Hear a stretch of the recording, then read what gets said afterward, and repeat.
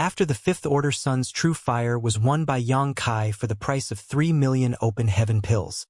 The next 2 Fifth Order materials also fell into his hands, which surprised no one. The auction, which had attracted many people to attend, ended in an awkward atmosphere. Be it the individual bidders in the hall or the shopkeepers in the private rooms, they had their horizons broadened on this day. They had never attended such an auction before. Other than the first few things, the rest of the items were purchased by only one person. More surprisingly, he was just an Emperor Realm Jr., yet he had spent over 10 million pills in total. All of them wondered which great force Yang Kai was from and why he possessed so many open heaven pills. Those shopkeepers at the scene could only control a few million pills, and they didn't have the right to use any amount that was over 10 million freely. Only a small number of them could recognize Yang Kai. After all, he had been demanding repayments from 19 shops recently, and he had met several shopkeepers in the process. Some of those shopkeepers had attended the auction on this day. In a room that was reserved for important guests in Wind and Cloud Auction House, Yang Kai and Bai Qi were seated across from one another as they tasted the aromatic tea they were served. Many things had already been placed in front of them. Despite that, maidservants continued streaming into the room and putting down more items. These were the items they had bid for during the auction. The rule in the auction house was that they would only collect the open heaven pills after the event. Since the auction was over, it was time for the successful bidders to pay the bill. The auctioneer with a curvy figure was standing in front of them. Every time an item was sent into the room, she would smilingly introduce it to Yang Kai and inform him of the price he had offered. To the side, there was a man who looked like an accountant who continuously made calculations with his abacus as he added all the prices up. As the maidservants entered and left the room, more and more items were placed in front of them. Although Bai Qi was drinking tea, he kept stealing glances at Yang Kai as he felt guilty. That was because he had never done such a thing before, to say nothing of the fact that they were in an auction house. He couldn't even imagine how they would end up once this was all over. A moment later, the accountant was finally done with the calculations and reported them. The auctioneer then looked smilingly at Yang Kai. "Sir, the total price for the things you've bid for is 11,360,000. Then, she turned to look at Bai Qi. "Sir, the total price of the things you've bid for is 930,000. Compared to Yang Kai, Bai Qi had bid for far fewer things, which were mostly some cheaper items.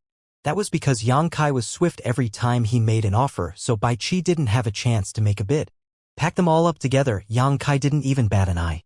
Hearing that, the auctioneer took a look at someone beside her, whereupon a shop hand put all the things into a space ring. The auctioneer held the ring with both hands and presented it to Yang Kai. After taking it, Yang Kai didn't even bother to take a glance at it. As he rubbed his fingers together, a tinge of space principles undulated, upon which the ring disappeared. Following that, he rose from the chair and spoke to Bai Qi, "Let's go." The smile on the auctioneer's face froze as she stood in his way and said politely, "Sir, have you forgotten something?" Yang Kai looked around and stared at her. "I don't think so." The auctioneer forced a smile and said in a soft voice, "You've forgotten to pay the bill." There was an aggrieved look on her face. "I have no open heaven pills." Yang Kai stared frankly at her while Bai Qi, who was standing behind him, had the corner of his brow twitch. After batting her eyes, the auctioneer suddenly covered her mouth and giggled. "Sir, you're too funny." Old Yu had inspected Yang Kai and confirmed that he had enough open heaven pills to bid for the items. Otherwise, he would have been kicked out of the auction house. No one would believe him if he said he had no open heaven pills at this point. "I'm not joking." Yang Kai looked dispassionately at her. "Your auction house owes us 10 million open heaven pills, so I'll just regard these items as collateral. I'll only return them to you when you pay me the 10 million you owe." The auctioneer became rooted to the spot as she gaped at Yang Kai and asked hesitantly, "Sir, what do you mean by that?"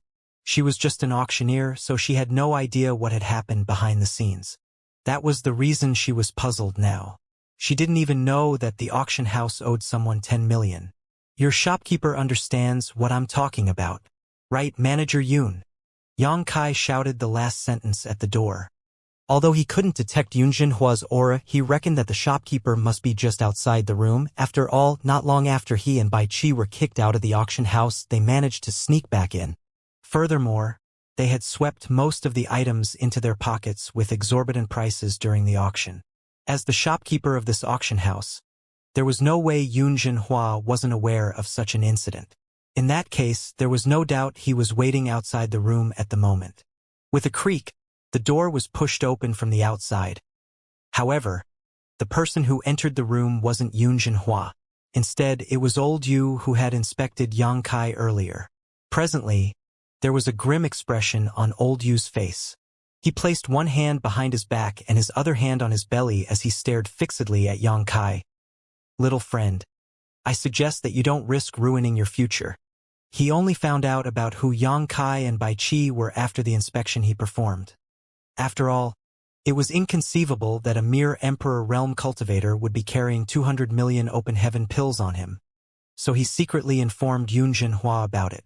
Yun Jinhua furtively came over to have a look and realized that the bidders causing trouble were the two shop hands from First In. Furthermore, they had demanded repayment from him right before the auction. After that, old Yu immediately knew that these two guys were ill-intentioned. However, it was already during the latter half of the auction and Yang Kai indeed had enough open heaven pills to bid for the items, so it was inappropriate for him to do anything. He decided to see how things went after the auction. Now, seeing as these two brats had no intention to pay up, old Yu became incensed. "We have the right to demand repayment from you because you owe us open heaven pills. Since you're not willing to pay up, we have no choice but to extract compensation from you through other means." Yang Kai looked smilingly at him. Old Yu said coldly, "No one has dared to make a scene in our auction house before. Are you sure you want to do this?" "There's someone now." Yang Kai showed no fear. Although the auction house was backed by a powerful great force, he also had the support of First In.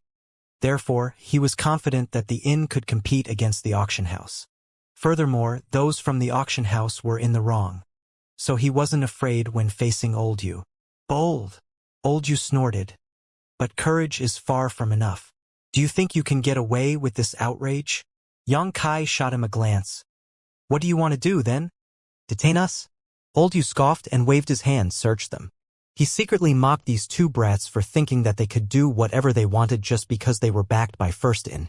He would retrieve the items first before settling the score with them. Upon receiving the order, the shop hands beside him marched forward. Hurriedly, Bai Qi got into a defensive pose. "Don't come near me. I'll fight." Yang Kai lifted his hand and pressed it against Bai Qi's shoulder. "Let them." In puzzlement, Bai Qi turned a strange look at him. They had spent the past month collecting open heaven pills from many places. Besides Yang Kai, he also had over 100 million with him as they hadn't handed the open heaven pills to the proprietress yet. Yang Kai kept them with him because he was struck by the proprietress with a feather duster when he returned to the inn to tell her the good news some time ago, which irked him. On the other hand, Bai Qi hadn't handed it over to her because he had never seen so many pills before, so he wanted to keep it for a longer time. However, before coming to this place, Yang Kai had told Bai Qi to pass everything to him, so Bai Qi didn't even have a single open heaven pill with him. There was practically nothing in his pockets right now. That was why he wasn't worried about the inspection, but it was a different story for Yang Kai. However, since Yang Kai had said so, Bai Qi lowered his guard despite his puzzlement. More importantly, they couldn't defeat the people around here as it was enemy territory. Apart from the shop hands around them, old Yu was able to defeat them with a wave of his hand, so any resistance was futile. In total, 4 shop hands walked up to them. 2 of them searched Bai Qi, while the other 2 inspected Yang Kai. A moment later, they couldn't find anything, so they turned to look at old Yu and reported, "There's nothing with them." "Impossible." Old Yu's expression changed. He didn't seem to have made a move, but he directly appeared in front of Yang Kai as he grabbed his shoulder with one hand and searched his body with the other hand. How was it possible that there was nothing on Yang Kai?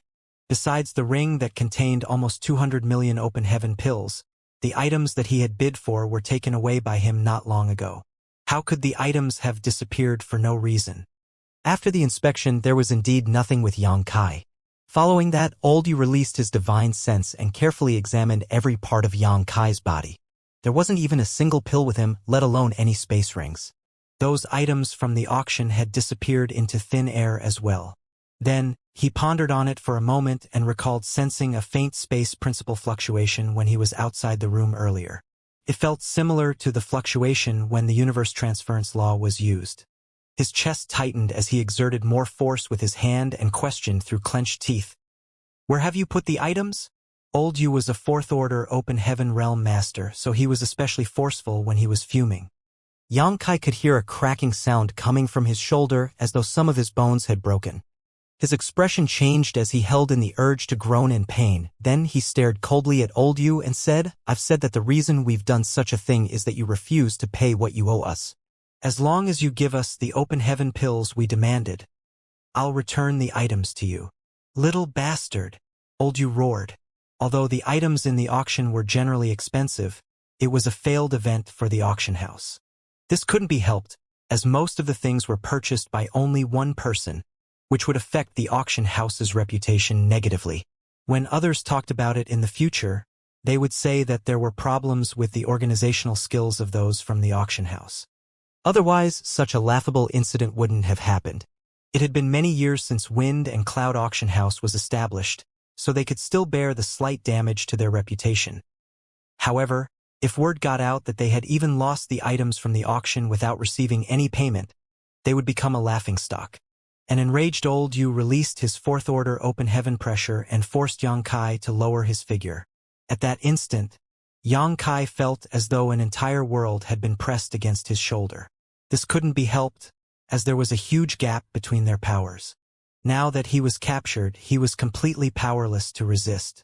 If it weren't because he was resolute enough, he would have fallen on his knees instantly. "You dare make a move against him?" Bai Qi bellowed. Seeing as Xianxia almost couldn't breathe, he surged the 5 elements in his body and pushed out a palm at Old Yu. As soon as he extended his hand, he realized that he was no match for the old man. He became infuriated because he saw Xianxia being oppressed, and by the time he came to his senses, it was already too late for him to retract his hand. "Get lost!" Without even looking, Old Yu landed a palm on Bai Qi's chest. Following a loud crack, Bai Qi grunted and was sent flying backwards. After he crashed into the wall, the entire room seemed to shake. Xianxia turned his head, only to see that Bai Qi had turned pale. Blood was streaming down from his mouth, and there was an indent in his chest. With his head slumped to the side, he remained unmoving. An enraged Xianxia roared, "Old dog! You must be sick of living." He activated all the power in his body and straightened up against the pressure. Following that, he quickly performed a hand seal with both hands before pushing out a palm at the older man. "What?" There was a tinge of surprise on Old Yu's face.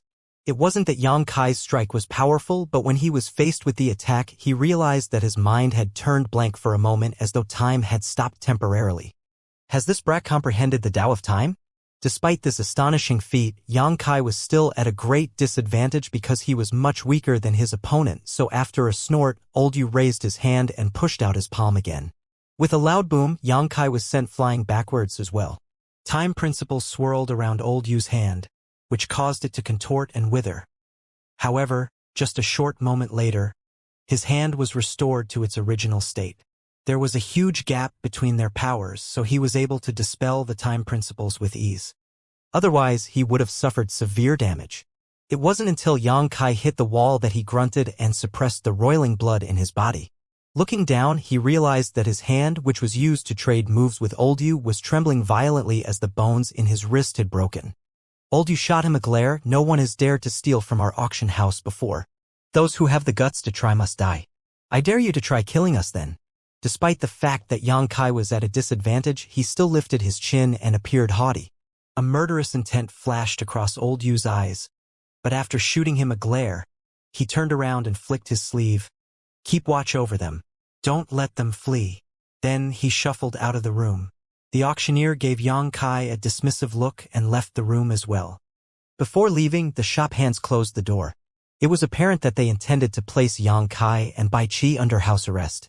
Outside the door, Yunjianhua ran through his beard with his fingers and scowled. Seeing Old Yu, he slightly nodded at him and ambled towards a secret room with him. After they entered the secret room a moment later, Xianxia frowned. Since they're injured now, things have become complicated. Those two brats were from First In. They were rude, and it wasn't wrong for old Yu to teach them a lesson. But that didn't change the truth that he had injured them. Recalling a certain crazy woman who knew no restraint, Xianxia felt a headache coming on. Still infuriated, old Yu barked. They're clearly in the wrong as they stole from our auction house. So what if I beat them up? Knowing that old Yu was an arrogant and hot-tempered man, Xianxia shot him a glance before falling silent.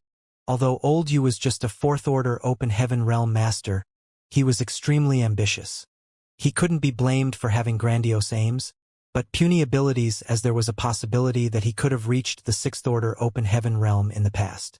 However, when he was ascending to the open heaven realm, he was deceived by a scoundrel, which was why he ended up in the fourth order. It was the biggest regret of his life. Moreover, it hadn't been a long time since he became an open heaven realm master. So old Yu hadn't heard of how infamous that woman was. That was the reason he was unafraid of her. Nevertheless, it shouldn't matter as these two guys were just shop hands. That woman probably wouldn't make a fuss for two mere shop hands. In any case, it seemed they had to repay 10 million open heaven pills. Otherwise, it would give her a reason to flare up. At the thought of this, Xianxia fished out a communications bead and told his subordinate to prepare 10 million pills. He also told someone else to invite Madame Lan to come over to settle the issue. Certainly, he was ready to repay the money, but the two shop hands had created trouble by bidding maliciously and sweeping up most of the items during the auction, so he had to deal with Madame Lan now. While Bai Qi had passed out and Yang Kai bled, a young woman dashed into First Inn. Seeing that, a shop hand of the inn approached her and asked with a smile, "Welcome to First Inn. Are you here to rent a room or have a meal?" The woman replied anxiously, "I'm looking for your proprietress, Madame Lan."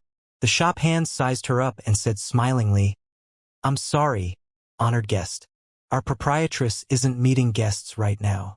If there's anything you need, you can tell me about it, and I'll pass on your words to her. Sir Yang asked me to come over and said I must directly speak to your proprietress." The woman replied, "Sir Yang? Who are you talking about?" The shop hand appeared puzzled. There were countless people in Star City with the surname Yang. Sir Yang Kai. The woman who had just sprinted into the inn was none other than Luo Hai. When the auction was over, she immediately left the auction house because Yang Kai had secretly made a request of her, which was why she rushed over to First Inn. "Yang Kai told you to come over?" The accountant, who had been doing some calculations behind the counter, lifted his head and stared at her. Luo Hai nodded repeatedly. "Yes. What's the matter? Where is he?" the accountant asked. Luo Hai shook her head and pressed her lips together. Seeing that, the accountant broke into laughter. The woman was weak as she hadn't even condensed her Dao seal, but she was rather innocent and adorable. She only wanted to look for the proprietress because Yang Kai had told her to do so, and she wouldn't answer anyone else's questions before she accomplished her objective. Since Yang Kai had told her to come over, there must be something urgent, so the accountant said, "Bring her to meet proprietress." The shop hand nodded yes. "Miss, please come with me." Then, he led the way for her towards the rear court. A moment later, upon reaching the proprietress' room, the shop hand slightly bent his back and called out, "Proprietress, this young lady is looking for you. She said that Yang Kai told her to come see you." "Show her in," the proprietress was heard saying. "Please," the shop hand extended his hand. After taking a deep breath, Luo Hai thanked him and pushed the door open, whereupon a delicately decorated woman's room came into her sight. A pleasant scent permeated the air, and turning her head, Luo Hai saw a curvy woman who was seated by a dressing table. Her jet-black hair hung loose on her shoulders, and the mirror reflected her breathtakingly alluring face. As their eyes met, the proprietress asked, "Where's that brat?" "That brat?" Luo Hai slightly stuck out her tongue as she knew that the proprietress was talking about Yang Kai. Then she said, "When we parted ways, he was still in Wind and Cloud Auction House." With a frown, the proprietress combed her hair and asked, "Why was he there?" Then, she recalled that the auction house also owed them money, so he must have gone over to demand repayment. Then, she remembered that not long after they arrived in the Star City, Yang Kai didn't return to the inn for the entire night. When she questioned him about it later, he said that he had stayed over at a woman's house. The proprietress sized Luo Hai up more carefully and furrowed her brow. Although this woman could be considered pretty, she was obviously weak and destitute. Moreover, she appeared timid and inexperienced. Did that brat really stay over at her house that night? Why did he tell you to look for me? The proprietress asked. Hurriedly, Luo Hai stepped forward and revealed the things she had firmly held in her hands. He told me to pass these things to you. The proprietress turned her head and saw 3 space rings. One of them exuded Yang Kai's aura, and the other had Bai Chi's aura on it. These were apparently their rings. The last one seemed to have no owner. After taking the rings, the proprietress activated her divine sense and inspected Yang Kai's ring first. Then she arched her brow and said, "Humph." There were countless open heaven pills in the ring. These were obviously the money he had collected recently. Instead of handing the money to her right away though, that brat had told an outsider to pass the ring to her. Then, she scanned Bai Chi's ring and realized that there were just as many pills inside it. Those little bastards. I'll teach them a lesson when they come back. The proprietress secretly cursed at them. Then she took a glance at Luo Hai. Do you know what's inside these rings? These 2 rings contained nearly 400 million open heaven pills. So how could Yang Kai trust a mere Emperor Realm cultivator, one who hadn't even condensed her Dao seal, to send them to the inn? Wasn't he worried that something would happen? Although no one dared to steal in the Star City, accidents still occur. Luo Hai shook her head. I never looked inside of them. It was then the proprietress' gaze softened. Regardless of whether Luo Hai had looked into the rings, the fact that she had delivered them to the inn suggested that she was a trustworthy person. The proprietress didn't explain anything to her as there was a huge gap between their powers and statuses, so it was pointless to do so. Then, she took a look at the 3rd ring, which contained all sorts of random items. There were many precious things inside, but that only puzzled the proprietress as she passed the ring to Luo Hai and asked, "Where did he get all these things?" After taking the ring, Luo Hai scanned it and pressed her lips together. These are the things he bid for during the auction. Luo Hai had no idea why these things were inside this ring. Upon receiving Yang Kai's order, she left the auction house and waited in a quiet, secluded place nearby. Before leaving, Yang Kai passed her a bead and told her that some items would be sent to her shortly, and that after she received them, she had to pass them to the proprietress of First Inn as quickly as possible. And so, not long ago, with a glow from the bead, 3 space rings appeared out of thin air before her. He took part in the auction? The proprietress was startled. After a nod, Luo Hai replied, Sir Yang basically purchased all the items. That little BS? The proprietress stood up straight. Just when she wanted to call him a wastrel, she suddenly realized something, as a myriad of expressions came over her before she exclaimed, "Damn it!" After taking back the ring from Luo Hai, she dashed out of the room. She didn't even have the time to tidy up her hair first. Luo Hai became rooted to the spot, but she soon raced after her. However, the proprietress was already nowhere to be seen. An amazed accountant stuck out his head from the counter and asked a shop hand. Proprietress seemed to be in a rush. Where is she going? The shop hand shook his head to indicate that he had no idea. Seeing Luo Hai, the accountant hurriedly called out to her and asked some questions. As his expression changed repeatedly, he had a feeling that a thorny issue had come up. Inside a room in Wind and Cloud auction house, the brothers in suffering grimaced in pain. They were in a miserable state because they were injured. In comparison, Bai Chi's injuries were more serious. His chest was caved in, and his 5 viscera and 6 organs were damaged. A trace of blood was also seen at the corner of his mouth. On the other hand, Yang Kai only suffered a fracture in his wrist. With that said, these were not fatal injuries for either of them. They just needed some time to recuperate. Bai Chi sat down with his legs crossed, and just when he was about to meditate to heal his wounds, Yang Kai suddenly grabbed his clothes and hoisted him. "Don't! What are you doing?" Bai Chi's forehead was covered in cold sweat. He didn't understand why Yang Kai stopped him at this point. Yang Kai showed him his fractured wrist. What do you think those from Wind and Cloud Auction House are doing now? How should I know? Bai Qi barked. He wasn't in the mood to venture a guess when he was barred from treating his own wounds. It was the first time he was placed under house arrest, which was the biggest humiliation in his life. That was the reason he was fuming.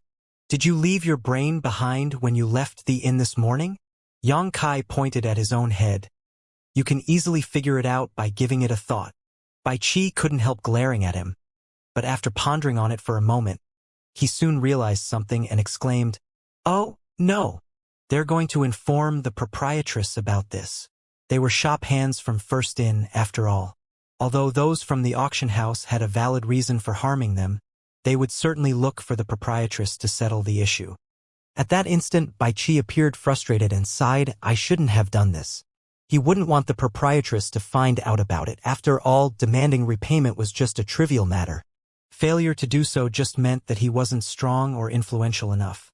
However, if the proprietress had to step in to handle the matter, it would make him look useless, which was embarrassing.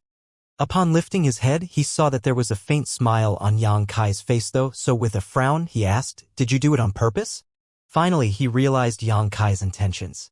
They engaged in malicious bidding during the auction and purchased most of the items.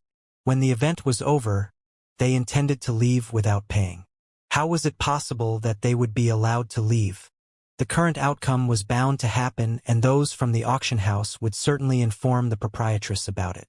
He thought that Yang Kai had an excellent idea to get away with this act, but he hadn't expected this to happen. Yang Kai grinned at him. "Have you only realized it now?" Bai Qi was perplexed. "Didn't you say that you didn't want the proprietress to know?" Yang Kai slowly shook his head. "This time is different.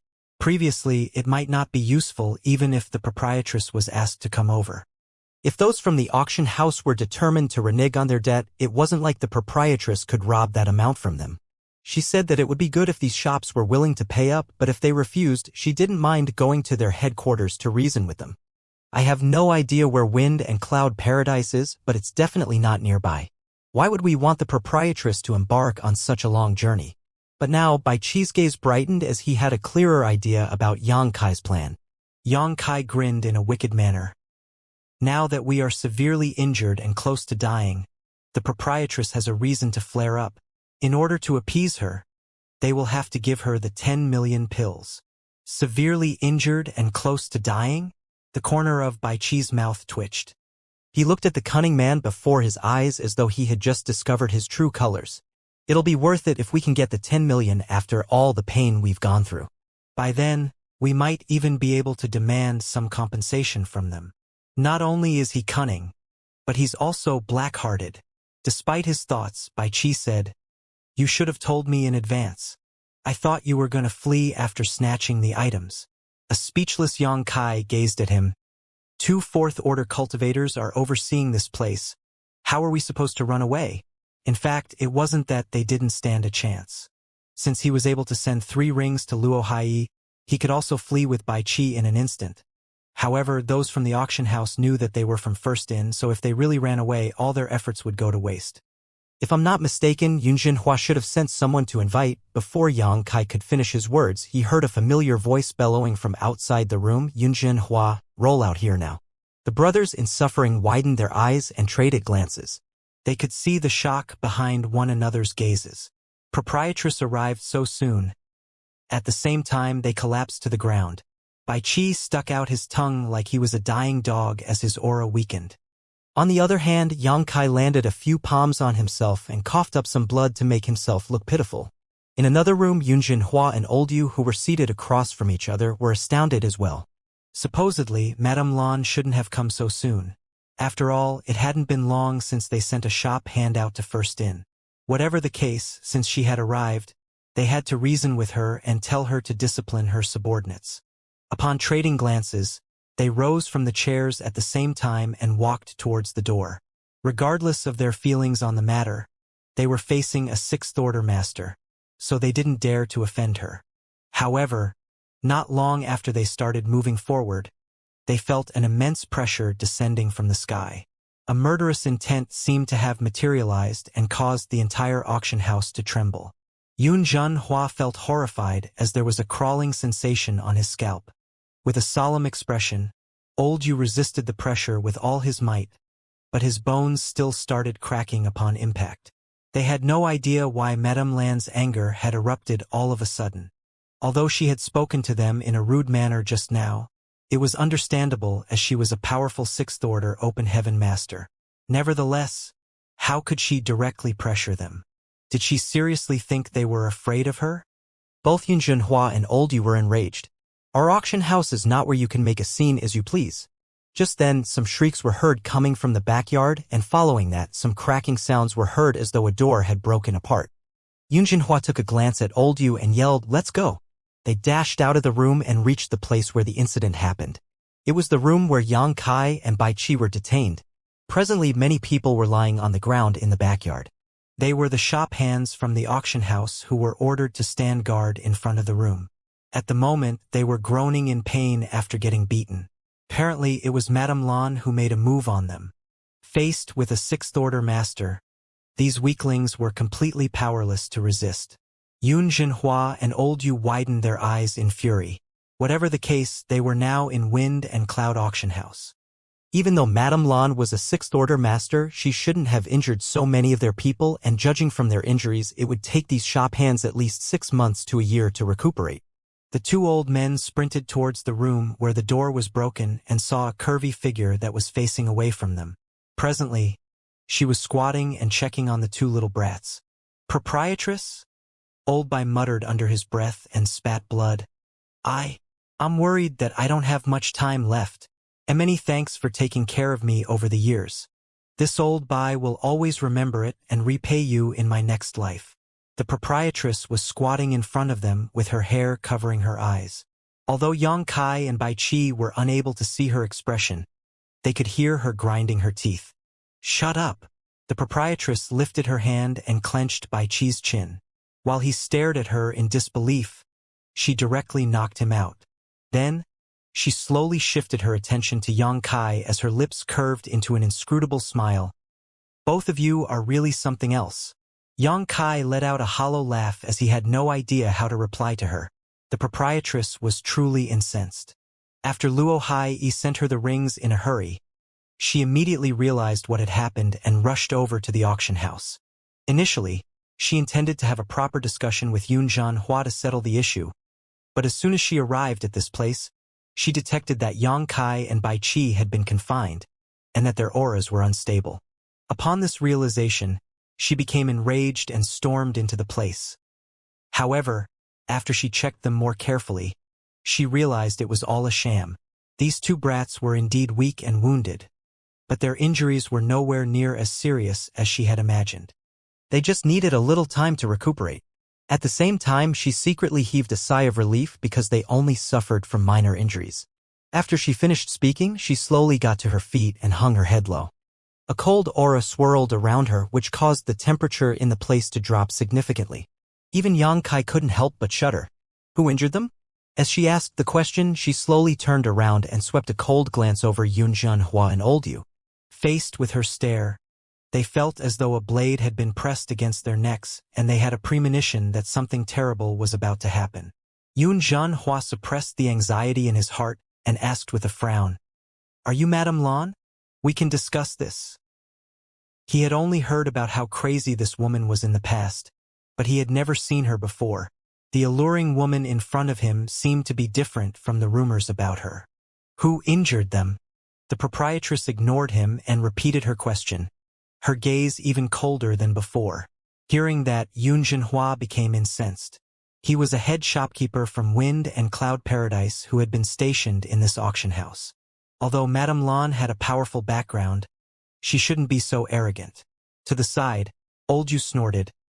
These two reckless brats didn't understand the immensity of heaven and earth and dared make a scene in our auction house.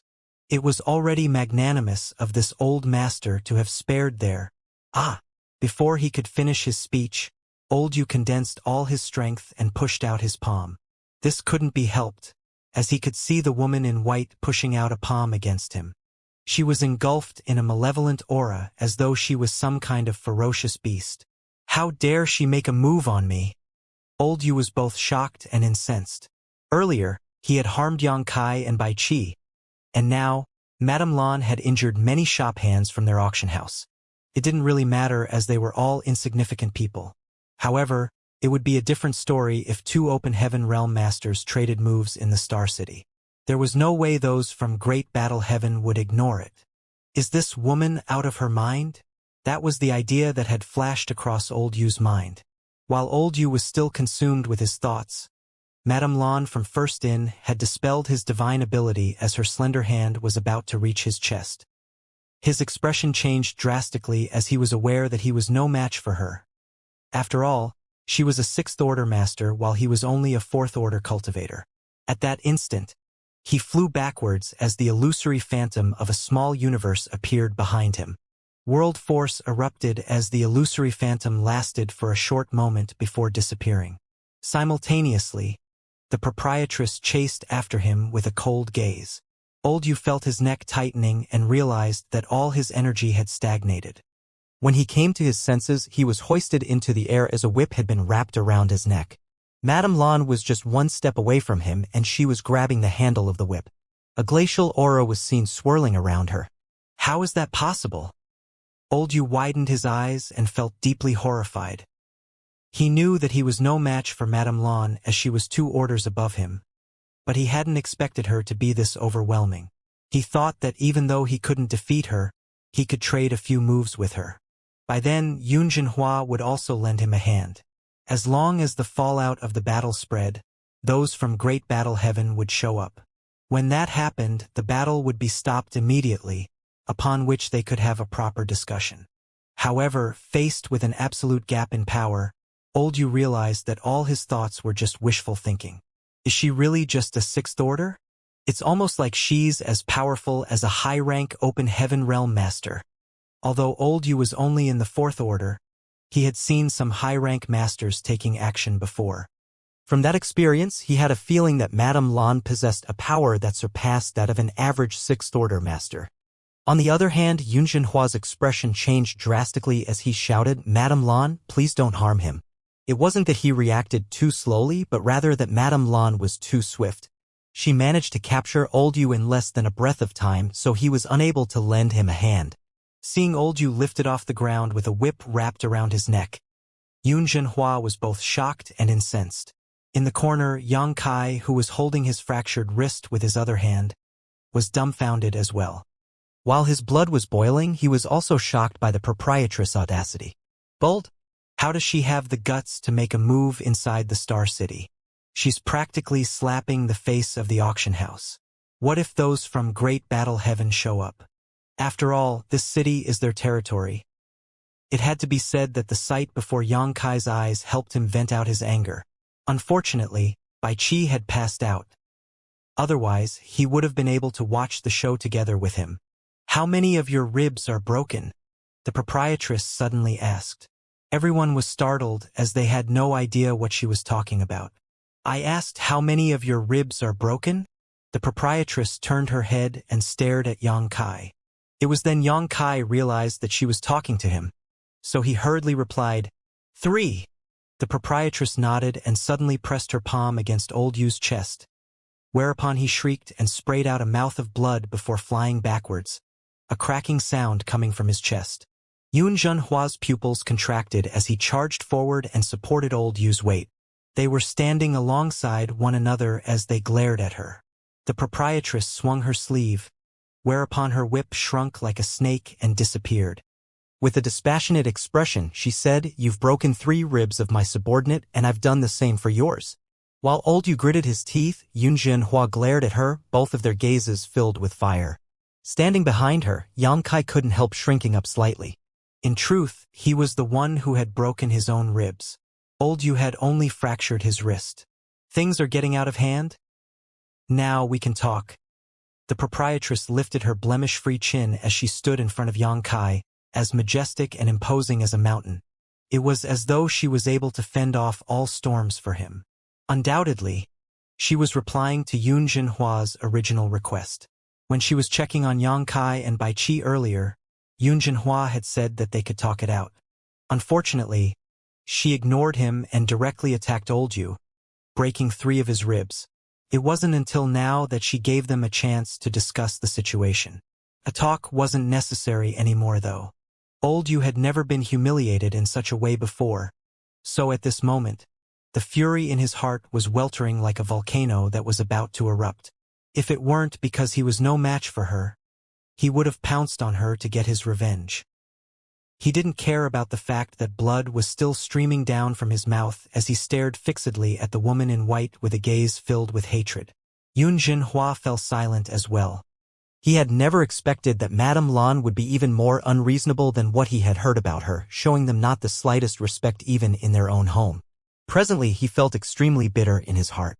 He had sent a message to the headquarters to inquire about First In's destruction and confirmed that a senior from their force was involved. They indeed had something to do with destroying the inn. However, he was on bad terms with the person who had made that move. Although both of them were from Wind and Cloud Paradise, they hated each other deeply. He didn't want to make compensation for someone else's mistake. Moreover, he was the shopkeeper of the auction house in this city, and the profit he made would affect his chances of getting promoted. 10 million open heaven pills was a big amount. If he had to fork out such a fortune, it would mean that his efforts in the past year would be wasted. Therefore, he directly rejected Yang Kai and Bai Qi as he didn't have the intention to make up for someone else's mistake. He had even decided that if Madame Lan came over, he would still ignore her. In any case, he wasn't the one who had made a move in First Inn, so there was no way she could force him to pay up. She would have to head over to their headquarters to look for that person who had caused trouble to demand compensation. Nevertheless, it had never crossed Yun Jinhua's mind that doing so would invite such big trouble to himself. Old Yu was an arrogant man and had not hesitated to injure First In's shop hands. Therefore, Yun Jinhua had told someone to get 10 million open heaven pills, ready to settle the issue, but he had still underestimated Madame Lan's insanity. It's fine even if you don't want to talk. Yang Kai, explain what happened? Madame Lan said in a dispassionate voice without turning her head. With his hand pressed against his chest, Yang Kai gathered his thoughts before beginning. He explained how he came across Bai Qi on the street, and upon learning about his frustration they came to meet Yun Jinhua together. He also recounted Yun Jinhua's response at that time. Hearing that, the proprietress snorted. Manager Yun, integrity is of utmost importance to a business person. Why did you renege on your debt? Yun Jinhua clenched his teeth and fell silent. He wanted to refute that he wasn't the one who owed her, but it was probably pointless to say that in front of this crazy woman, and doing so would just give her another reason to lash out. Continue, the proprietress commanded. Since they're not willing to pay up, why did you still take part in the auction and bid for so many items? A meek Yang Kai replied, Proprietress, I was just thinking that since they were not willing to repay their debt, we wouldn't be able to complete our task. We were not powerful enough to go against them, so I thought that if we could get some of their items that were up for auction, we could use it as leverage. That is how he felt apprehensive about having caused such huge trouble because of his rash decision. His intention was to create a reason for the proprietress to demand repayment from them, but he hadn't expected that she would react so intensely as soon as she arrived at this place. Things had come to a point where the issue wouldn't be solved easily. He wondered whether the proprietress would blame it all on him at a later time. Very good. You came up with an excellent way to settle this matter. The proprietress turned her head to flash a smile at him. If I were you, I would have done the same. At that instant, Yang Kai was dumbfounded. Unable to take it anymore, Yun Jinhua rebuked, Madame Lan, how can you condone what your subordinates have done? What do you mean by that? The proprietress shot him a cold glance. They have every right to demand repayment from you. Why should I not condone their actions? Moreover, do you think any stray cat or dog can harm this queen's subordinates? Did she just call them stray cats and dogs? Yang Kai widened his eyes in disbelief as he had the urge to cover her mouth. It wasn't until this moment that he realized what a sharp-tongued person Madame Lan was. What she had just said had naked humiliation. As expected, as soon as she finished her words, the expressions of Old Yu and Yun Jinhua sank. They were fourth-order Open Heaven Realm Masters, and although they were not the top cultivators in the outer universe, they still belonged to Wind and Cloud Paradise. No one had ever dared to call them stray cats and dogs before. Having just been humiliated, Yun Jinhua was still able to suppress his fury somehow, but old Yu was trembling violently. His eyes had turned bloodshot as though he was ready to risk his life to battle against the proprietress. You want to fight? This queen will gladly oblige. Or are you only brave when you are oppressing two little brats? Why don't we head to the Azura arena and wager our lives? This queen wants to see if you have the guts to do so. The proprietress rebuked. As soon as she finished speaking, old Yu sprayed out a mouthful of blood as his aura weakened. Apparently, he was so enraged that his blood flowed in reverse.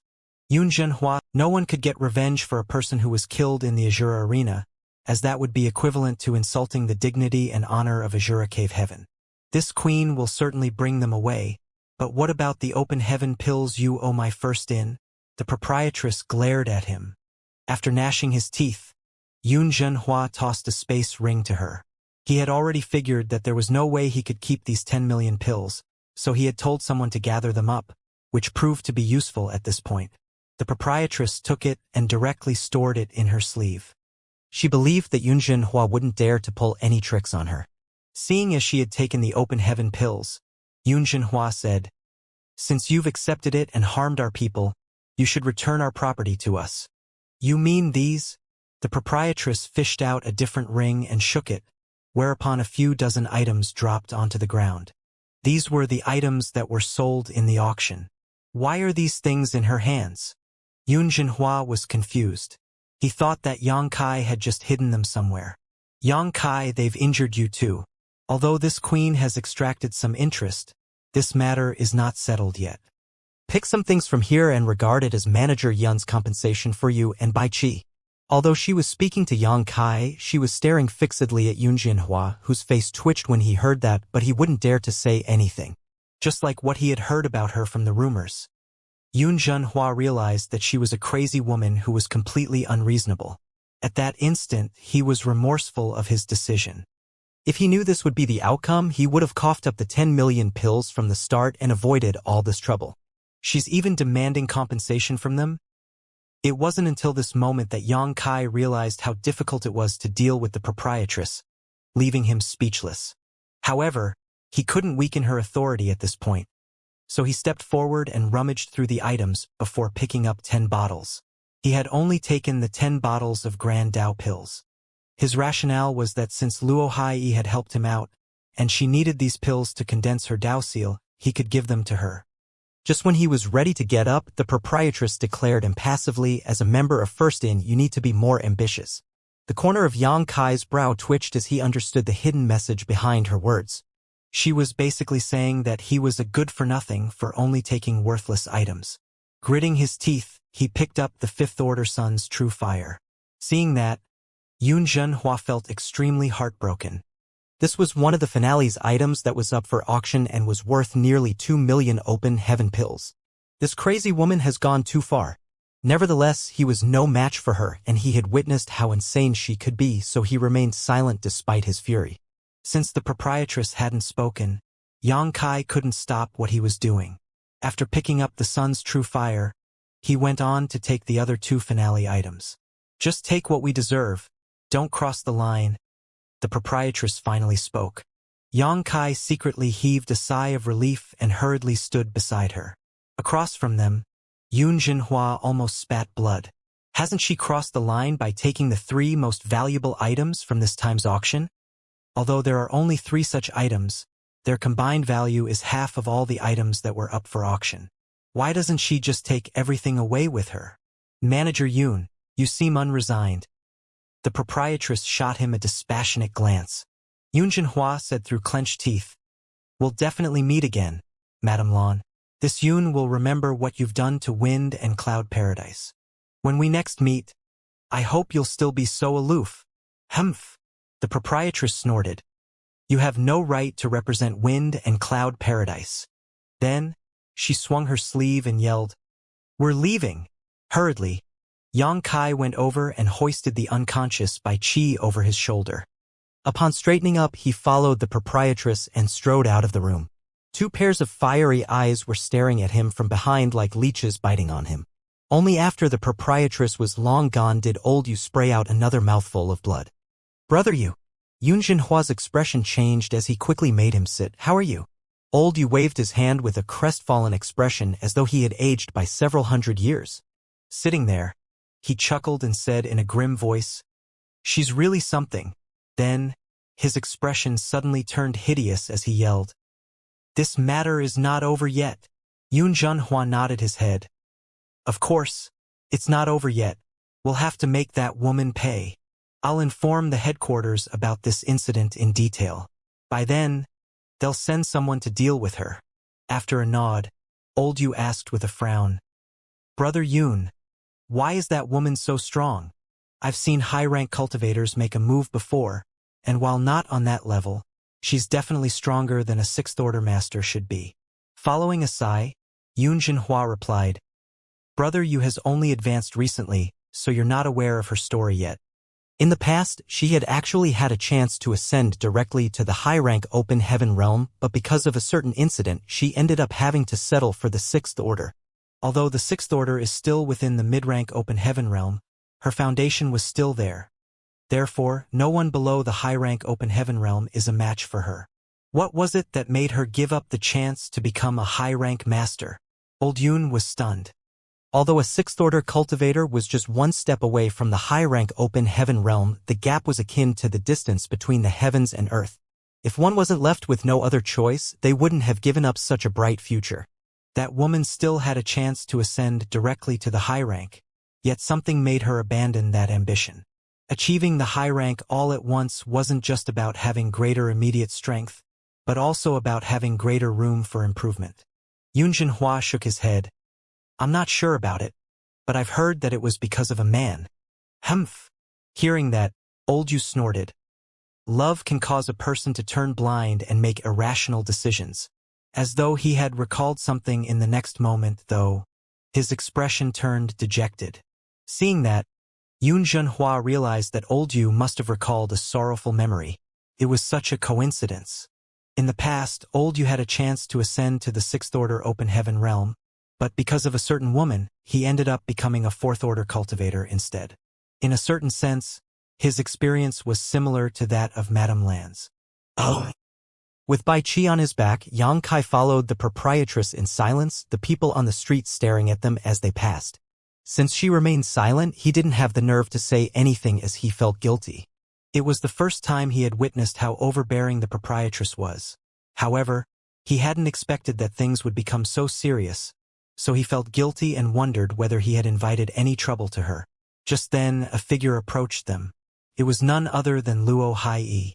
Seeing as Yang Kai appeared battered and Bai Qi had become unconscious, she exclaimed with her mouth covered, "Sir Yang, are you all right?" Yang Kai shook his head. "I'm fine. Many thanks for your help today." If Luo Hai hadn't gone so quickly to first in, the proprietress wouldn't have arrived at the auction house so promptly. Luo Hai replied, "You don't have to thank me. It was the least I could do." As they spoke, the proprietress had gone further away. Seeing as she didn't have the intention of stopping, Yang Kai hurriedly said, "Take these. I'll look for you at a later time." Then, he stuffed 3 bottles in Luo Hai's hands and dashed towards the proprietress. After he was gone, Luo Hai took a look at the jade bottles and opened their caps, whereupon she exclaimed. That was because these bottles contained the Grand Tao pills she had always craved. There were 2 pills in a bottle, so there were 6 pills in total. These were the things that were put up for auction earlier. With a grateful look, she gazed in the direction Yang Kai had left and cupped her fist. She swore that she would always remember his favor, and would surely repay him in the future. When they arrived at First Inn, the accountant and the chef came over to check on them. Upon seeing that Yang Kai and Bai Qi appeared beaten and bruised, they became infuriated and said that they would help them retaliate against those from the auction house. Yang Kai was worried that they would really do that, so he hurriedly waved them off. The proprietress had just made a fuss in the auction house, and not only did they get the 10 million debt they were owed, but they had also taken some stuff as interest. In fact, it was those from the auction house who had suffered losses today. So Yang Kai didn't dare to let these two aggravate the situation. "Are you two blind? Take old Bai to rest now." The proprietress glared at the accountant and the chef. The accountant shuddered and hurriedly took the unconscious Bai Qi over from Yang Kai. Then, the proprietress turned her head and said to Yang Kai, "Take a rest to recuperate. Your health is the most important." It was the first time she spoke to him in such an amicable manner, so Yang Kai wasn't used to it. Despite that, he still hurriedly promised her that he would quickly treat his wounds. "I'm tired," the proprietress yawned and shuffled towards the rear court while swaying her hips gently, mesmerizing the customers in the hall with her charm. It was then that Yang Kai realized that she hadn't even tied up her hair as it hung loosely over her shoulders. After she was gone, the silence in the lobby was replaced by much hustle and bustle. Yang Kai grimaced in pain and said, "I'll take a rest now." After this farce, he was exhausted as well. For the following days, Yang Kai finally had a taste of what it felt like to be treated well in the outer universe. Every day, the chef would personally send him some dishes that could replenish his vitality. Moreover, the chef was excellent at his craft, so Yang Kai would always gobble everything up. According to the chef, it was as though the dishes had been devoured by a starving dog. After a few days of eating these nourishing dishes, Yang Kai felt his blood boiling slightly, so he didn't eat anymore. However, the chef rejected his request and told him that it was the proprietress' order, so he had to watch him finish everything. It was the same case for Bai Qi as well. Left with no other choice, Yang Kai finished all the food he was served. With these nourishing dishes and his own restorative abilities, it took him only a few days to recover to his peak. Although Bai Qi's condition was worse, he would also get well in no time. Since they were injured, they didn't have to serve the customers in the lobby. They practically had nothing to do every day. After going through an ordeal together, they had become closer to each other, so when they were free, they would come together and chat. However, Bai Qi was apprehensive because, over the years, he had never seen the proprietress treat any shop hands so well. He kept suspecting that the proprietress might have given them carrots first before revealing her stick, which was why he had been on pins and needles over the past few days. Even the food sent to him by the chef tasted bland to him. Initially, Yang Kai was completely at ease, but after hearing what Bai Qi had said, he became worried as well. They had collected all the debts from the lists of shops, and although the incident in Wind and Cloud Auction House was kept a secret, word still got out in the end. No one knew how the news was leaked, but most of the shopkeepers in the Star City had found out that the proprietress from First Inn had gone over to Wind and Cloud Auction House to demand repayment. While there, not only had she injured the shopkeeper Yun, but she had also taken many things from them as additional compensation. All of them became anxious in an instant. The shopkeepers of the remaining shops that still owed First Inn money hurriedly came to the inn and presented 10 million pills to her. They were worried that the proprietress would visit their shops when she was in a bad mood on any given day. Including the shops, Yang Kai and Bai Qi had demanded repayments from the great forces that were involved in First Inn's destruction had respectively repaid 10 million open heaven pills. Therefore, Yang Kai had been relieved of 10 million of his debt, leaving just 6.2 million. One day, when Yang Kai was going through the universe chart in his room, he suddenly heard the proprietress calling out to him. Gritting his teeth, he got off the bed and left the room. Upon knocking on the door of the proprietress' room, he heard a languid voice coming from inside. "Come in." Yang Kai pushed the door open, whereupon his face twitched. Presently, the proprietress was lying on her side on her bed. With her head resting on her palm, she appeared languid. It wasn't certain what kind of incense it was, but the scent was able to soothe one's mind. Proprietress, Yang Kai walked up to her and hung his head low. Without looking at him, the proprietress tossed something at him. After taking it, Yang Kai became elated because it was his shadowless veil. Not long after he joined the inn, the veil was taken away by her. 1 month later, he finally got it back. When the proprietress took it away from him in the past, she only said that she would keep it for some time. Naturally, Yang Kai didn't dare to reject her. The proprietress had kept the shadowless veil for a month. With the veil in his hand, Yang Kai arched his brow and said, "Proprietress, this." He had a feeling that the veil had become different, but he was unable to figure out how. The proprietress replied in a laid-back manner, "I found someone to refine and upgrade it for you. However, this artifact is quite well made, so there was little room for improvement." "You found someone to upgrade it?" Yang Kai was surprised. He had experienced the abstrusity of the shadowless veil before, and it was truly an amazing artifact. The person who further refined it must have been a grandmaster artifact refiner. Although the proprietress had a powerful background, she must have paid a hefty price for this. Why does this woman treat me so well? Xianxia was puzzled. She stood up for Bai Qi and him a few days ago because she had to protect the inn's reputation. However, he couldn't explain why she would help him upgrade this veil. With the veil in his hand, Xianxia carefully asked, "How much is it?"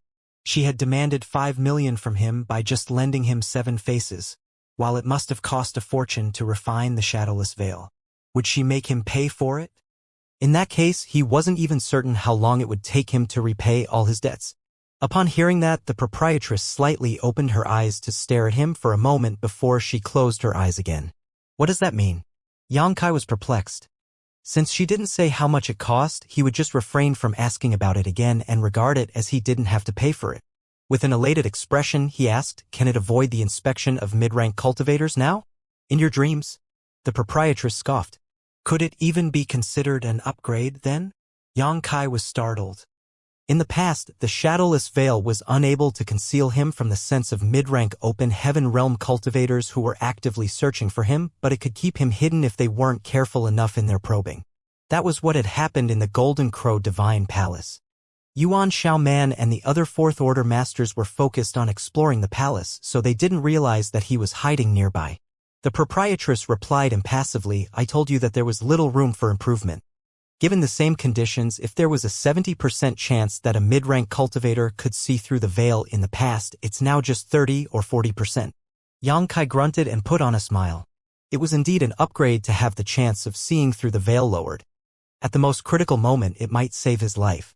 Many thanks, proprietress. Xianxia thanked her from the bottom of his heart. Is there anything you need me to do? The proprietress lay on her stomach and rested her chin on her hands, highlighting her long legs and rather plump bottom. There was also an amazing arch on her waist. In an indolent manner, she said, "My shoulders feel sore. Is she trying to make me give her a massage?" Xianxia batted his eyes. After taking a glance, he realized that the sight before him was quite seductive. He felt his throat turning dry as he scratched his face.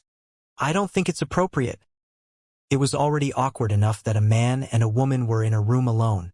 Others might misunderstand them if they saw him giving her a massage. While the proprietress remained silent, Xianxia stayed in the same spot and hesitated for a moment. Then he directly walked over and took a seat on the bed before grabbing her shoulders. Why should he care if she clearly didn't? He would just regard it as a gesture of gratitude. With this thought in mind, Xianxia became at ease and stopped restraining himself as he gently massaged her shoulders. With a layer of clothes on her skin, he couldn't feel anything anyways.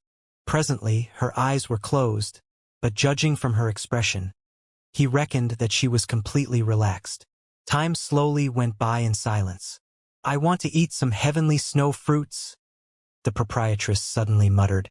"What?" Xianxia was in a dazed state when she said that, but when he came to his senses, his expression changed drastically. Heavenly snow fruits? He still remembered vividly what had happened in the past. After he brought back the heavenly snow fruits from 9 nether continent for her, he was forced to drink ridiculously potent wine with her in her room.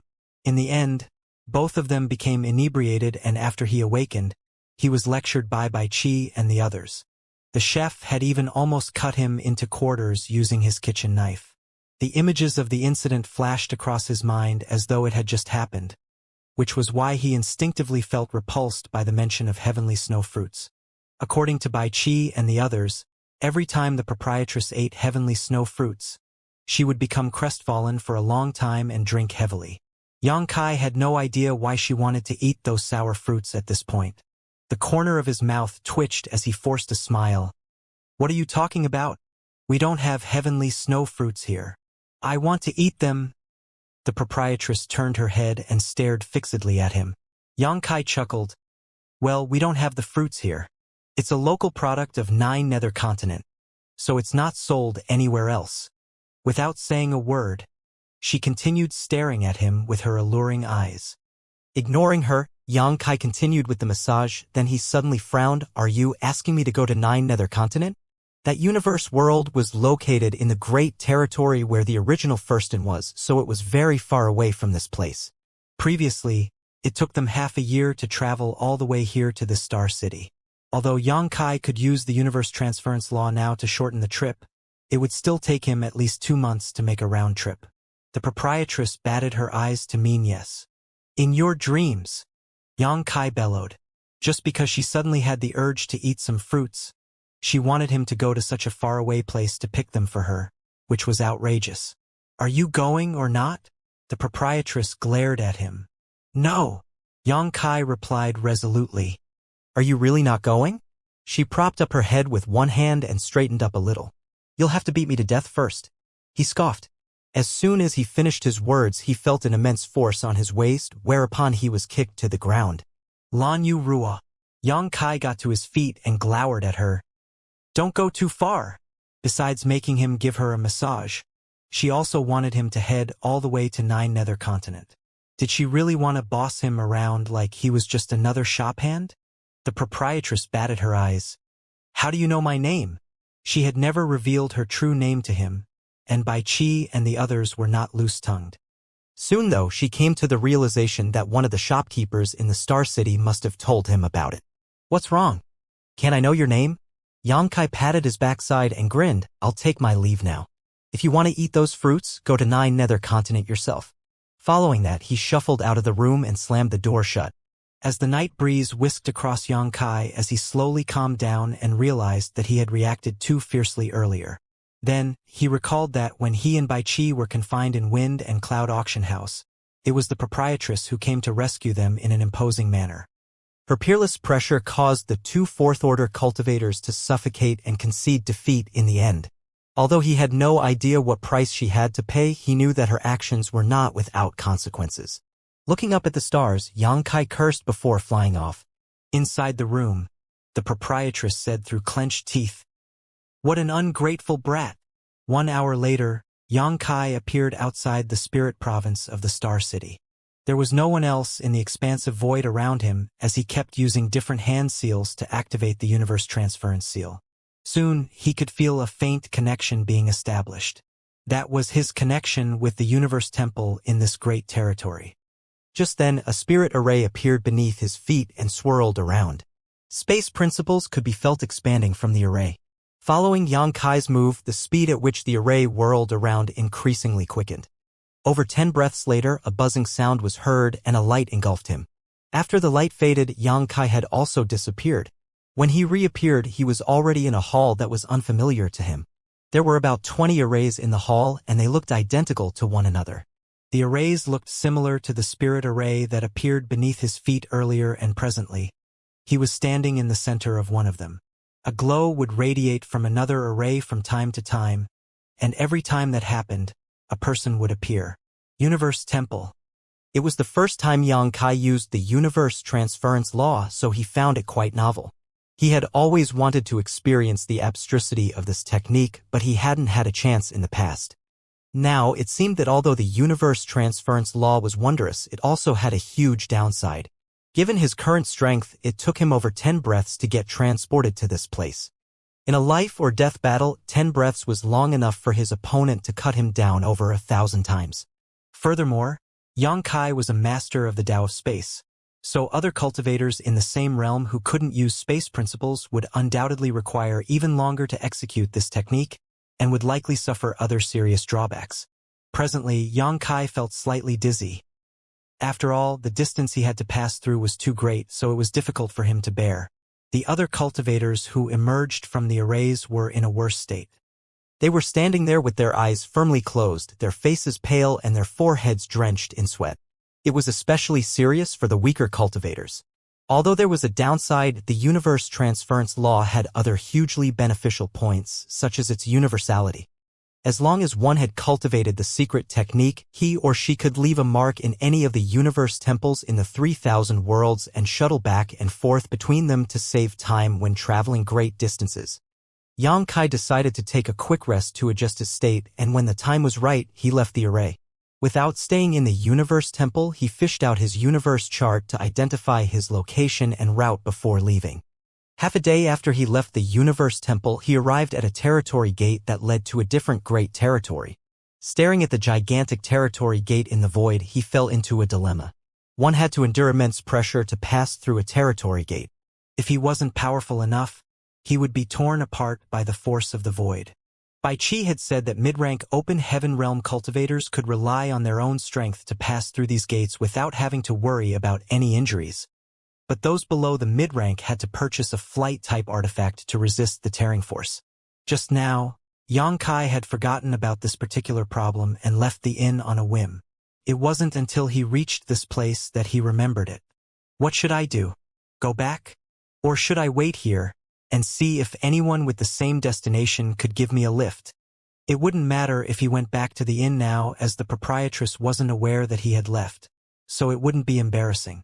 On the other hand, if he waited here, he might not even come across anyone with the same destination. However, since Xianxia had arrived at this place, he wasn't willing to go back without achieving anything first. It wasn't that he hadn't passed through a territory gate without any protection before. After he left Seven Wonders Land with Dau and the others, they had passed through several territory gates, and at the last moment when Asun's Jade White Fox had run out of energy, he had endured the pressure with his own strength. Recalling the feeling during the incident, Xianxia felt that he could move through a territory gate without any protection. After all, he was an expert in the Tao of space, and his figure was much sturdier than that of the average cultivator. At the thought of this, he stopped hesitating and took a deep breath before flying towards the gigantic territory gate. A powerful pull was felt coming from the gate, and before he even went near it, he realized that he already couldn't stop in his tracks. The harder he tried to resist, the more he felt that his attempts were futile. With his brows furrowed, Xianxia decided to stop resisting and went with the flow, allowing it to pull him into the gate. The world seemed to be spinning around him as he was sucked into the gate, and a terrifying shearing force was felt coming from all directions. He also felt extremely dizzy and was unable to identify his direction. All his bones were cracking under pressure.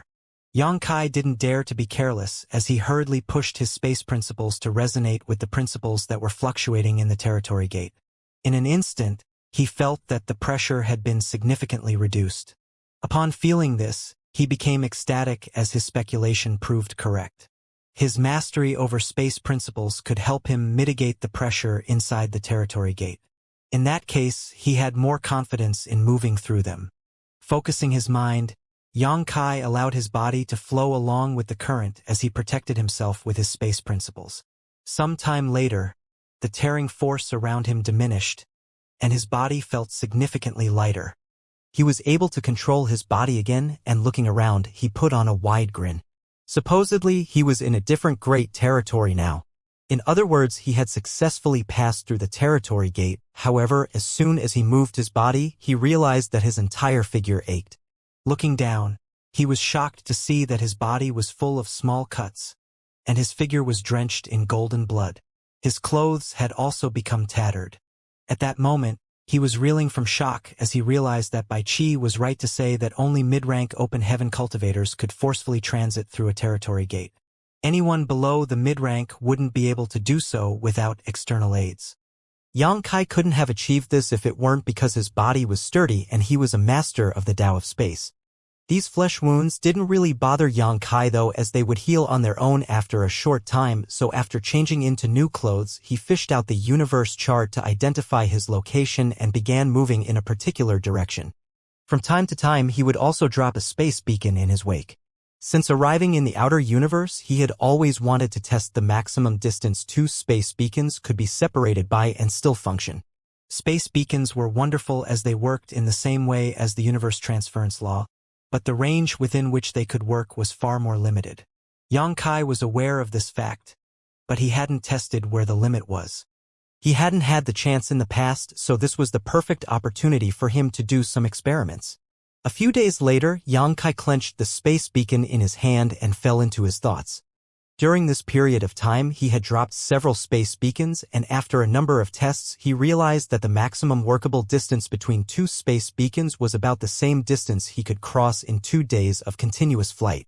Should the distance be any further, he wouldn't be able to detect his space beacon anymore, which meant that he could not transfer himself between them. The distance between two spots that would take him 2 days of flight to cross could be considered pretty far apart. However, in terms of the distance of transportation, Space beacons were no match for the universe transference law. At the very least, as long as a person was within the same great territory, the secret technique would always work. It wasn't surprising, as the foundation of the universe transference law was the various universe temples. There was a universe transference seal that was supported by many grand arrays inside those temples, which explained why the workable distance was greater than that of his independent space beacons. Many days later, Xianxia arrived at a place that he was familiar with. It was 9 Nether Continent. Just like the previous time, after he broke through the world barrier and entered the universe world, he could feel the divine senses of the local great emperors scanning him. Following that, an elderly man abruptly appeared in front of him. Upon lifting his head, he appeared surprised as he asked, "Envoy Yang." The person was none other than the sect master of Heavenly Mountain Sect, Bao Zetong. He was the one who had greeted Xianxia previously. Sect Master Bao. Xianxia cupped his fists. A curious Bao Zetong asked, "Envoy Yang, why are you here? Has Madame Lan given any orders?" After a sigh, Xianxia explained, "There aren't any orders. It's just that she's craving heavenly snow fruits again. So she's told me to come here to get some." Upon hearing that, Bao Zetong was shocked. "Madame wants to eat the fruits again? What's wrong?" Xianxia gazed at him in puzzlement. Bao Zetong hurriedly waved his hands. "There's nothing wrong. Please come with me." Bao Zetong wondered why Madame Lan wanted to eat heavenly snow fruits again so soon. In the past, she wouldn't want the fruits regardless of whether 10 or 20 years had passed. She would only get someone to come over to pick the fruits whenever she passed by this world. However, it had only been half a year since Xianxia last came to this place. Despite his doubts, Bao Zetong wasn't in any place to question further. After apologizing to Xianxia, he grabbed his arm and arrived on Heavenly Mountain in an instant. Then he called out to a woman and told her to get some heavenly snow fruits prepared. Just when he was about to invite Xianxia to enter the hall, the latter said, "Let's go together." Hearing that, Bao Zetong nodded his head. Good. It was then the three of them flew towards a particular spot on Heavenly Mountain. A moment later, they reached a mountain valley that was slightly narrow. Xianxia could feel that a powerful cultivator was keeping guard in this place. Although it wasn't a great emperor, this individual had reached the limit of his realm. Moreover, multiple spirit arrays had been arranged around the valley, which went to show that they highly valued this place. Inside the valley that was about several thousand square meters, 50 or 60 trees about twice as tall as an average man had been planted. Xianxia had never seen such trees before, but he was familiar with the fruits hanging on them. The baby fist-sized fruits were of a color that was a mixture between red and black. These were none other than the heavenly snow fruits. Xianxia had tasted these fruits before and realized that they were both bitter and sour, which was an unpleasant flavor. Although it was a spirit fruit, he reckoned that they were not valuable at all. These fruits were only useful for cultivators below the Saint King realm. In other words, the grade these fruits were in was pretty low. Certainly, Xianxia didn't have to personally pick the fruits, as the woman from Heavenly Mountain would choose ripe fruits that were of appropriate size. In the meantime, Bao Zetong accompanied Xianxia as they walked around the fruit garden. All of a sudden, Xianxia stopped in front of a certain fruit tree and asked, "Sect Master Bao, there's something I don't understand. Will you please enlighten me?" Bao Zetong replied, "Please ask, Envoy Yang. Do these heavenly snow fruits," Xianxia pointed at the fruit tree, "have any special meaning to proprietress?"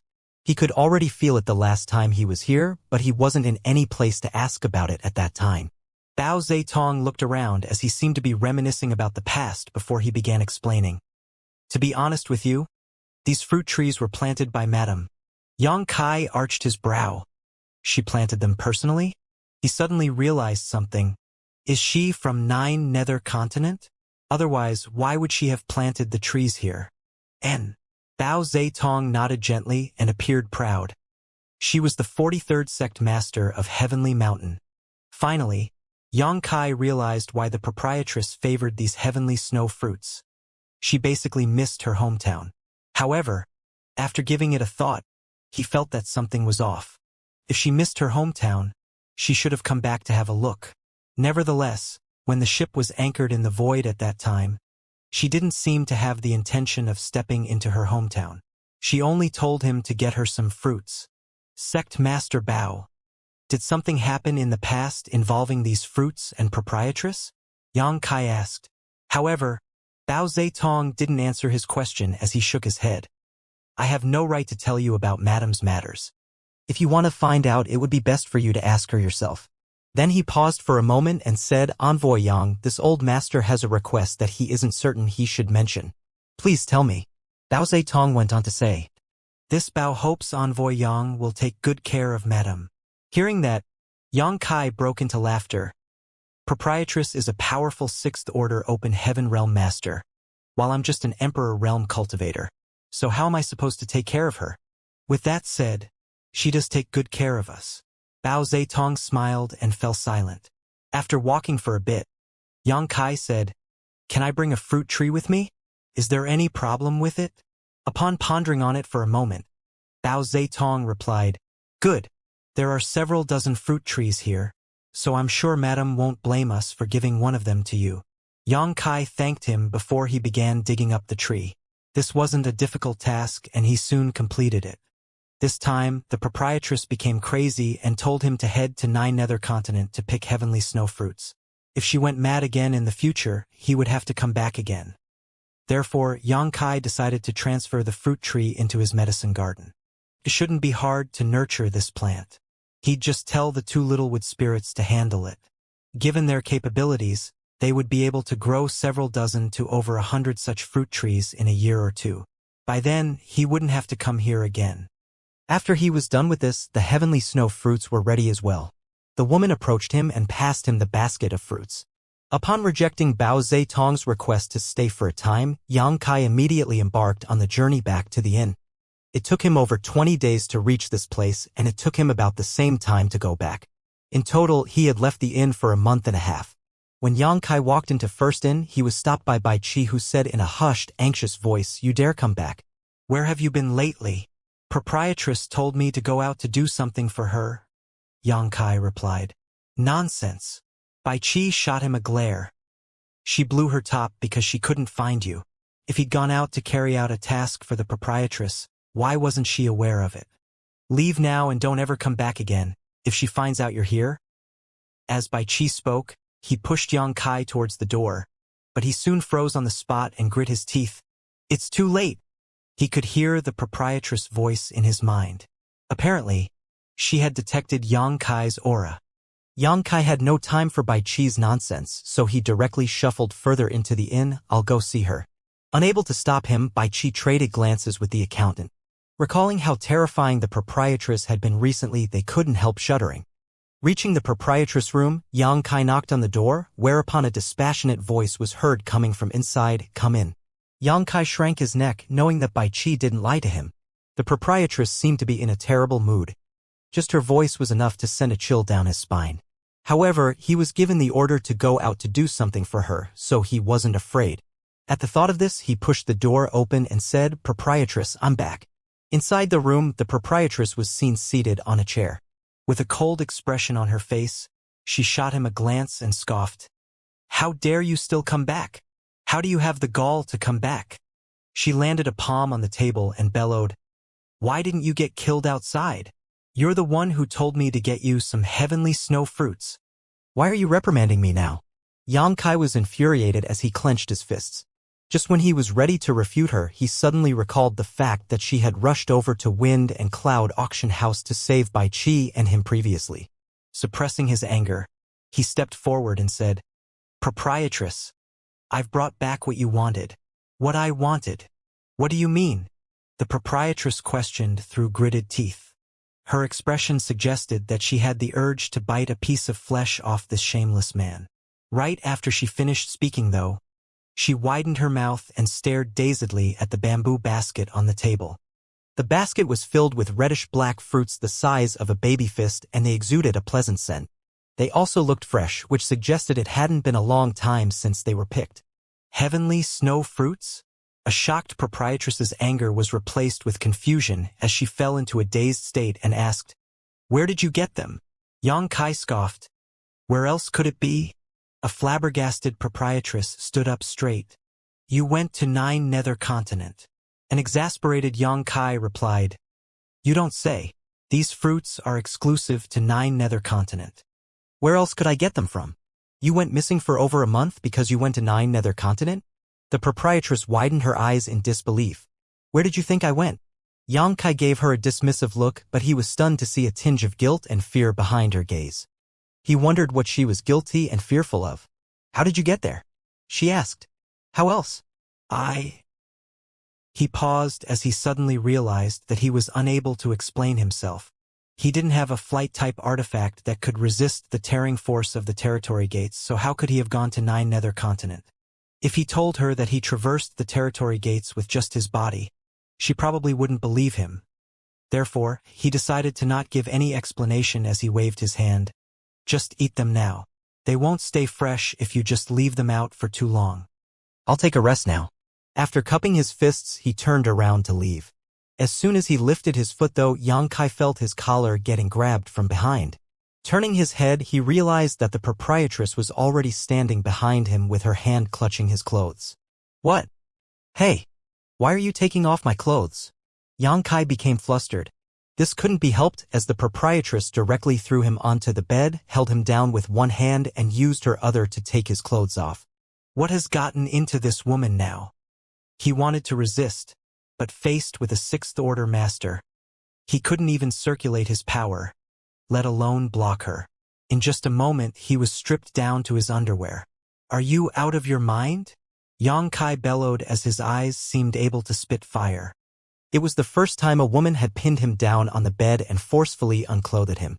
He shot her a glare, only to see that she had fallen into a dazed state as she stared fixedly at his bare chest and abdomen. Then she extended her hand and touched his skin. Her hand was warm and ticklish, which caused him to grunt uncontrollably. At that instant, he quit being resolute to resist her. Suddenly, he gasped as she had irritated his wounds. Although his body was robust, and he had made use of space principles to mitigate the risk when passing through the territory gates, he was still injured in the process. With that said, these were not serious injuries as he only looked battered. It would only take him a few days to recuperate fully. He had returned to First Inn in a hurry and directly met the proprietress, so he didn't have the time to heal his wounds. Did you forcefully pass through the territory gates? The proprietress gaped at him in disbelief. Xianxia pushed her away and got off the bed. Then, he put on his clothes and snorted. What else could I do? Are you insane? She exclaimed. Do you know that your action was dangerous? What if? You told me to go. Xianxia adjusted his clothes with his head still hanging low. The proprietress was lost for words. She had indeed told him to head to 9 nether continent to get some heavenly snow fruits for her. But she never intended for him to forcefully pass through the territory gates. If he had agreed to it, she would have prepared a flight-type artifact for him. However, he had rejected her at that time, so she hadn't expected that he would head to the continent on his own. She thought that he had just left the inn without her permission, so she had been blowing her top recently. Is there anything else you need me to do? If not, I'll take a rest now. I'm exhausted from all the traveling.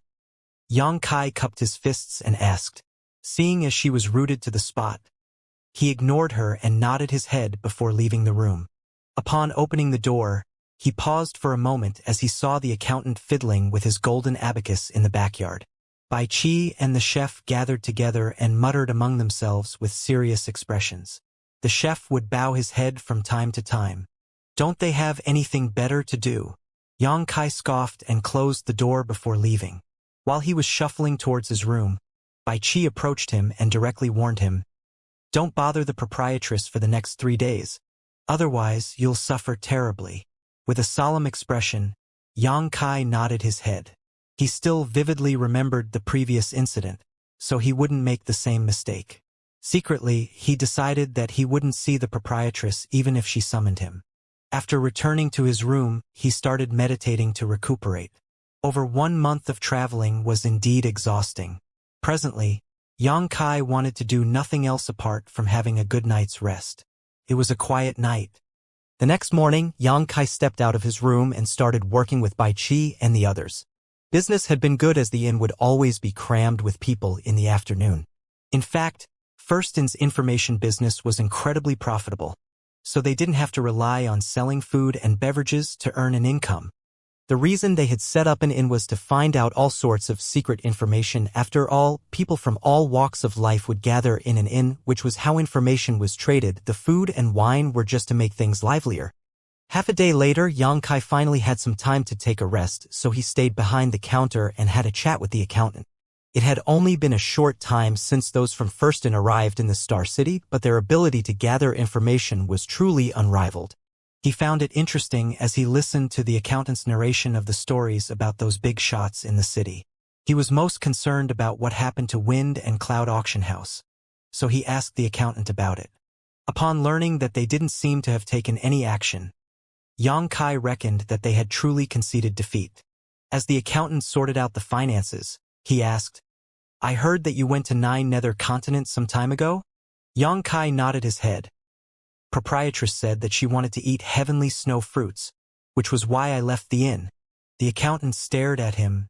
Proprietress didn't even know where you were headed. She thought that you had run away or something had happened to you.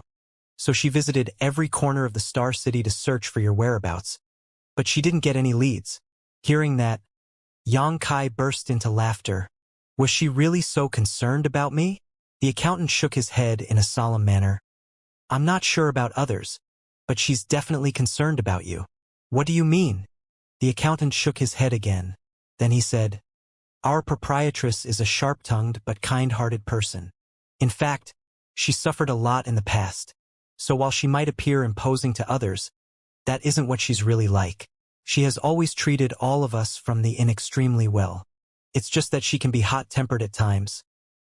All of a sudden, he stopped speaking and looked behind Xianxia with his mouth widened. With a clang, a plate fell to the ground and broke into pieces. Xianxia turned to his left, only to see that Bai Qi was rooted to the spot with his hand frozen in the air. Besides the broken plate pieces around his feet, the dish also scattered everywhere. The other shop hands in the inn were also frozen as though someone had used a binding technique on them. All of them, including the customers in the lobby, were staring in a particular direction. A horrified Xianxia felt a chill running from his feet to his head, and after a gulp he turned around creakily, whereupon his pupils contracted. Presently, the proprietress was standing in a nearby spot. Her hair had been tied into a bun, which was decorated with some fine jewelry. In particular, there was a gilded phoenix hairpin that was stuck into her bun. As she stepped forward, the gilded phoenix flapped its wings gently as though it was about to take off. Her well-fitting clothes made her look elegant and demure. One would especially take note of her radiantly pinkish face. It was as though it had been greatly nourished. At this moment, the proprietress was ambling forward with a faint smile on her face. All the men in the lobby couldn't move their eyes away from this alluring lady. She visited every table and greeted all the customers. From time to time, she would laugh in a sweet, silver bell-like voice. She had even filled the cups for the customers at a particular table. The men at the table were clearly mesmerized by her charm. If it weren't because they were wary of her astonishing strength and status, they would have made her stay to have a drink with them. Soon, she walked up to the front counter and knocked on the table. Stop spacing out and get back to work. The accountant grunted and remained unmoving. It was apparent that he still hadn't come to his senses. The proprietress took a glance at Xianxia and flashed a smile at him. Come see me at a later time. There's something I need to tell you. Xianxia also grunted and became alarmed. Why is this crazy woman smiling at me? Clean the mess and mop the floor. Why were you so careless? The proprietress said to Bai Qi. Bai Qi kept nodding like a chicken pecking at rice. Following that, she turned around and touched her hair before asking Xianxia and the accountant in a small voice, Do you think I'm too old to wear this hairpin? No, not at all. The accountant hurriedly replied, This hairpin perfectly matches your age. Then, he landed a thump on Xianxia's arm, which prompted him to come to his senses and shout hastily, Yes, yes, it suits you perfectly. That's very sweet of you. I'm flattered.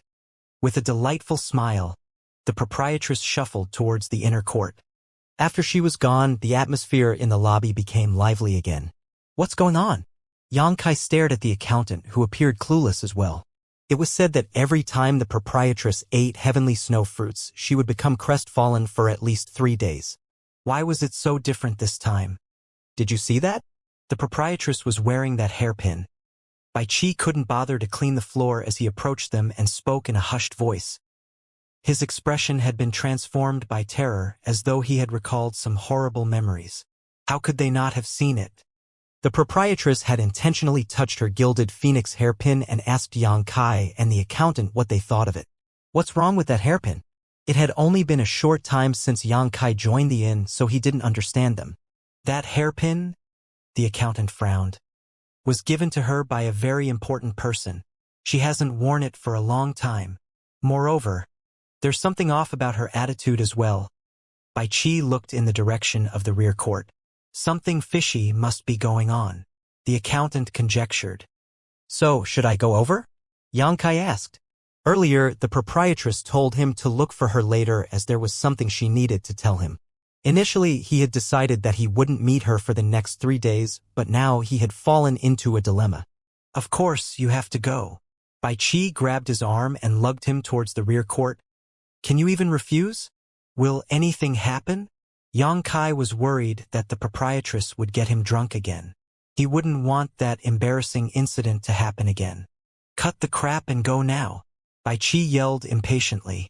Left with no choice, Yang Kai shuffled towards the rear court. After he was gone, Bai Qi returned to the counter and stared in the direction Yang Kai had left. Following a sigh, he said, "So many years have passed. It's time she left the past behind." The accountant lowered his gaze. It's a blood feud for her, so it's not easy for her to leave the past behind. However, it'd be good if there's someone who can cheer her up. By the way, have you carefully checked Yang Kai's background? There better not be any problem in the end. Bai Qi replied, I've personally investigated his background, so there won't be any problem. It has only been a short time since he arrived in the 3,000 worlds, so there's nothing much to find out. Moreover, I really appreciate his temperament. He doesn't look like he's from that place. That's good, then. The accountant let out a breath. If that incident were to be repeated, she wouldn't be able to get back up again. They traded glances and sighed. Inside her room, the proprietress was seen seated on a chair. Upon entering, Yang Kai felt as though he was on pins and needles. Fortunately, there didn't seem to be any wine bottles or fruit pits on the ground. It appeared that she didn't drink the previous night. I'll give it to you. Be sure to diligently refine it. Without engaging in any small talk, the proprietress directly gave him a shuttle-shaped object. After taking it, Yang Kai arched his brow and asked, Is this a territory shuttle? He had seen similar artifacts before. When he visited the shops in the Star City to demand repayments, he had seen many things that were on sale. Territory shuttles were among those items. Just like what its name suggested, this thing was an artifact that was used specifically for passing through territory gates. Yang Kai saw such items in 100 Refinings Hall before. Like most artifacts, they came in different qualities and ranks. The lowest rank and quality ones sold for 100,000 open heaven pills, while the higher rank ones could cost from several 100,000 up to a few million. The better the quality, the more expensive it was and the more durable. The lowest ranked territory shuttles could only bear 3 to 5 transits through the territory gates. When its limit was reached, the artifact wouldn't be able to bear the pressure when going through the territory gates again, and it would be crushed if it was forcefully used. The highest rank territory shuttle could be used infinitely without suffering any damage. Naturally, the price for such a shuttle was exorbitant. Yang Kai had no idea what rank this shuttle was, but he believed that the proprietress wouldn't give him a cheap one. It's good that you can recognize it. The proprietress smiled, in fact, previously. Forget it. Don't forcefully cross a territory gate again. You're not an open heaven realm master yet, so it's dangerous for you to do so. Refine this thing and use it when you have to pass across territory gates in the future. That was indeed something Yang Kai needed, so he didn't turn her down as he nodded. Many thanks, proprietress. The proprietress laughed. You don't have to thank me. You're a shop hand from my inn, so I have to ensure your safety. Good, you can get back to work now. Then, she waved her hand. Yang Kai cupped his fists and turned around. After only taking a few steps forward, he suddenly recalled something and whirled around. Proprietress, do we still need more employees for the inn? The proprietress gave him a look and asked, What's wrong? If we still need another employee, I'd like to recommend someone. She's helped me a lot. However, she has been struggling in the city because she's weak and lacks a strong background. After giving it a thought, the proprietress asked, You mean the one who came to the inn to pass me the rings previously? Her. Yang Kai nodded his head. Her name is Luo Hai-yi, and she was born in this city. She has never joined any great force before. If you're still worried, you can investigate her background first. No need. Just tell her that if she wants, she can come work for me. I don't mind having one more person to help out around here. Yang Kai hadn't expected that she would agree to it straight away, so he thanked her and walked off. After he returned to the lobby, Bai Qi approached him and looked worriedly at him. Are you all right? I'm fine. Anyway, I have to go out now. He stuffed a white towel, which was on his shoulder earlier, into Bai Qi's hands and strode out of the inn. He had stayed over at Luo Haiyi's house before, so he still remembered where it was. Upon reaching the outskirts of the Star City, Yang Kai took some time to find her home that was hidden among the disarrayed buildings. However, Luo Haiyi wasn't home at the moment. Fortunately, he still had a means of communicating with her, so he fished out a communication artifact and sent her a message.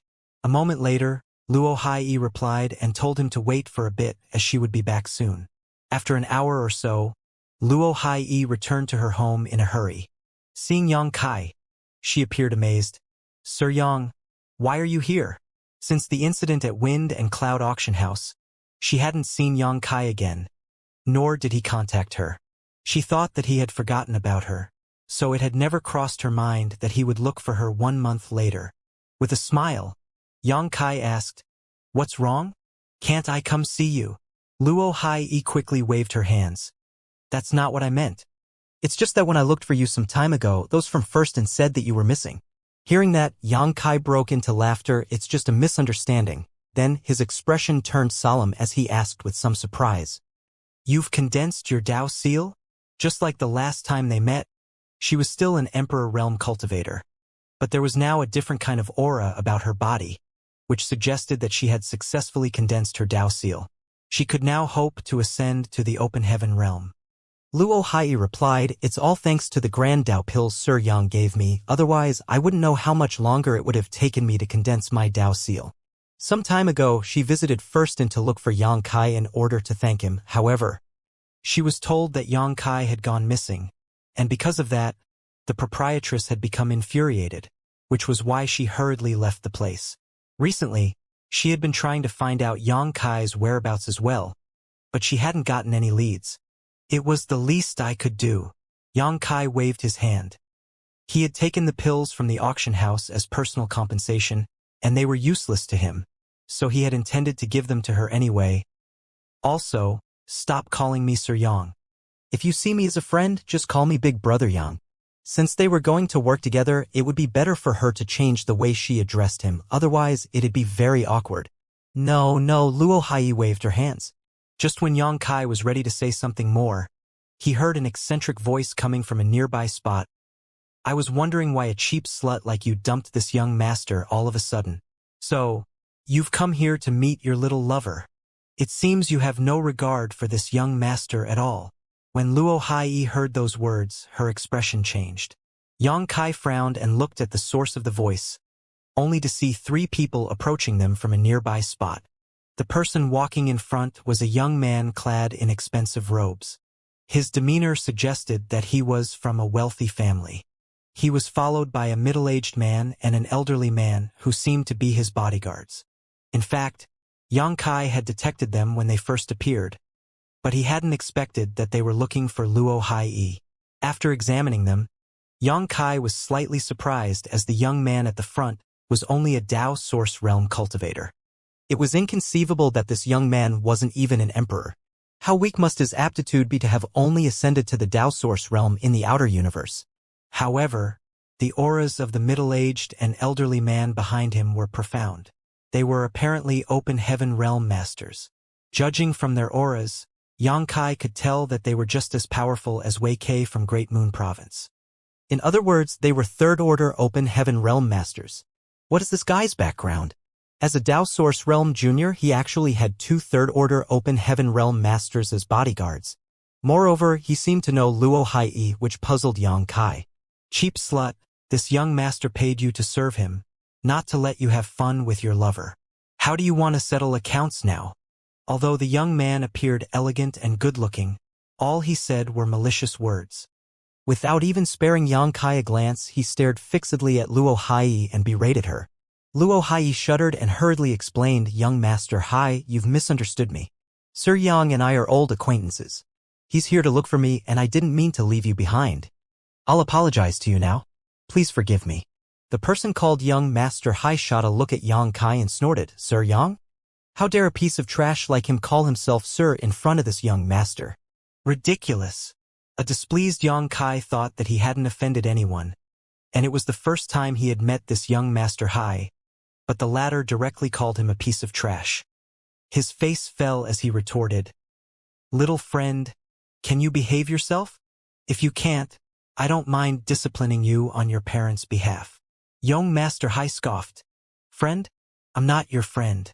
How dare a piece of trash like you act impudent in front of this young master?" The third-order cultivators behind him stared coldly at Yang Kai as well. Following that, they released their pressure to threaten him. "Who is this person that's barking here?" Yang Kai turned to look at Luo Hai. Luo Hai secretly spoke to him via divine sense. "I don't know where this young Master Hai is from, but it seems that his background is powerful. It's the first time he's visited the Star City, so he hired me as a local guide." Yang Kai grunted in acknowledgement. He thought that this young Master Hai was close to Luo Hai, but it turned out that he was just her client. It was just like what he had done previously. He wasn't familiar with the city, so he looked for a local guide to take him around. It was no wonder young Master Hai claimed that Luo Hai had dumped him. It seemed that it was Yang Kai who should be blamed instead.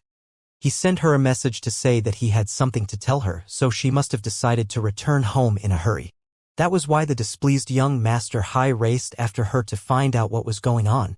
Certainly, Yang Kai could see that this young Master Hai came from a wealthy family. That was why he had 2 third-order cultivators as his bodyguards.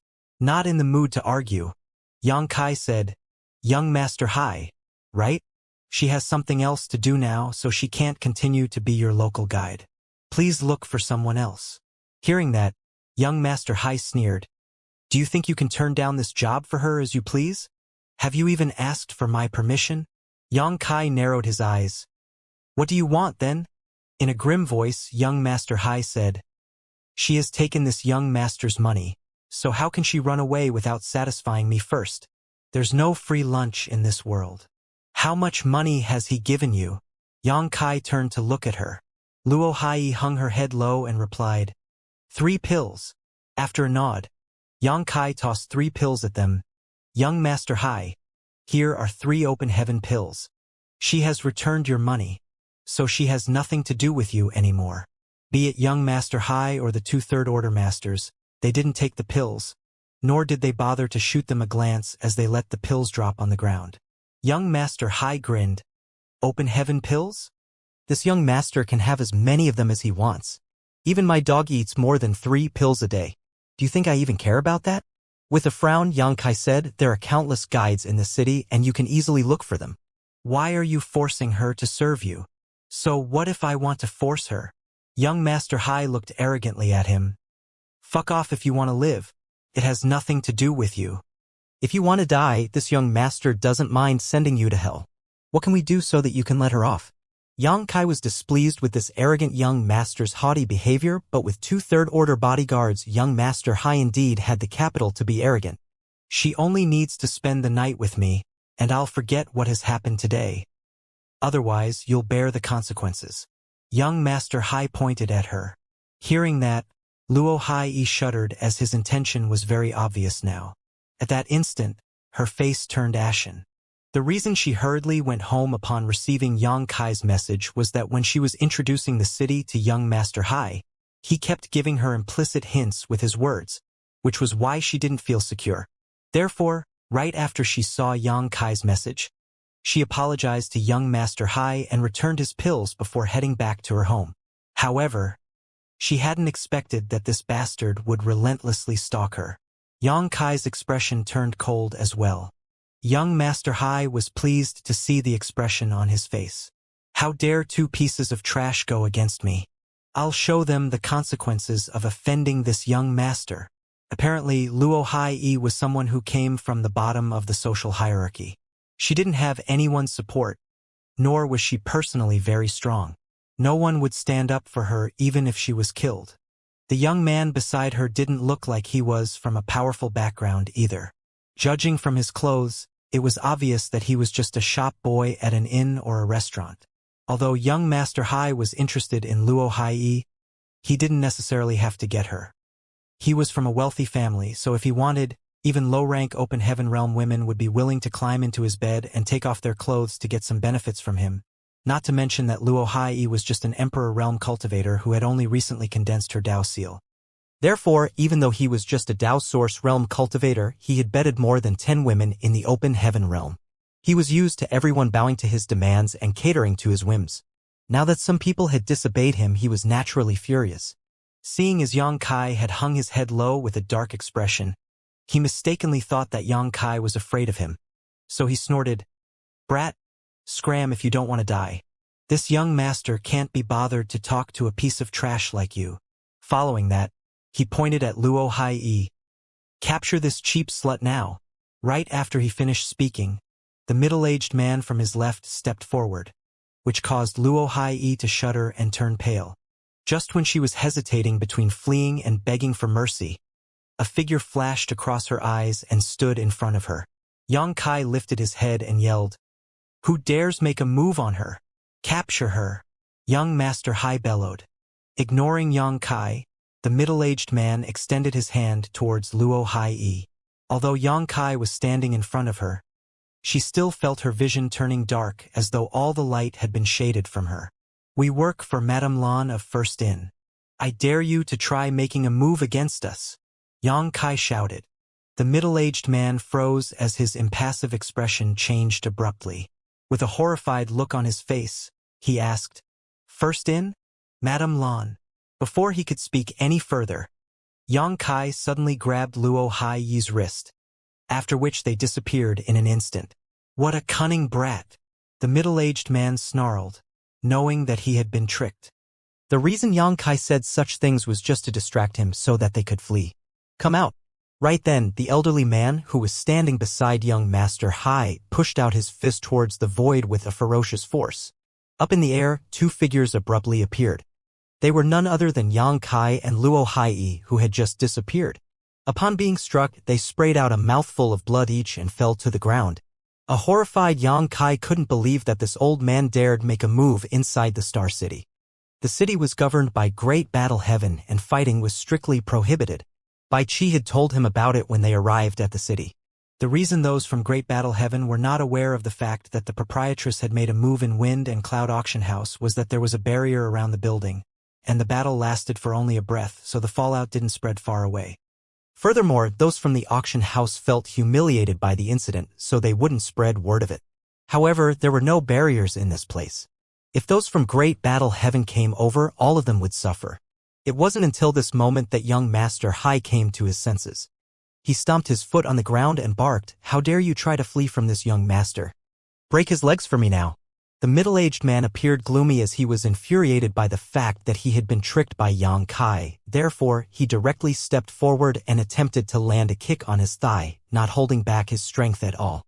Given his power as a third-order master, Yang Kai would have his leg crippled even though he had a half-dragon body.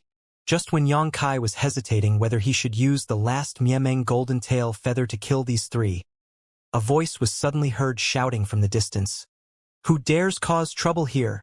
As the sounds of something breaking through the air were heard, 8 figures whooshed towards this place. In the blink of an eye, they had surrounded Yang Kai and the others. Seeing these people, Yang Kai heaved a sigh of relief. Each of these men were clad in armor, so it was apparent they were from Great Battle Heaven. In the light of that, he didn't have to use the golden tail feather anymore. This thing could even be used to fend off the proprietress, so it would be wasteful if he used it on this trash. The person leading the new group of soldiers was clad in silver armor, and although he didn't seem to be more powerful than the Third Order masters beside young Master Hai, he was obviously more ruthless. Moreover, his aura seemed to be tinged with blood, making it apparent he had gone through countless life-or-death battles. Yang Kai gave it a thought and recalled that when they were passing through the dock in front of the city, Bai Qi told him some of the things about Great Battle Heaven. Just like an army, there were strict rules in their great force. They were divided into different military ranks as well. The one guarding the dock was a high general. A general was actually a mid-rank open heaven realm master in Great Battle Heaven. A fourth order cultivator was a general, and a fifth order cultivator was a high general. As for a sixth order cultivator, he was a great general. There were marshals and grand marshals above them, and below them were soldiers in silver armor.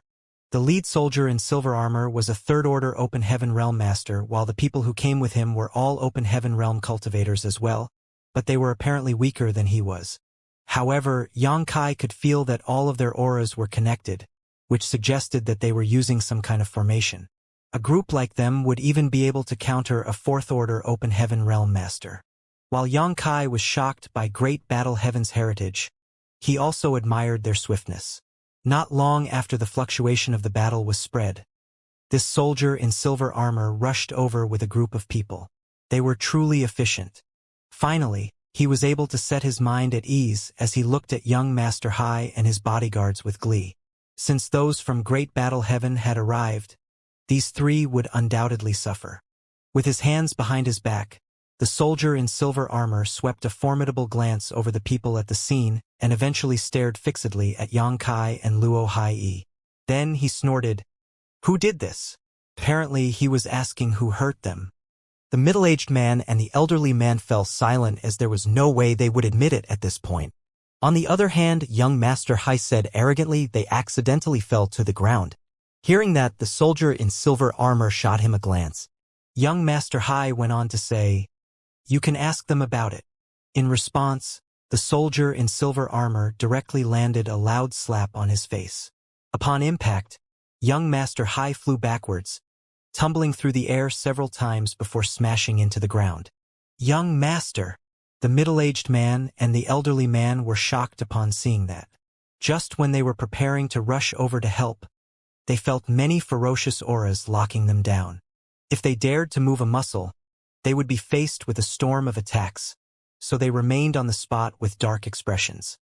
Although the soldier in silver armor had sent young Master Hai flying away with a slap, he still acted as if nothing had happened.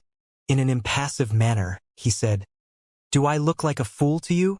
The soldier in silver armor didn't exert much force with his hand, but young Master Hai was only in the Tao Source realm, so he was unable to bear such an attack, which had broken half of his teeth and caused his face to swell.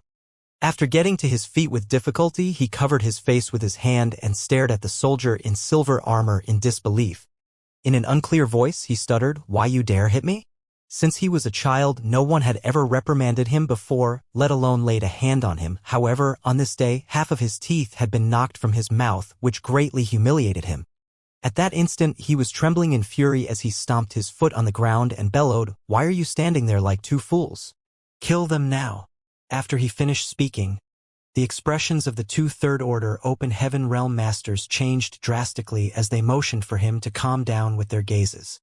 Both of them might not even be a match for these people, and even if they could defeat them, they wouldn't dare to make a move here. The Star City was governed directly by Great Battle Heaven, and these soldiers were disciples from that great force. If they were killed here, the great force behind them wouldn't let the murderers off. Even though young Master Hai had a powerful backer, they couldn't afford to bear the consequences of such actions. However, young Master Hai was oblivious to their hints as he kept throwing a tantrum. The soldier in silver armor eventually shot him a cold glance. "If you dare to say another word, it won't be just another slap you get." A faint murderous intent exuded from his gaze. Young Master Hai couldn't help but shudder. As though he had finally realized that he was in a perilous situation, he didn't dare to open his mouth again. Seeing that, Yang Kai was extremely gleeful. It was the first time he saw those from Great Battle Heaven at work. He couldn't help but admire them, as these soldiers were indeed steadfast and ruthless. Knowing that he was safe, he stepped forward and cupped his fists. "Sir, many thanks for coming to our rescue. Otherwise, my companion and I would have suffered terribly. These guys drooled over my companion's beauty and threatened her in broad daylight. She wasn't willing to accept their demands, so they tried to force us. Please punish them accordingly." The soldier in silver armor shot him a dispassionate glance and snorted. Without responding to him, he waved his hand and ordered, "Take all of them away." "Sir." Xianxia was dumbfounded. What was going on? It was understandable that the soldier in silver armor wanted to take young Master Hai and his subordinates away, but why did he attempt to capture Luo Hai and him as well? While Xianxia was still confused, those from Great Battle Heaven made a move by tossing artifacts that looked like ropes at them. Just like very agile snakes, the rope soon firmly tied all of them up.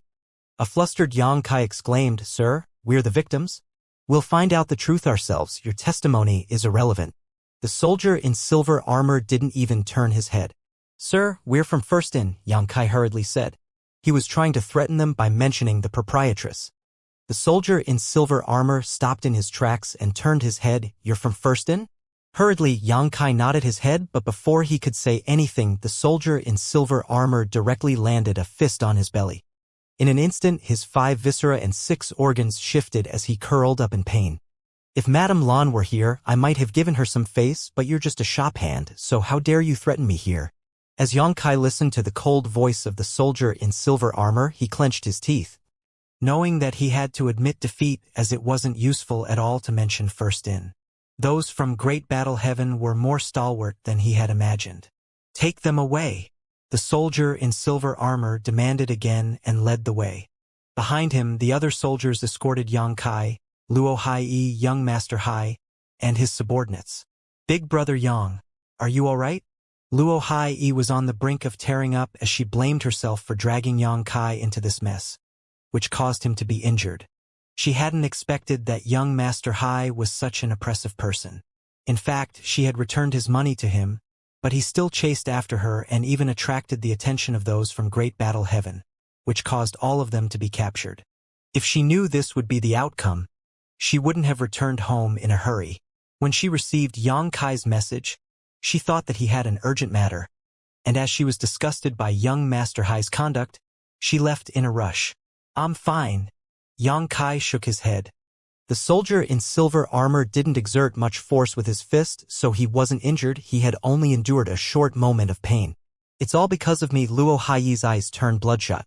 Xianxia replied, "Don't say that. Blame it on those pieces of trash." Turning his head, he saw young Master Hai and his subordinates shooting him hostile glares. They came from a powerful great force, so despite the fact that they were captured by those from Great Battle Heaven, they were not worried. They just needed to pay some fines before they would be released. However, it was a different cause for Xianxia and Luo Hai. They didn't seem to have any open heaven pills, so they would certainly get punished. Young Master Hai secretly swore that he would retaliate against Xianxia and let the latter know the consequences of offending him. Luo Hai lived on the outskirts of Star City. It was a dirty area with lots of disarrayed buildings, and only the people at the bottom of the social hierarchy lived there. Therefore, there were not many people on the streets as they moved forward. However, as they got closer to the downtown, countless people on the streets stopped in their tracks and pointed fingers at them. They wondered what these guys had done that prompted those from Great Battle Heaven to detain them. They had no idea about the rules in other star cities, but in this star city, Great Battle Heaven ruled over everything. Anyone who dared to make a fuss here, regardless of how powerful they were, would end up miserable. Once, there was a fourth-order cultivator who got into a scuffle in this city, only to be quickly besieged and killed by those from Great Battle Heaven. The fourth-order cultivator was an elder from a second-class great force, but not a word was said from that great force after the incident. Since then, no one had the guts to make a scene in the city anymore. If there were any blood feuds, they could sign a contract and hack each other to death in the Azure Arena, but they absolutely couldn't get into a fight in the city proper.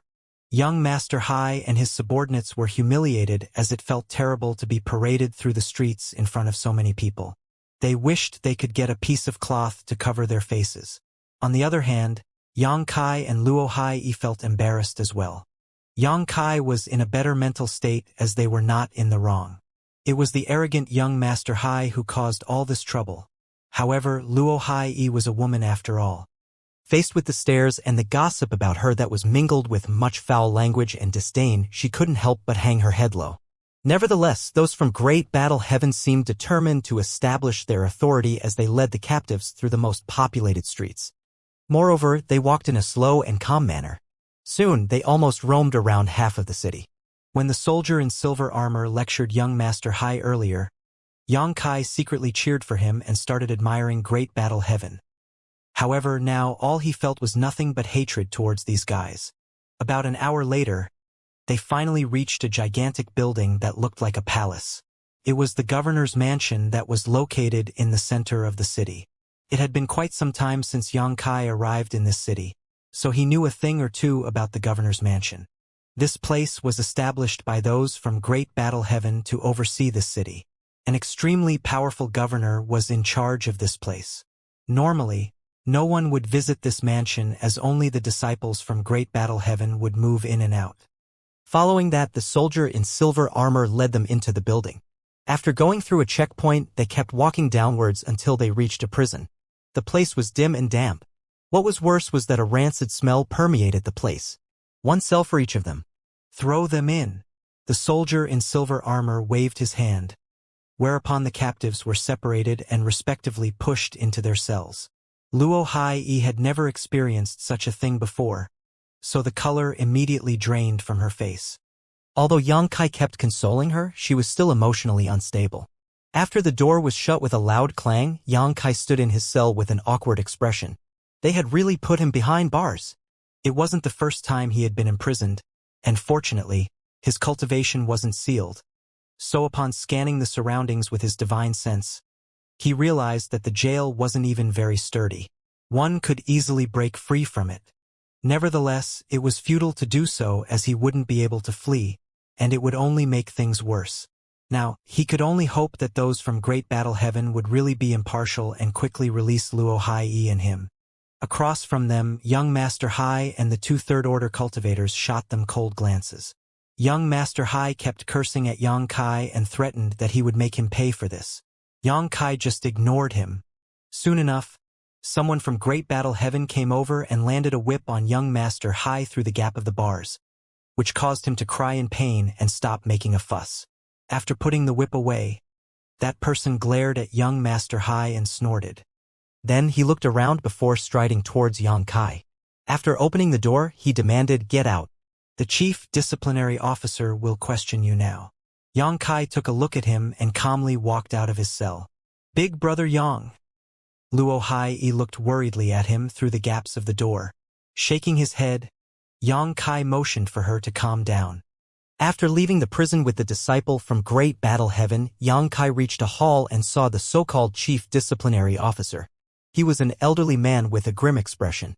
Presently, he was seated behind a table with his hands kept inside his sleeves. Yang Kai cupped his fists and started answering his questions. The questions were nothing special as the elderly man just wanted to find out the cause of the conflict and what had happened. Yang Kai honestly told him the details, neither exaggerating nor embellishing the truth. After the session was over, the elderly man told someone to take Yang Kai away and bring Luo Hai to see him. She didn't know what awaited her, so she looked inquisitively at Yang Kai, who in return just told her to speak the truth. Hearing that, Luo Hai gave a nod. Meanwhile, someone was knocking on the door of a room in the rear court of First Inn in an anxious manner. After the door was opened, the proprietress stared at Bai Qi and the chef with a frown. "Why do you look so flustered?" With a solemn expression, Bai Qi explained, "Yang Kai was captured by one of Great Battle Heaven's patrol teams." The proprietress' expression changed. "When did that happen?" "Just now." Chef saw it when he left the inn. To the side, the chef nodded repeatedly. "I saw it with my own eyes." "Did you see it clearly?" the proprietress asked. The chef replied, "Besides him, the woman who came to the inn to pass on his words some time ago was also captured. There were also 3 more guys that I didn't know. I have no idea what happened." Bai Qi said, "Proprietress, what should we do? Those Great Battle Heaven people are all crazy. There's no way Yang Kai will be treated well in their captivity." The proprietress replied, "I'll go have a look." Then, she dashed out of the room and disappeared. After trading glances, Bai Qi and the chef sighed. It hadn't been a long time since Yang Kai came to the outer universe, so he wasn't familiar with Great Battle Heaven. However, the two of them knew how ruthless this great force was, so they knew that even though the proprietress went over to negotiate with them, Yang Kai would still have to suffer. It wasn't certain whether he would be able to bear the punishment.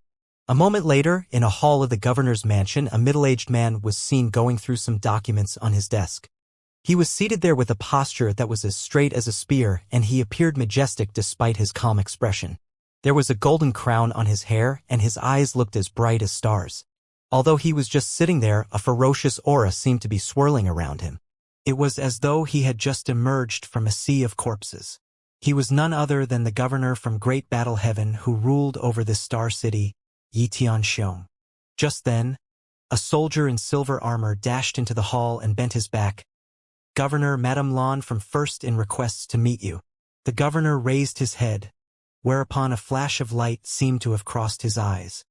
His hand, which was holding a pen, froze in the air as he narrowed his eyes. "Madame Lan? What does she want?" The soldier in silver armor replied, "I believe it's because of what happened to a shop hand from her First in."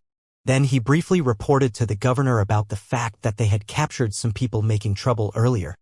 It had been a long time since they last captured anyone, as no one had the guts to make a scene in the city. Therefore, the incident earlier was soon spread among everyone in the governor's mansion.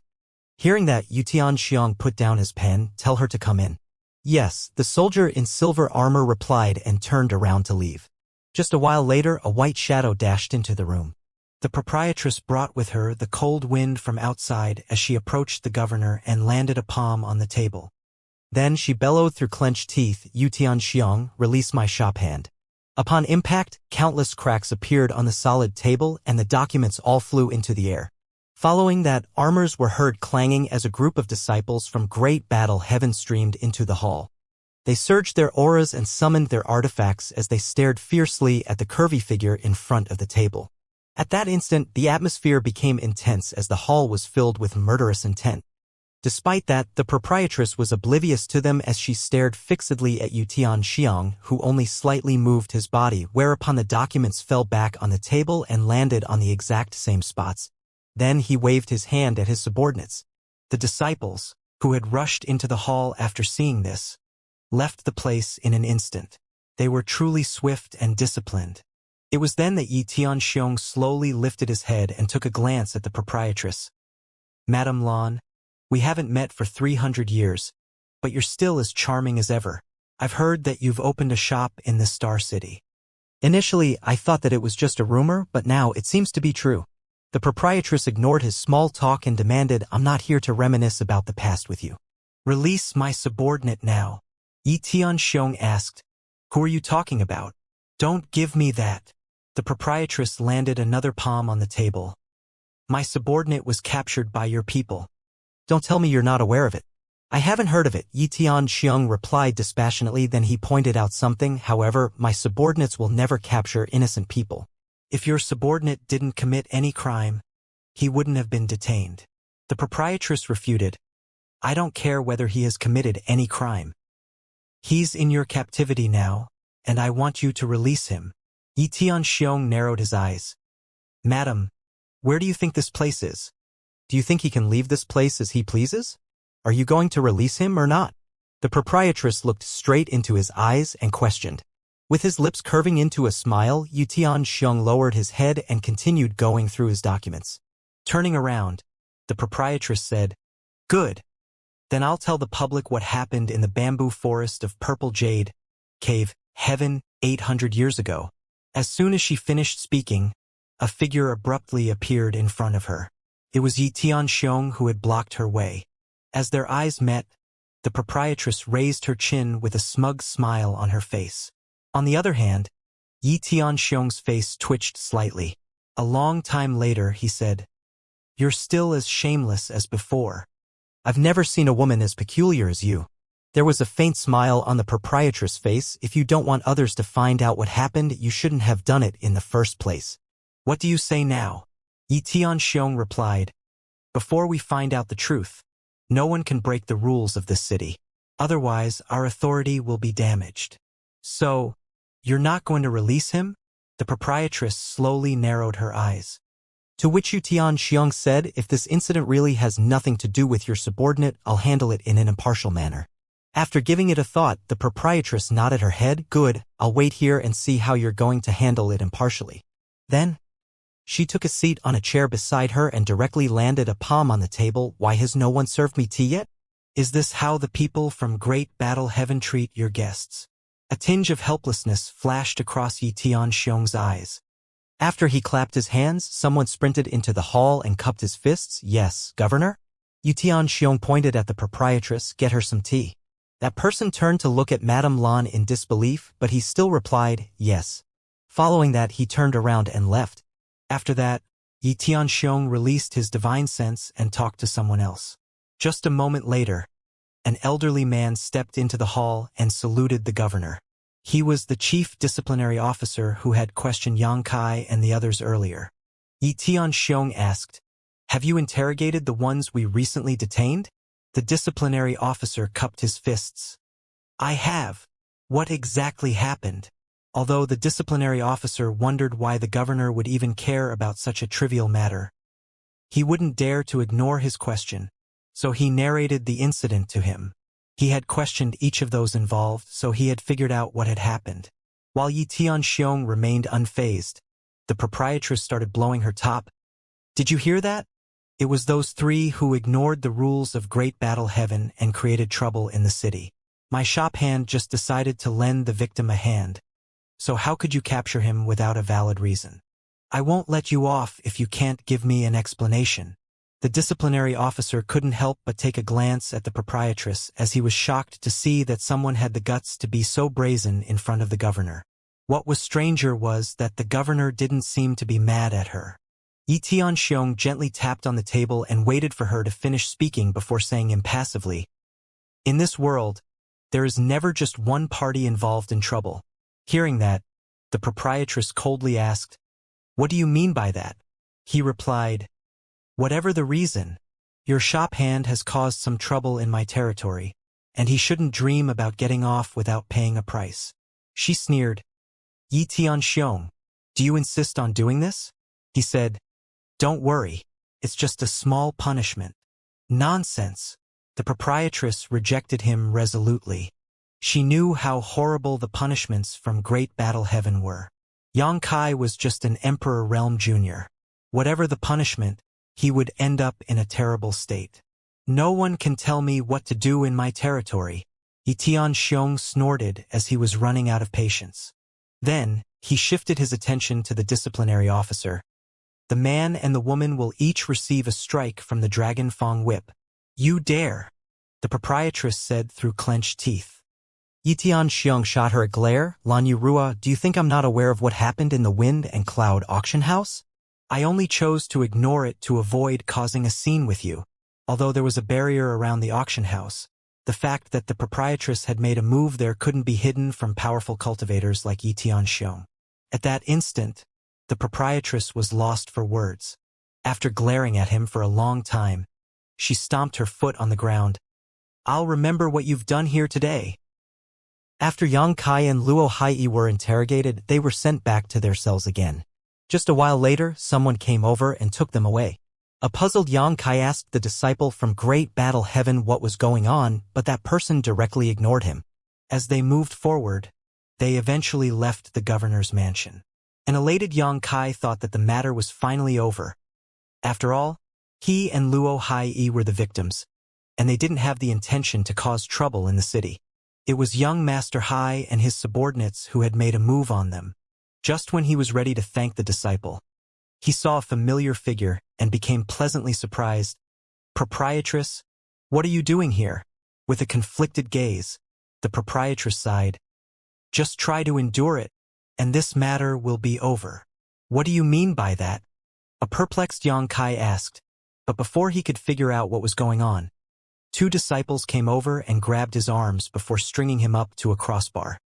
A shocked Yang Kai instinctively tried to resist, but the proprietress dissuaded him from doing so, therefore he gave up and let the disciples do whatever they wanted. A moment later, he was firmly shackled. Presently, countless people had surrounded the entrance of the governor's mansion. Some people had even flown into the air to get a clearer look. At the same time, discussions about him were heard coming from the crowd. What has this guy done? It seems that they're going to punish him. My goodness! No one has had the guts to create trouble in the city for years. He is truly brazen. The Dragon Fong whip from the governor's mansion can even kill. 13 years ago, a second-order cultivator was tied here and died on the spot after just 10 whips. I wonder how many whips this brat will have to endure today. Judging from his aura, he's only an Emperor Realm Junior. He can take 3 whips at most. Any more than that will cause him to lose his life. As Xianxia listened to their discussions, he couldn't help but turn ashen as he finally realized why he was tied here. Turning his head, he saw the disciplinary officer he had met earlier coming over slowly with a whip in his hand. There were barbs around the whip, and its tip looks like 2 dragon teeth. A horrified Xianxia thought that if he was struck by such a whip, he would end up in a miserable state. Then he looked to the side and saw Luo Hai tied to another crossbar. She must have heard the discussions around her as well, so the color already drained from her face. Xianxia couldn't help but plead with the proprietress with his gaze, only to see her shaking her head slowly. Realizing that even the proprietress was unable to help him, he became incensed. He and Luo Hai were the victims. If it weren't because of young Master Hai and his subordinates who threatened them, they wouldn't have been dragged into this mess. However, they were now the ones who had to be tied here and were being punished in public. Were those from Great Battle Heaven idiots? Soon, the space in front of the governor's mansion was crammed with people and countless stares focused on Xianxia and Luo Hai. The disciplinary officer stepped forward with the Dragon Fong whip in his hand. After looking around, he yelled, "These 2 people have caused trouble in the Star City and broken our rules. The governor has given the order that they will each receive 1 whip to serve as a warning to others." Just when Xianxia was about to refute him, he heard a whoosh coming at him. Following that, he felt an excruciating pain in his back that almost prompted him to scream. The pain was indescribable as he felt his very soul trembling. The words he was about to say were replaced by a howl. He could clearly feel that as the whip struck him, the clothes on his back tore apart. His flesh must have been torn as well as he felt blood flowing out of his body. The Dragon Fong whip must have been made using a special technique, which could make the person getting struck feel 10 times more pain. If it weren't because Xianxia had strong willpower, he would have passed out. Since he started cultivating, he had gone through countless life-or-death battles and suffered numerous serious injuries. But he had never felt as much pain as he did this time.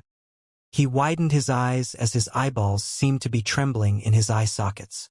While his vision had turned blurry, he heard the proprietress speaking in an anxious voice, "It's done. Release him quickly." Wait. Xianxia clenched his teeth and yelled.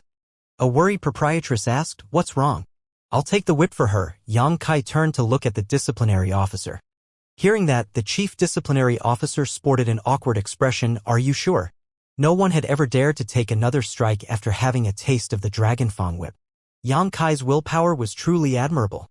The proprietress couldn't believe what she had heard. "Are you insane?" Xianxia forced an ugly smile. "Proprietress, Sister Luo is a woman after all. How is she going to lift her head again if she's whipped in public?" After getting struck, his clothes became tattered and his back was bloodied.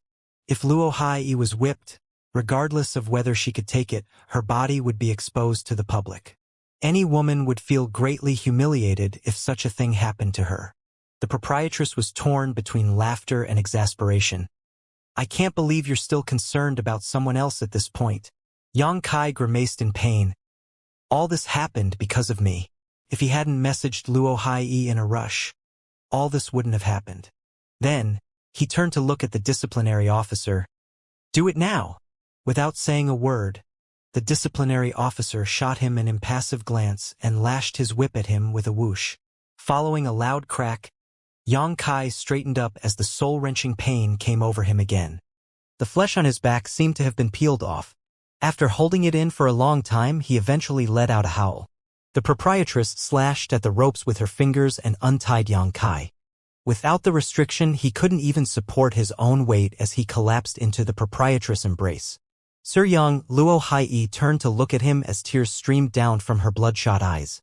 Unfortunately, she was unable to move as she was still tied there. I am fine. Yang Kai gasped in pain but still gritted his teeth to endure it. Shut up. The proprietress shot him a glare and picked him up before sprinting towards First Inn. Her speed was incredible as she managed to return to the inn in just a few breaths' time. Bai Qi and the others, who were standing in front of the entrance, couldn't even see it clearly when the proprietress dashed into the building. All of them traded glances as their chests tightened. Then they hurriedly entered the inn. Inside the room, the proprietress put him down on the bed and told him to lie on his stomach. Then, she tore his clothes apart and clenched his chin before throwing a pill into his mouth. Swallow it. Yang Kai gasped and gulped down the pill as he was told. The next instant, he felt a hand on his back. He wondered what she was applying on his skin, but the cooling sensation soon alleviated his pain. As he caught a whiff of a pleasant scent, he realized that this was the proprietress' room. Feeling bashful, he said, "Proprietress, I'm sorry for troubling you." Without saying a word, she focused on applying ointment to his back. Hearing some footsteps, he turned his head, only to see Bai Qi, the chef, and the accountant streaming into the room and watching him. A worried Bai Qi asked, "Are you all right?" Yang Kai forced a smile. "I'm fine." The chef tooted. He took 2 whips.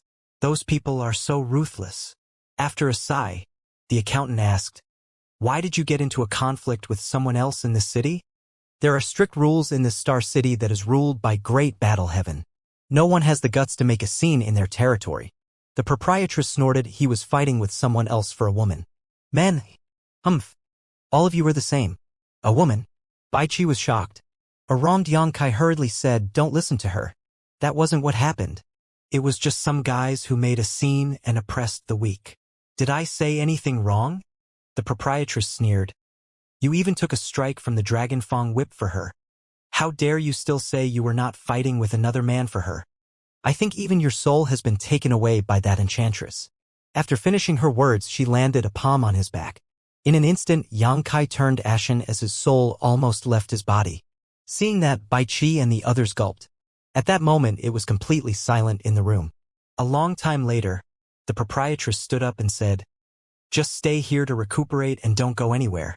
These are just flesh wounds, so you'll be healthy again in a few days." "Thanks, proprietress." Yang Kai thanked her and hesitated for a moment. "But this is your room. If I recuperate here, where will you stay? Cut the crap and heal your wounds." While Yang Kai wouldn't dare to say one more word, Bai Qi and the others were chased out of the room by the proprietress. "Stay right here. I'll be right back," she said and turned around to leave. After a while, the door was pushed open from the outside and rapid footsteps were heard. It didn't sound like the proprietress' footsteps, so he turned his head. Seeing that person, he was surprised. "Sister Luo?" The person was none other than Luo Hai.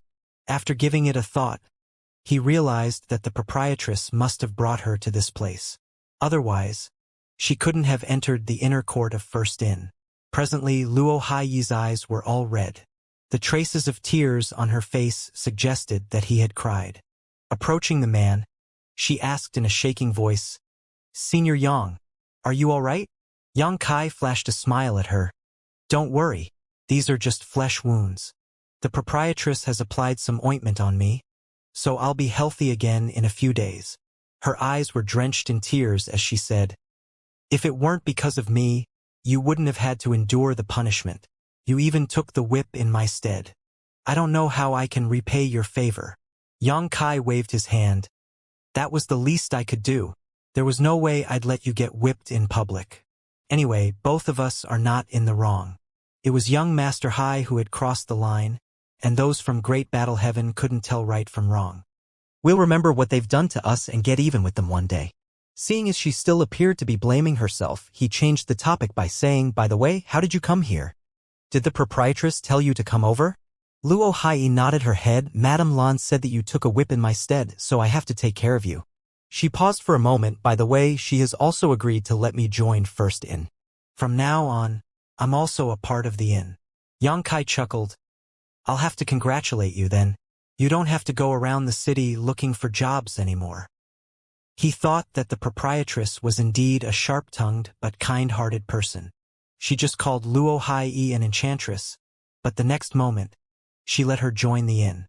Luo Hai went on to say, "She also told me that the reason you looked for me was to invite me to join the inn. You have saved my life and done so much for me. If there's anything you want me to do in the future, I'll never turn you down regardless of the tasks. It's not so serious." Yang Kai broke into laughter. "You've helped me a lot as well. We're even now." She slowly shook her head. "That's different." It was indeed different. Previously, she led the way for Yang Kai because he had hired her to be his local guide. She passed on his message to the proprietress after leaving Wind and Cloud Auction House, as that was the least she could do. However, Yang Kai had given her grand Dao pills, which allowed her to condense her own Dao seal.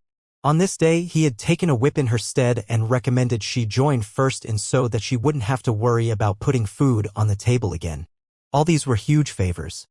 For someone at the bottom of the social hierarchy like her, what Yang Kai had done had practically given her a new life. While they were chatting, the proprietress was seated on a chair in the lobby of First Inn with a dispassionate expression. The inn wasn't open for business on this day, so there was no one else in the lobby. Presently, only the accountant and the chef were standing by her side. A moment later, Bai Chi sprinted into the inn. The proprietress lifted her head and asked emotionlessly, "Have you found out everything?" Bai Chi replied, "I have. He's the son of an elder from Clear Mind Heaven." He frowned. "Proprietress, the issue is pretty thorny. They're from a powerful background."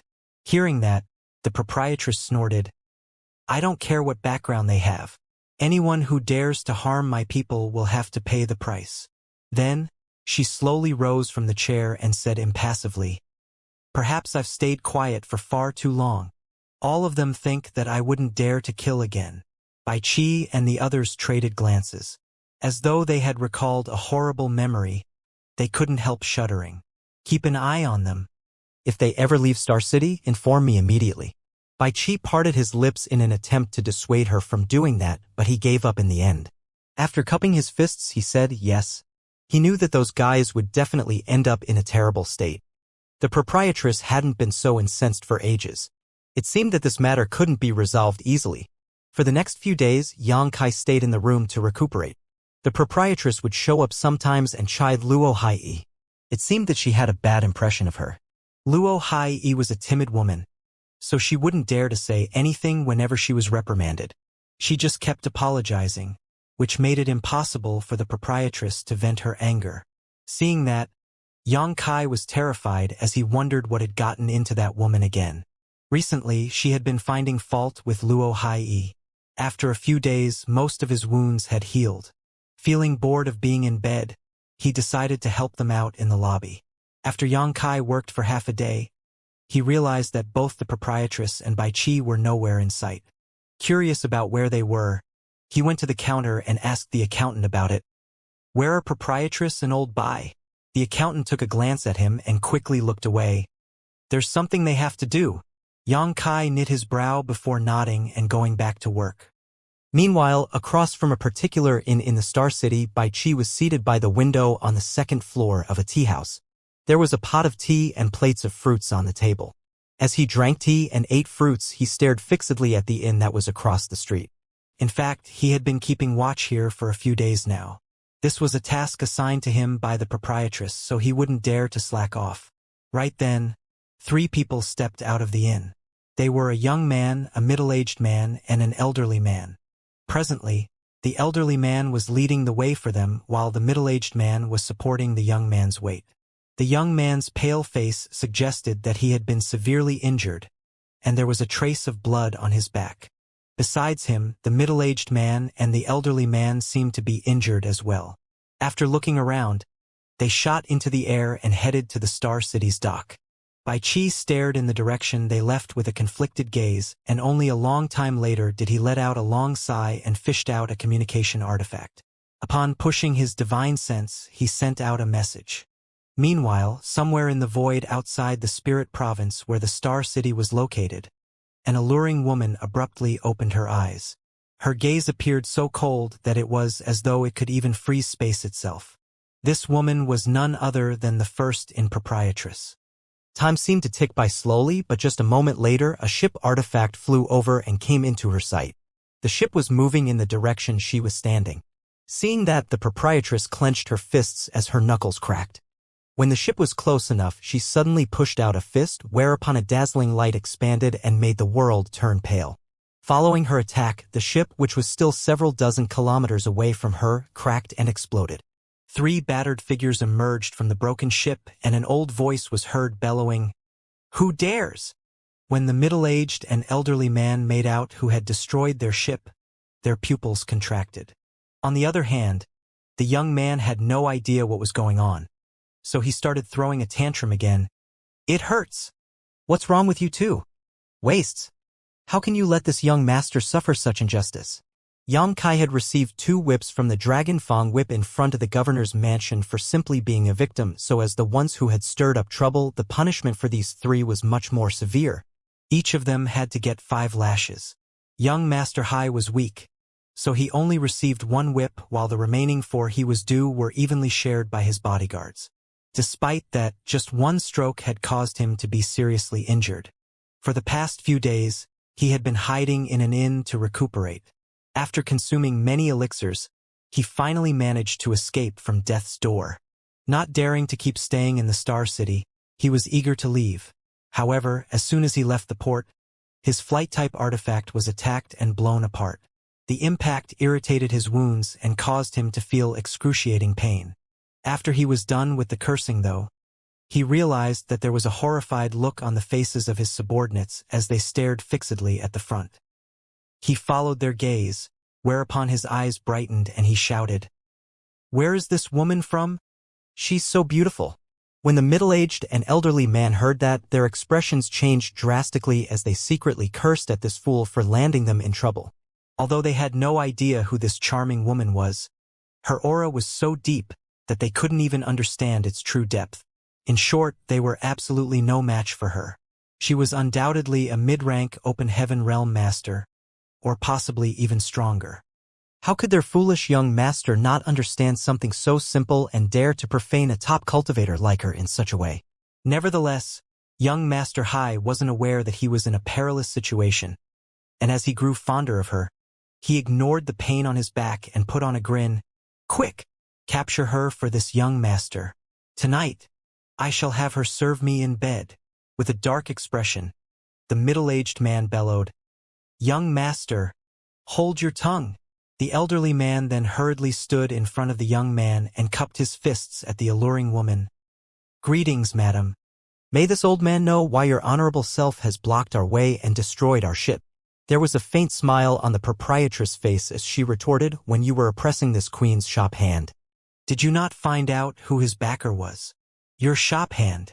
The elderly man furrowed his brows, but as he recalled something, his expression was filled with terror as he stuttered, "F first ins, Madame Lan." The proprietress snorted, "Old thing, at least you're not senile yet."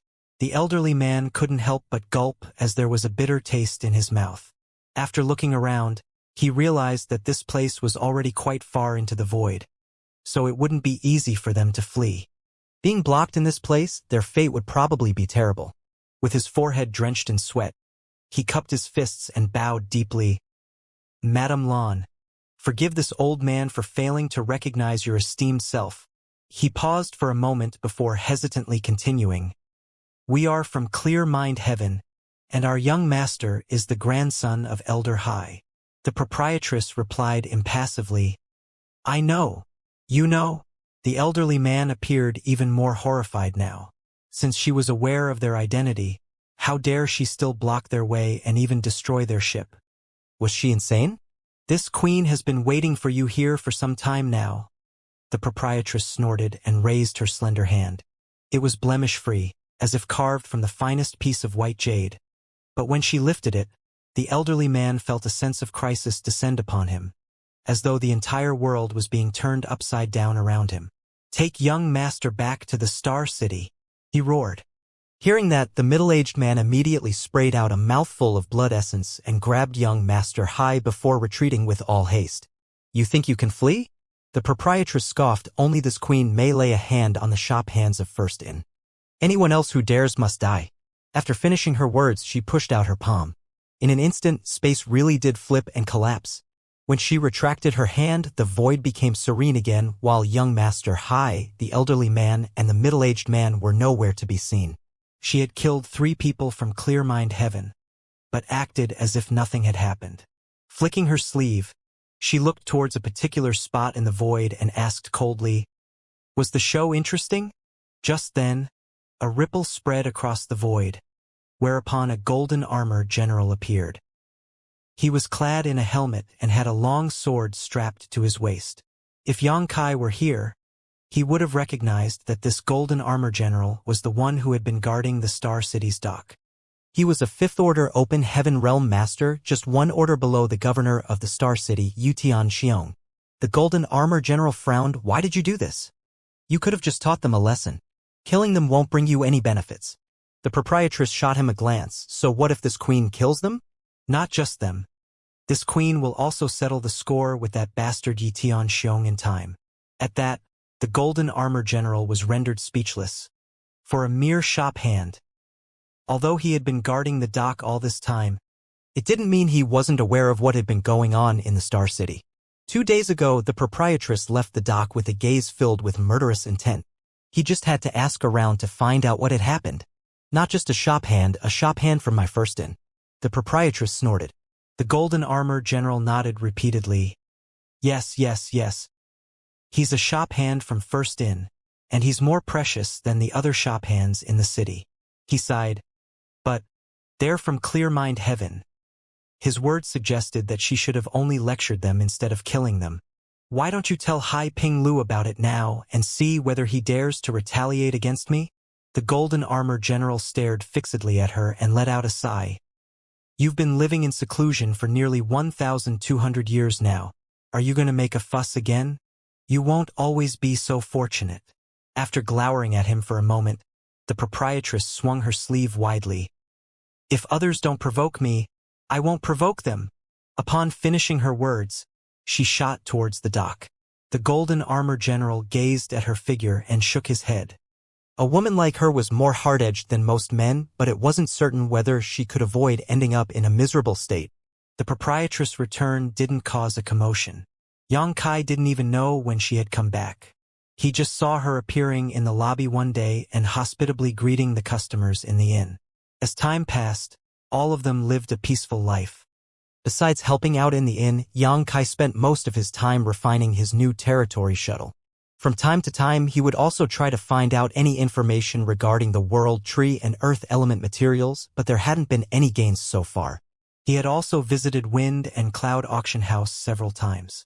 The proprietress had made a fuss in the auction house to save Bai Qi and him, but he had 7 faces, which was how he could enter the building without anyone recognizing him. No one in the auction house seemed to have any idea about the world tree, unfortunately. There were some earth element materials, but they were all below the 5th order, which were useless to him. The wood element he had condensed from the Immortal tree and the fire element he had condensed from the Golden Crow's True Fire were all high-rank materials. Xianxia couldn't stand the thought of squandering an impeccable foundation, so he was extremely picky when looking for an earth element material. At the very least, it had to be 7th order, otherwise it would be impossible for him to achieve greater heights in his power. Nevertheless, it wasn't easy to look for a high-rank earth element material. It was just a coincidence that he had acquired the Golden Crow's True Fire, so it was unrealistic to think that such an opportunity would simply fall into his lap again. That was the reason Xianxia had been a bit anxious of late. If he couldn't ascend to the open heaven realm, he would remain weak in the outer universe. Even the 2 Third Order Masters, who worked for young Master Hai, were enough to oppress him to death. However, Xianxia was too embarrassed to ask the proprietress about it. Moreover, if he really did that, he would expose his secret. Although the proprietress had been treating him well, they were not close enough to share such secrets, therefore he had been suffering from a headache recently. One day, Xianxia was busy serving customers when the proprietress called out to him via divine sense. After telling Luo Hai to be more attentive to the customers, he shuffled towards the rear court. After knocking on the door and opening it, he was surprised to see Bai Qi inside the room as well.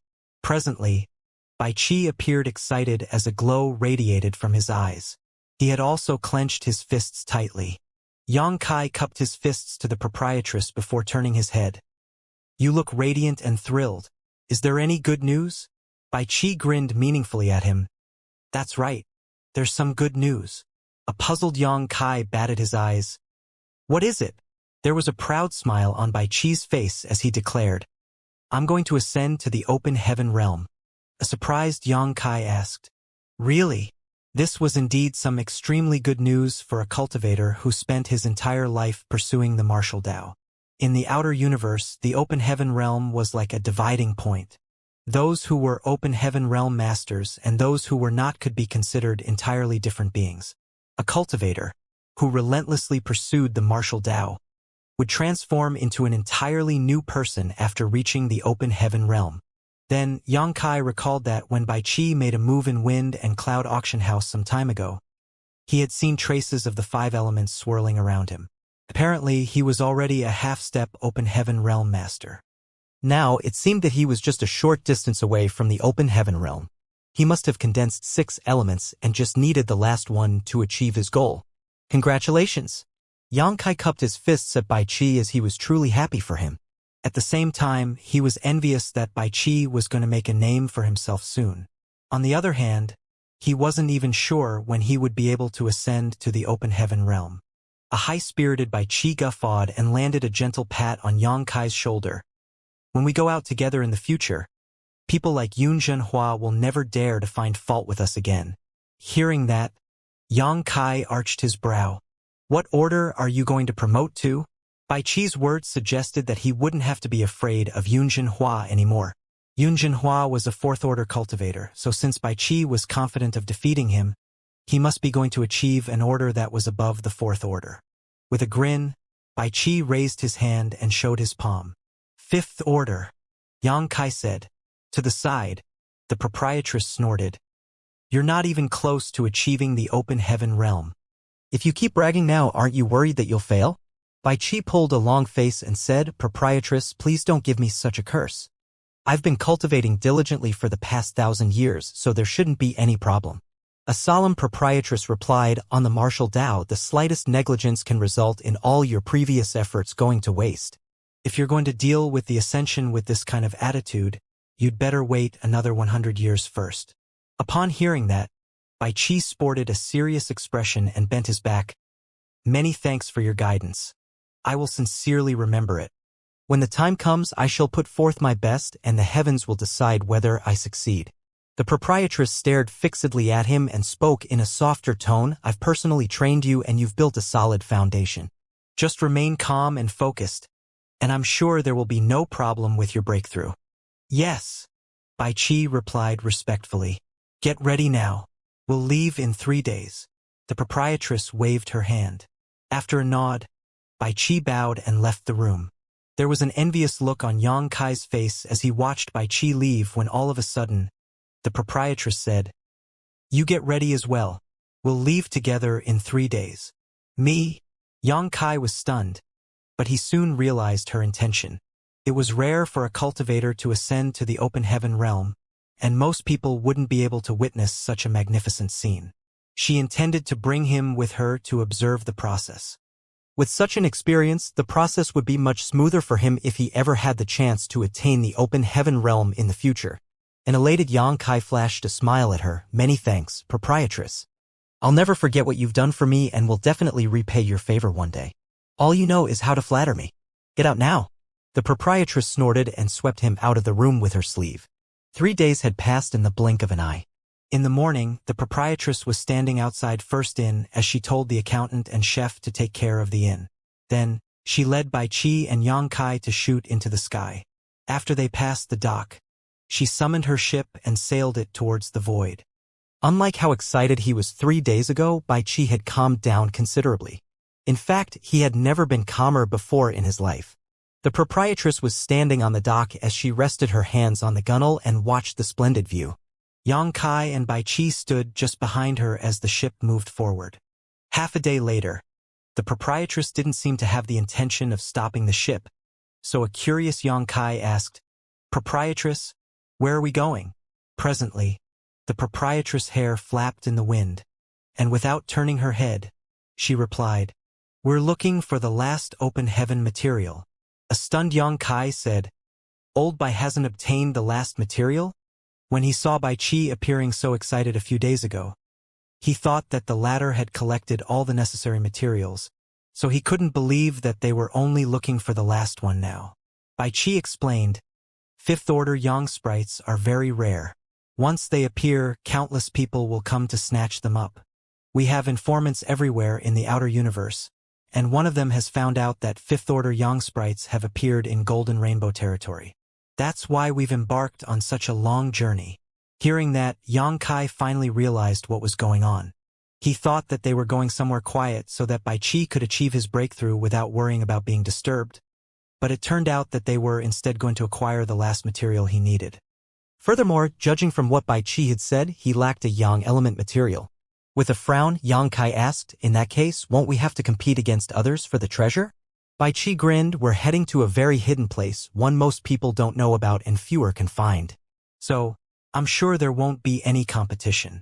I'll just have to go there and absorb it. In response, Yang Kai nodded.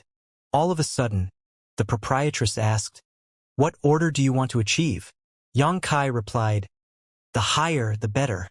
To which she replied, We all want to achieve a higher order, but you need to have a clear assessment of your capabilities. Everyone's limit is different. Just because a person has absorbed high-quality materials doesn't necessarily mean they can achieve a higher order. You have to work within your ability. I'll remember. Bai Qi took a glance at him and asked, By the way, what are the orders of the materials you've absorbed so far? How many elements have you condensed? At that, Yang Kai was lost for words. If he was asked this question a few months ago, he would have lied without batting an eye. However, now he wasn't willing to deceive these people, but he also didn't want to reveal his secrets just yet. Besides, if he told them that he had absorbed materials from the 8th order and even the 9th order, they wouldn't believe him. Seeing as he remained silent, the proprietress suddenly turned to look at him and smiled. You don't have to tell us if you don't want to. All of us have secrets anyway. Many thanks for your understanding, proprietress. With an awkward expression, Bai Qi examined Yang Kai and said in a hushed voice, If possible, I suggest that you tell the proprietress about it. With her help, it won't be difficult for you to achieve the 5th order. Besides me, the chef and the accountant are also going to ascend to the 5th order in the future. Only by attaining the 5th order would we stand a chance to reach the high-rank open heaven realm in the future. In the outer universe, we'll always be inferior if we can't ascend to the high rank. The cultivation of a cultivator wasn't fixed after their initial breakthrough into the open heaven realm. By consuming open heaven pills, they would still be able to improve their order by up to 2 orders. That was the reason Bai Qi had said so. I know. Yang Kai flashed a smile at him. Seeing as he wasn't willing to reveal anything, Bai Qi stopped forcing him. After apologizing to the proprietress, Bai Qi returned to the cabin to have a rest. As they moved forward at full speed, they would leave the ship from time to utilize the universe transference law to shuttle between universe temples. 10 days later, the trio arrived at Golden Rainbow territory. The second-class Great Force Golden Rainbow province ruled over this territory, hence its name. Upon reaching their destination, the proprietress fished out something that looked like a compass as she scanned the surroundings before adjusting their heading. Obviously, the compass could lead them to where the Yang sprites were located. 3 days later, a cloud of white mist suddenly appeared in the void. The mist looked elusive and translucent. One would have neglected it if they didn't search for it carefully. Seeing the mist, the proprietress straightened her face and said, We've arrived at our destination. Hurriedly, Bai Qi lifted his head and looked in that direction. Although he had suppressed his emotions, he could still barely contain his excitement. This couldn't be helped, as he had been waiting for this moment for 100 years now. Compared to the 5 elements, it was much harder to find yin and yang element materials. As such, within the same order, yin-yang materials were always more expensive than 5 elements materials. Moreover, at higher orders, they couldn't even be purchased for open heaven pills. First in could be considered a powerful great force, but over the years, they hadn't managed to help Bai Qi find a suitable yang element, which went to show how scarce such materials were. If it weren't because of this special opportunity, Bai Qi would have had to wait for even longer. In the blink of an eye, the ship reached the white mist. Upon closer inspection, Yang Kai realized that it wasn't a mist at all, but he couldn't make out what it was either. It looked like a pile of cotton, but a clear aura of spatial fluctuations could be felt coming from it. It was then he came to the realization that this thing that looked like a mist or a pile of cotton was actually the entrance to a sealed world, and the Yang sprites must exist inside. It was no wonder that Bai Qi said rarely anyone could find this place. Yang Kai was thinking that if fifth-order Yang sprites had appeared, there was no way no one else could detect them. After all, many people would hack each other to death to get their hands on such treasures. Now, it seemed that he was mistaken. Standing in front of the mist, the proprietress examined it for a brief moment before forming a hand seal. Following that, she stuck out a finger. As though the mist had received her order, it separated to the sides and revealed a passageway. "Let's go," she ordered as she engulfed the others in her world force and dashed towards the passageway. After they entered, the mist closed again. At that instant, space seemed to be spinning around Yang Kai, and when he came to his senses, he realized that he had reached a different world. Before he could even scan the surroundings, he could clearly feel that this place was filled with very potent Yang element power. "It's a sealing Yang domain." The proprietress arched her brow as she was evidently surprised.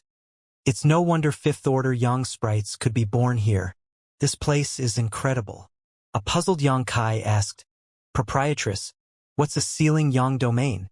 To which she explained patiently, "A sealing Yang domain is a very special type of sealed world where Yang Qi gathers and does not leak out, growing richer and denser over time, which gives rise to Yang sprites. As time passes, the order of the Yang sprites will become greater as well. Even if you take all of them away at once, new Yang sprites will be born again after 800 to 1,000 years. It could be said that the Yang sprites here were inexhaustible. There were other sealing Yang domains in the 3,000 worlds, but all the known ones were controlled by powerful great forces. The Yang sprites were either used by their own disciples or traded for other resources with other great forces." An agitated Bai Qi said, "Proprietress, we're rich.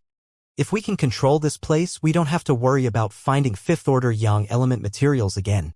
In response, the proprietress nodded her head. "I'll look around after we're done. If this place is truly valuable, I'll come up with a way to control it." This sealing Yang domain wasn't expansive, as it was only the size of 2-star cities. Tracing the source of the Yang Qi, they soon reached a lake that was shimmering.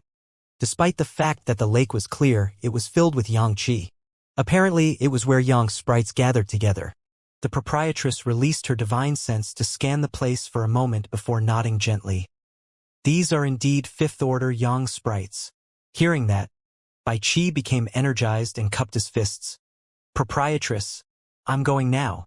Be careful," she urged. Yang Kai also cupped his fists. "Old Bai, I wish you success." Bai Qi flashed a smile at him. "I'll definitely bring back some good news." Then, he plunged into the lake. But there wasn't even a ripple that could be seen on the surface. Yang Kai and the proprietress watched as Bai Qi swam to the deepest part of the lake where a very pure power from the Yang sprites had gathered together. Bai Qi shot into it and sat down with his legs crossed. Following that, he activated his power with a never-before-seen solemn expression. He had been cultivating 1,000 years for this moment, so there was no holding back for him. Soon, he was seen attentively absorbing a Yang sprite to condense the last Yang element power. The proprietress and Yang Kai walked around the lake as she performed a hand seal and shot a flag into the void. Although this place was hidden, they had to be extra careful. The fact that Bai Qi was breaking through to the open heaven realm was immensely important, and there mustn't be any accidents. Despite the fact that the proprietress was personally standing guard for him, she still had to set up an array here to prevent anyone from disturbing him. After an hour, she had planted 16 flags around the lake. When she was done with the last one, she spread her slender hands and yelled, "Rise!" In complete silence, a mist expanded and engulfed the entire lake. Nothing else could be seen again. Yang Kai had been following her and watching what she was doing. Although he had no idea what kind of attacks the spirit array could fend off, there was no way the proprietress' work was second-rate. Moreover, she was a sixth-order master who was famous throughout the 3,000 worlds. With her standing guard here and the help of the spirit array, even if someone accidentally barged into this place, that person wouldn't dare to disturb Bai Qi. After the proprietress was done with all this, She took a look at Bai Chi's location and said in a small voice, "He'll have to rely on himself now. In order to break through to the open heaven realm, one first needed to condense the power of yin, yang, and 5 elements into their Tao seal. A cultivator would then split heaven and earth apart inside their own body. Once they succeeded, a small universe would be formed inside of them. At that point, they would be infused with world strength and become capable of wielding world force. That was the most distinct characteristic of an open heaven realm master. Great emperors had to rely on a particular universe world to use world force. However, open heaven realm masters didn't have such restrictions as they had a world within themselves. Also, different from great emperors, the power an open heaven realm master was able to use could grow. Their power was directly correlated to the strength of his or her own small universe. No one else could help Bai Chi at this point. The reason the proprietress had come to this place was to protect him, so that no one would disturb him. Upon reaching the top of a mound that was 3 kilometers away, the proprietress fished out a table and 2 chairs. There were some tools for making tea as well. Without the need for her to say anything, Yang Kai started making tea for her. In the past, he would never be willing to do such a thing. However, after getting her help several times, he realized that his impression of this woman had changed. He no longer felt hostile towards her. Nevertheless, the change also brought with it some doubts that got stuck in his heart. Soon, the tea was ready. While the proprietress elegantly sipped the tea, she had a small talk with Yang Kai and chuckled from time to time. On the other hand, Yang Kai learned the stories of many famous people in the outer universe from her. Time passed by very quickly. 3 days later, the lake inside the array still remained serene. Yang Kai knew that this process couldn't be rushed. Bai Chi had to condense his own yang element first before attempting to break through to the open heaven realm, a feat that couldn't be achieved in just a few days. After 5 more days, there came a moment when the proprietress, who was having a chat with Yang Kai, straightened her face and shifted her attention to the array. Her gemstone-like eyes seemed able to see through the void and look deep into the array. Then, she exclaimed, "It's starting!"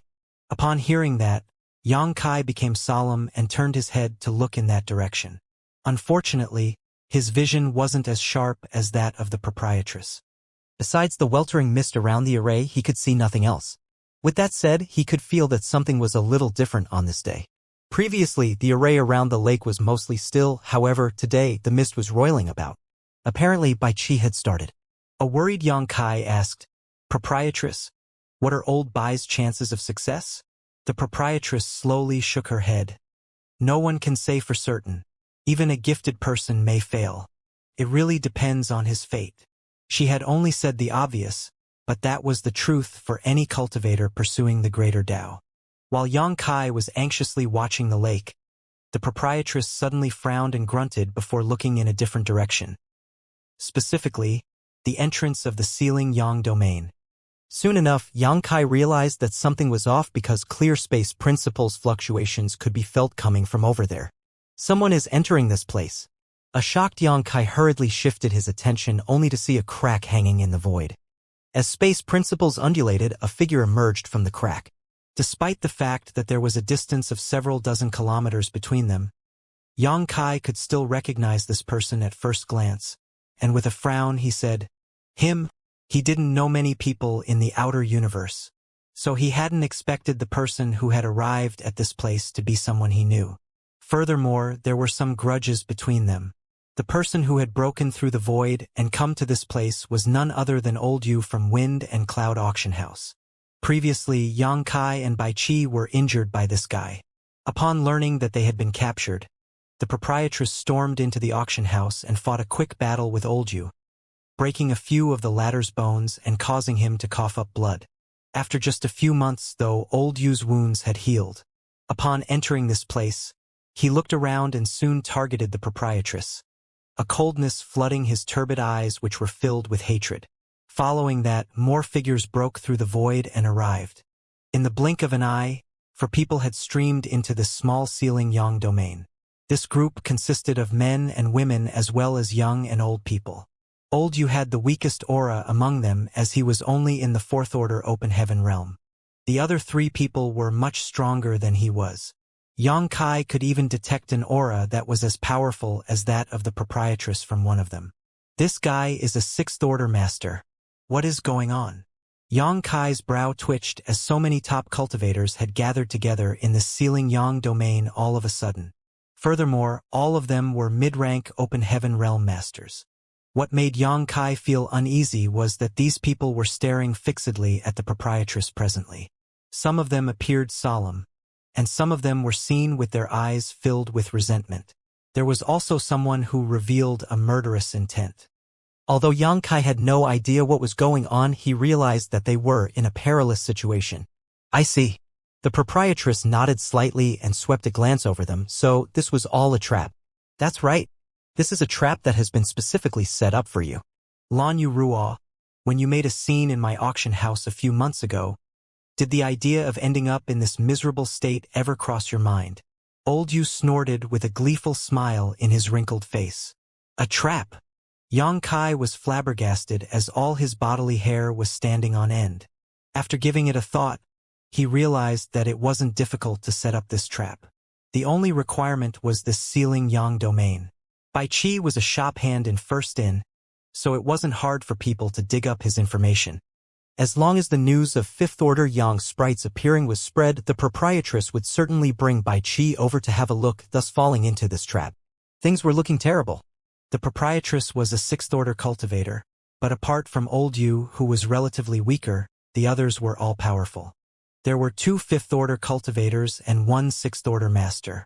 Furthermore, they were stuck inside the Sealing Yang domain, and it wasn't possible for the proprietress to simply defeat them.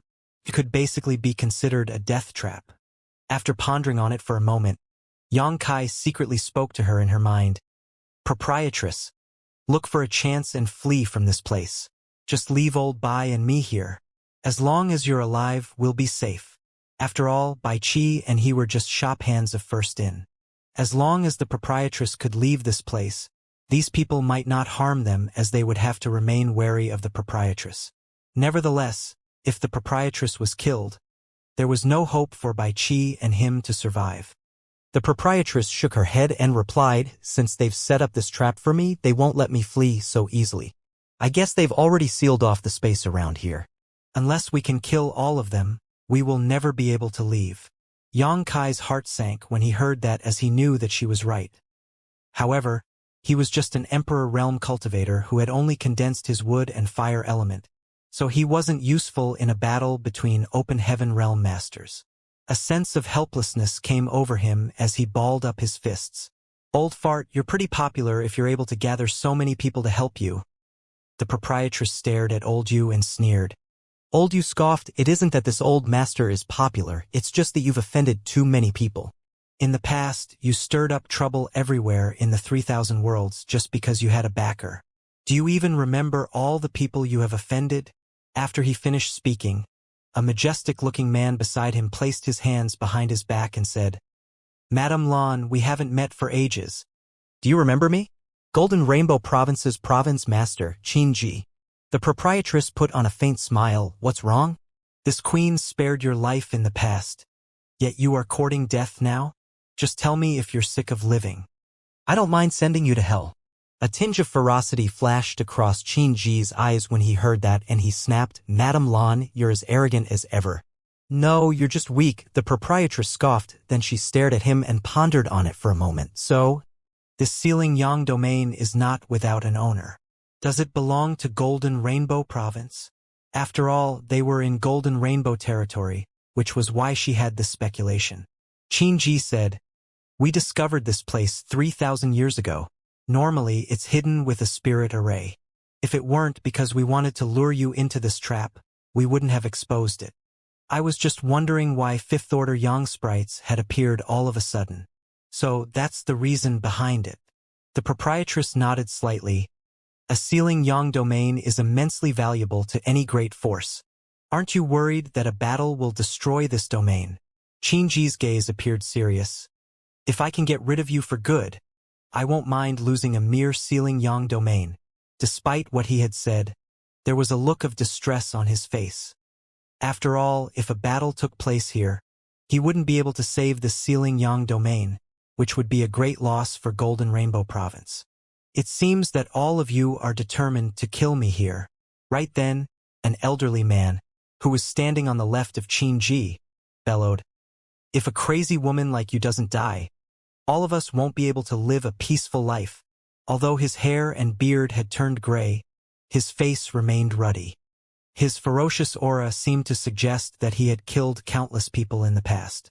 Then, he snorted, "You're only a 6th Order Open Heaven Master, but you're already able to kill innumerable people and dye the 3,000 worlds with blood. If you ever ascend to the 7th Order, there's no way we can survive."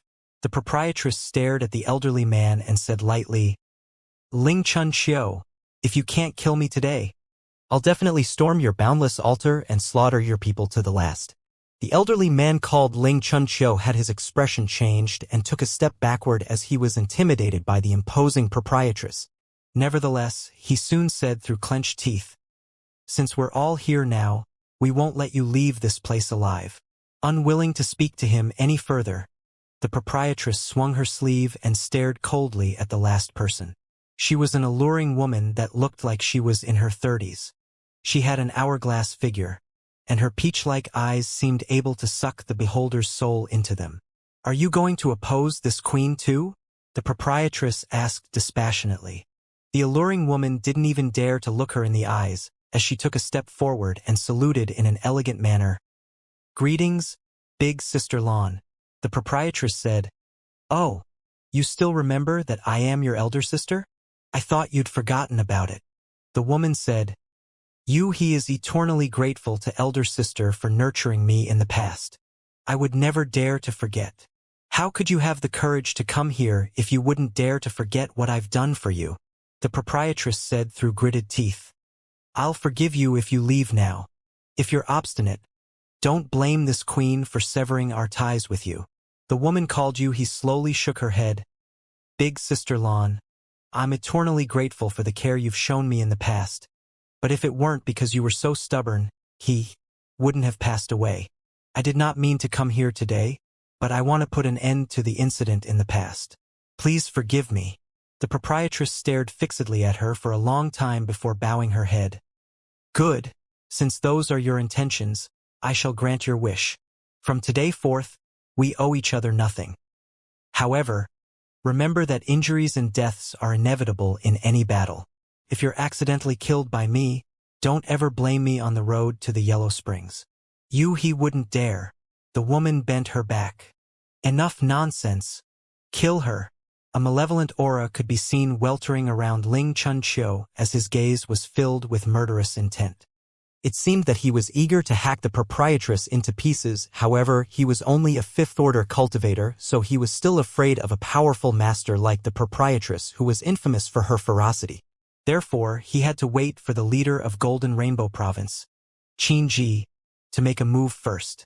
Since Xianxia hadn't begun, he wouldn't dare to take the lead. With his hands behind his back, Xianxia bellowed, "Madame Lon, regardless of whether you were in the wrong for what had happened in the past, you have indeed killed countless of our disciples from Golden Rainbow Province. As the province master, this Qin will help those fallen souls obtain justice today. If you're smart, surrender immediately. If you dare to resist, don't blame us for oppressing you with numbers on our side. You want me to surrender without a fight? In your dreams?" the proprietress retorted. "In that case," Xianxia took a deep breath, "prepare yourself." He barked. After he finished speaking, the illusory phantom of a small universe world flashed behind his back. He pushed out a fist, and as the aura of world force permeated the place, a gigantic fist shadow shot at the proprietress. The moment he made a move, Ling Chun Xiu and He, who were well prepared, summoned their artifacts and attacked the proprietress. At that instant, the space around the proprietress became as it began to tremble and warp. Seeing that, Xianxia tensed up.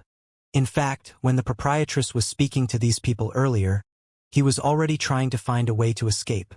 However, in the face of absolute power, all tricks were futile. At that moment, he was completely clueless about what to do. As 3 mid-rank Open Heaven Realm Masters made a move at the same time, Xianxia felt his skin tightening as a sense of danger engulfed him. Although the attacks were not aimed at him, the mere fallout from this exchange was enough to crack the world around them and kill him on the spot. At the most critical moment, a gentle force wrapped around him and pushed him away.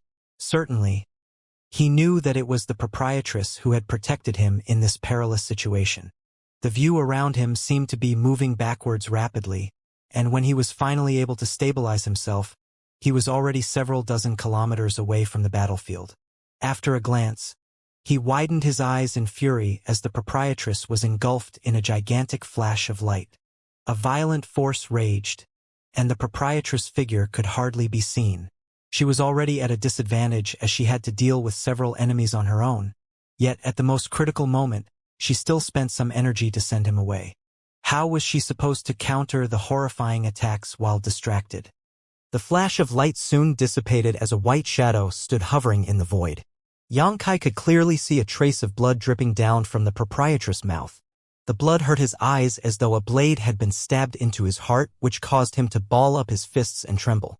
If it weren't because she had to protect him, she wouldn't have gotten injured. Although their attacks were horrifying, she could have dodged them with ease had she not been burdened with him. "Brat, you're still in the mood to be concerned about someone else?"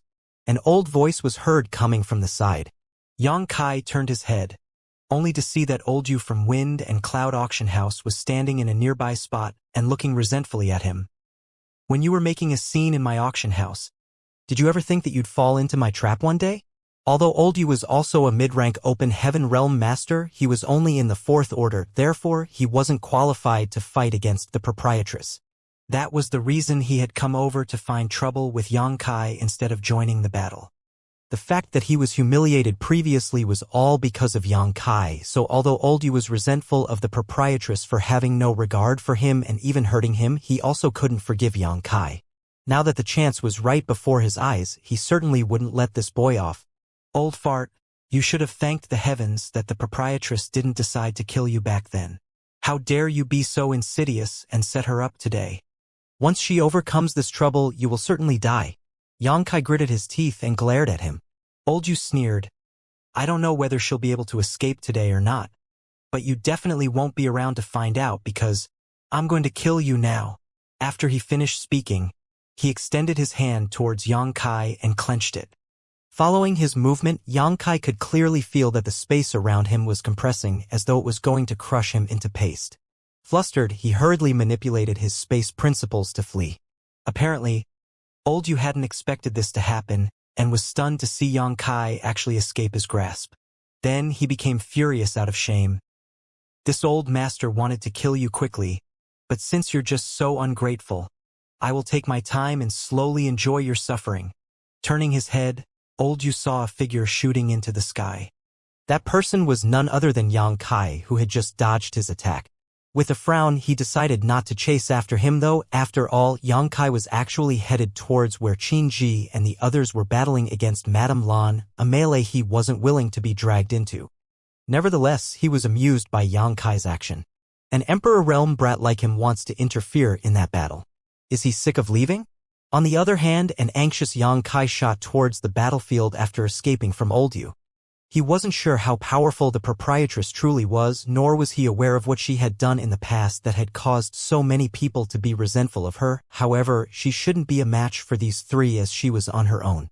With that said, if he could help her eliminate a 5th-order cultivator, he could significantly ease her burden. It might even allow her to flip the situation around. Given his strength, Xianxia wasn't useful in this battle at all. Instead, he might even become a burden for the proprietress. However, he still had a trump card with him, which was the last Miameng golden tail feather. At that time, Miameng had given him 3 golden tail feathers. The first one was used in the Golden Crow Divine Palace to kill the Golden Crow who had feigned death. The second one was used on the proprietress to force her to back off. Xianxia now had just one left. The golden tail feather could hurt the proprietress, so if it was used on a 5th-order cultivator, it could severely injure that person, and if he was lucky enough, he could even kill that person. By then, the situation would be turned around. At the thought of this, he escaped from Old You with all his might and headed towards the battlefield. Nevertheless, he soon realized that he was too naive. Presently, Figures could be seen flying around the battlefield as the powers of their secret techniques and artifacts exploded. The powerful fluctuations of their attacks spread out wildly, so he couldn't even approach within 10 kilometers around them, let alone launch a sneak attack on one of the Fifth Order Masters using the golden tail feather. Instead, he was swept away by the shockwaves several times. After a glance, he realized that the proprietress had been distracted because of his presence and was put in an even more dangerous situation when she was already at a disadvantage. Xianxia was flustered, and at the same time he realized that the proprietress wouldn't leave the lake where the Yang sprites existed. Apparently, she was trying to protect Bai Qi, who was attempting to achieve a breakthrough. The proprietress had arranged an array around the lake that could fend off some energy fluctuations. However, this was a fierce battle, and the array wasn't able to fully ward off its impact. That was the reason the proprietress was restricted, as she wouldn't dare to fully use her power. On the other hand, Qin Ji and the others were not holding back at all. Old Bai! Xianxia's gaze brightened. If Bai Qi could successfully break through at this point, he would be able to help the proprietress, as he was going to be a fifth-order cultivator. Although his realm wouldn't be stabilized, he could at least hold up an enemy and help share the proprietress' burden. However, the process of ascending to the open heaven realm was extremely dangerous. Could Bai Qi, who was currently being disturbed, succeed? Then Xianxia realized that an aura had locked on him from behind. Without the need to turn his head, he knew that Old Yu must be flying towards him. I've always heard that Madame Lan takes good care of her subordinates, and that seems to be the case. The shop hands from First Inn are extremely lucky to have a shopkeeper like her, Old Yu said as he walked over. All of a sudden, Xianxia had a bad premonition. As Old Yu spoke, he reached a spot that was only 3 kilometers away from the lake. With a dispassionate gaze, he took a look at the mist around the lake and said, "If I'm not mistaken, the person inside the lake is Bai Qi, right?" His voice wasn't loud, but the proprietress, who was locked in an intense battle, could still clearly hear him. Since they were able to find out that Bai Qi needed to absorb a yang element to ascend to the open heaven realm, it wasn't so difficult for him to realize who the person inside the array was. This old master will kill Bai Qi now. Lan Yu Ruo, let's see what decision you'll make. Old Yu bellowed. Shameless! Xianxia cursed through clenched teeth, his eyes turning bloodshot. Apparently, Old Yu could see that the proprietress was restrained, as she wouldn't want to escalate the battle lest Bai Qi be disturbed, but he still said such a thing to incite her. Certainly, the proprietress would be agitated upon hearing that. Moreover, if Old Yu really made a move, no one else could protect Bai Qi except for the proprietress. Once she lost focus, she would fall into a worse situation than it already was. The winner takes all in any life and death battle. Shamelessness is irrelevant. Old Yu shot Xianxia a cold glance as he used a hand seal to gather his world force. He seemed set to destroy the spirit array around the lake. Xianxia naturally wouldn't allow him to do that, as Bai Qi was the key to winning this battle. If Bai Qi could successfully break through, the proprietress would be able to break free from the restraints on her and use her full strength to battle against these people. By then, Bai Qi could also join the battle. Even if he couldn't defeat them, he could protect himself at the very least. Therefore, Xianxia couldn't allow Old Yu to harm Bai Qi. At the thought of this, Xianxia charged towards Old Yu like he was a wild beast. On the other hand, Old Yu remained in the same spot with a calm expression. There was a tinge of mockery behind his gaze as he watched Xianxia pouncing on him. "You court death by coming to me." After he finished speaking, he pushed out a palm. The speed at which he extended his palm was extremely slow, but following his movement, it seemed like 2 worlds had smashed together. As his hand extended further, the space in front of him shredded. Xianxia, who was charging forward at full speed, seemed to have crashed into an invisible wall as he became unmoving. After a loud boom was heard, his 5 viscera and 6 organs shifted greatly in his body, and he sprayed out a mouthful of blood. However, he didn't seem to have any intention of retreating as he extended his hand into the void and grabbed the azure dragon spear. Upon surging all his strength, he forcefully pushed his spear forward. An abstruse martial truth seemed to be whirling around the tip of the spear as a fist-sized black hole manifested at the point of his weapon. Old Yu arched his brow in surprise. He thought that given Yang Kai's cultivation, the latter would have turned into dust upon impact. However, Yang Kai had only suffered some minor injuries. Moreover, the force that had been released through his spear wasn't something a mere Emperor Realm Jr. should possess. Given Old Yu's acute vision, he immediately realized that the spear in Yang Kai's hands was an extremely rare treasure, causing his gaze to become fiery. The Azure Dragon Spear was given to Yang Kai by the giant spirit god Ada. He had no idea who made the spear, but through his dragon vein, Yang Kai could clearly feel that this spear was refined from the spine of an adult dragon. As Yang Kai pushed the spear forward, an azure dragon manifested and its roar shook the entire world. Such a spear could be considered one of the best artifacts in the entire outer universe. However, Yang Kai was clearly too weak to fully draw out its power. As dragon pressure permeated the air, the azure dragon swam through the sky. A stunned Old Yu widened his eyes and said in a shaking voice, "A dragon artifact?"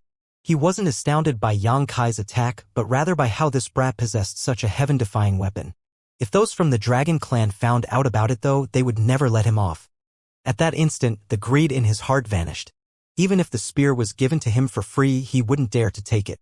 Unless he never let its existence become public knowledge, the Dragon Clan would certainly come looking for him one day. When that happened, even Wind and Cloud Paradise wouldn't be able to protect him. Those who are ignorant are truly fearless. Old Yu tutade. Any experienced person in the 3,000 worlds would never choose to use such an artifact, but an Emperor Realm Jr. like Yang Kai had the guts to openly display it. The only explanation was that he was completely ignorant. As Old Yu was shocked, the power of his palm also diminished a little. Yang Kai directly charged forward for more than 1,000 meters and reached a spot that was just several dozen meters away from Old Yu. However, that was as far as he could go. Old Yu used a different hand seal again, which forced him to stop in his tracks as he was bound in place by an immense force. Regardless of how hard he tried, Yang Kai was unable to move forward at all. "Since you court death, this old master will grant it to you." Old Yu snorted. With a gaze filled with mockery, he stared at Yang Kai and raised his hand in an attempt to land a palm on his head. Following his movement, a green hand that was made from world force appeared above Yang Kai's head. At this life or death moment, Yang Kai flashed a grin all of a sudden. Seeing that, Old Yu suddenly had a bad premonition. Although he had no idea where this feeling was coming from, he was extremely alarmed as though something terrible was about to happen. Right then, Yang Kai pushed out a beam of golden light. There seemed to be a large feather hidden in the golden light as a ferocious aura burst forth. Old Yu widened his eyes as all his bodily hair was standing on end. There was a chill that shot up from the soles of his feet to the tip of his head, and without hesitating, he surged his power to form a protective barrier around himself. Simultaneously, he dashed back to widen his gap with Yang Kai. As the golden light expanded, a gigantic golden rooster abruptly appeared. It was so enormous that it was as though it could prop up the heavens themselves. Upon its appearance, the entire sealed world shook violently, as though it was unable to bear the rooster's might. Old Yu's eyeballs seemed to be shaking as he stared fixedly at the golden rooster.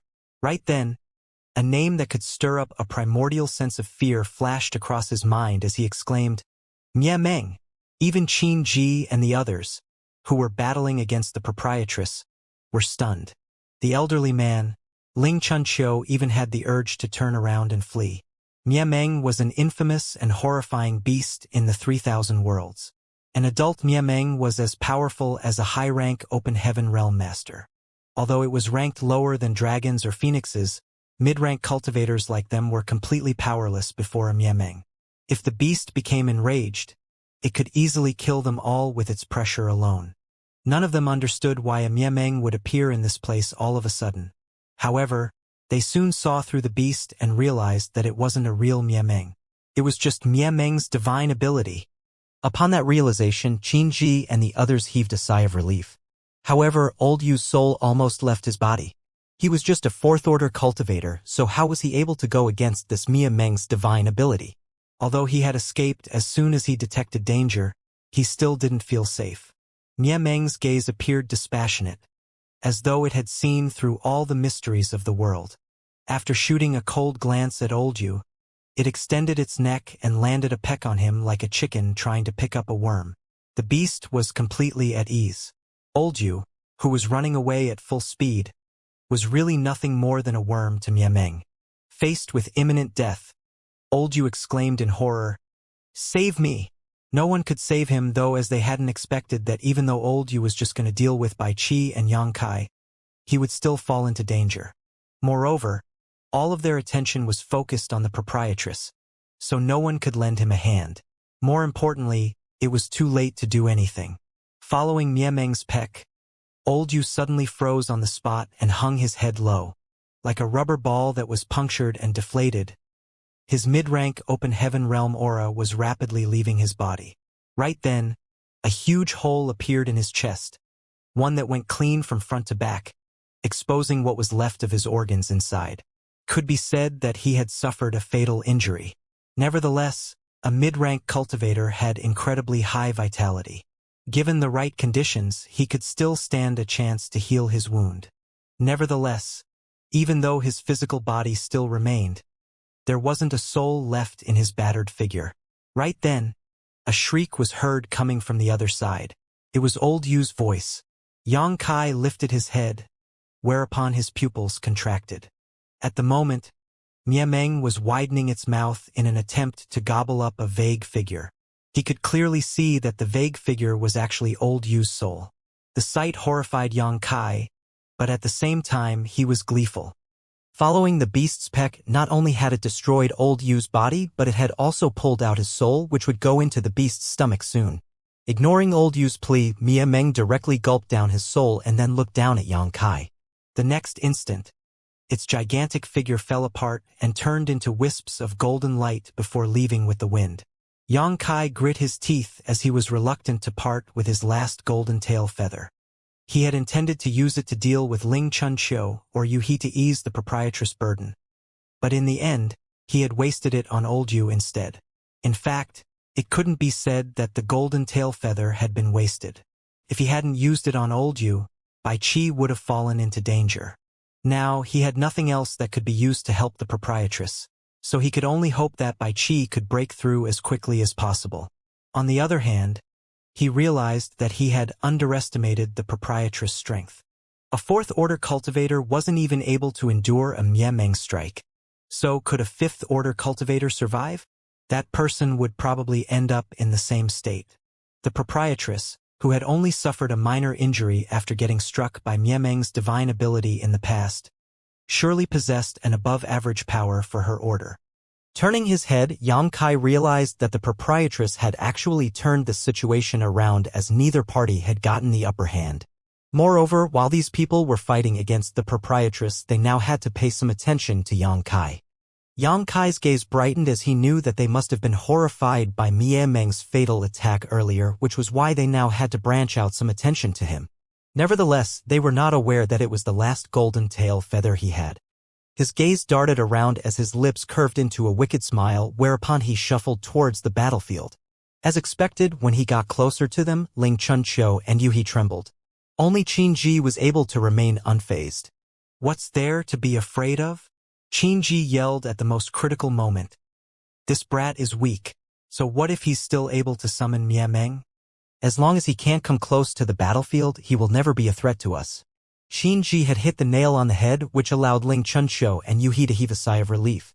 Both of them thought that he was right.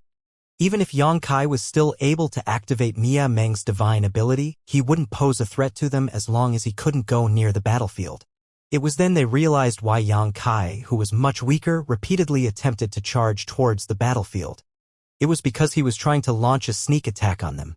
At that instant, they were reeling from shock. If he managed to come close enough to them, one of them would have been killed instead of Old Yu. They were not confident about parrying Miameng's strike. At the thought of this, they stopped holding back as their violent forces swept out again. In midair, the proprietress wielded a whip as her weapon, stirring up gales and bringing down beams of lightning. The innumerable whip shadows not only protected her but also Bai Qi in the lake. Nevertheless, even though she was powerful, she still couldn't fully use her power given the worries she had. Therefore, not long after she flipped the situation around thanks to Yang Kai, she fell into a disadvantage again. Qin Ji and the others widened their eyes as their gazes were filled with anxiety and disbelief. However, They had done their best to overestimate the proprietress' strength, but after they traded moves with her, they realized that they had still underestimated her.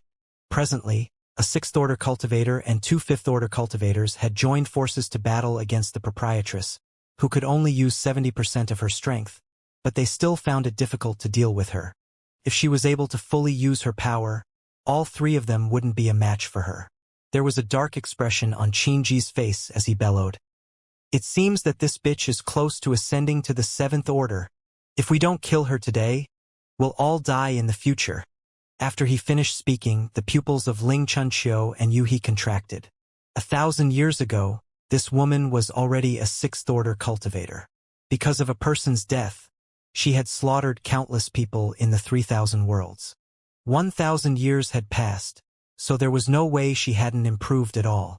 It was apparent that she was close to ascending to the 7th order. 1,000 years ago, she was already able to turn the 3,000 worlds upside down, so if she successfully reached the 7th order, none of them would be safe from her revenge. Therefore, after Qingji finished speaking, all 3 of them didn't dare to hold back again, as they brought out their trump cards to deal with the proprietress. Just then, the lake, which was protected by the proprietress' spirit array, exuded a series of abstruse fluctuations. The fluctuations were so profound that it was as though a whole new world was about to be born. Damn it! Qingji's expression changed as he stared solemnly at the lake. Bai Qi is about to break through. All of them were open heaven realm masters, so they were familiar with these fluctuations. Apparently, it was the sign of a cultivator ascending to the open heaven realm as heaven and earth split apart in their body. At this moment, the lake was still protected by the spirit array, but the fluctuations were still felt coming from it, which went to show that his ascension wouldn't be a quiet one. If his ascension was this vigorous, it meant that the order he was going to achieve wouldn't be low. It was just like what they had found out. They knew that Bai Qi was going to attain the 5th order open heaven realm, which was why they made use of 5th order yang sprites to attract the proprietress to come over. If Bai Qi successfully broke through at this point, all of them would be doomed. At that instant, Qingji yelled, "Lady Yuhi!"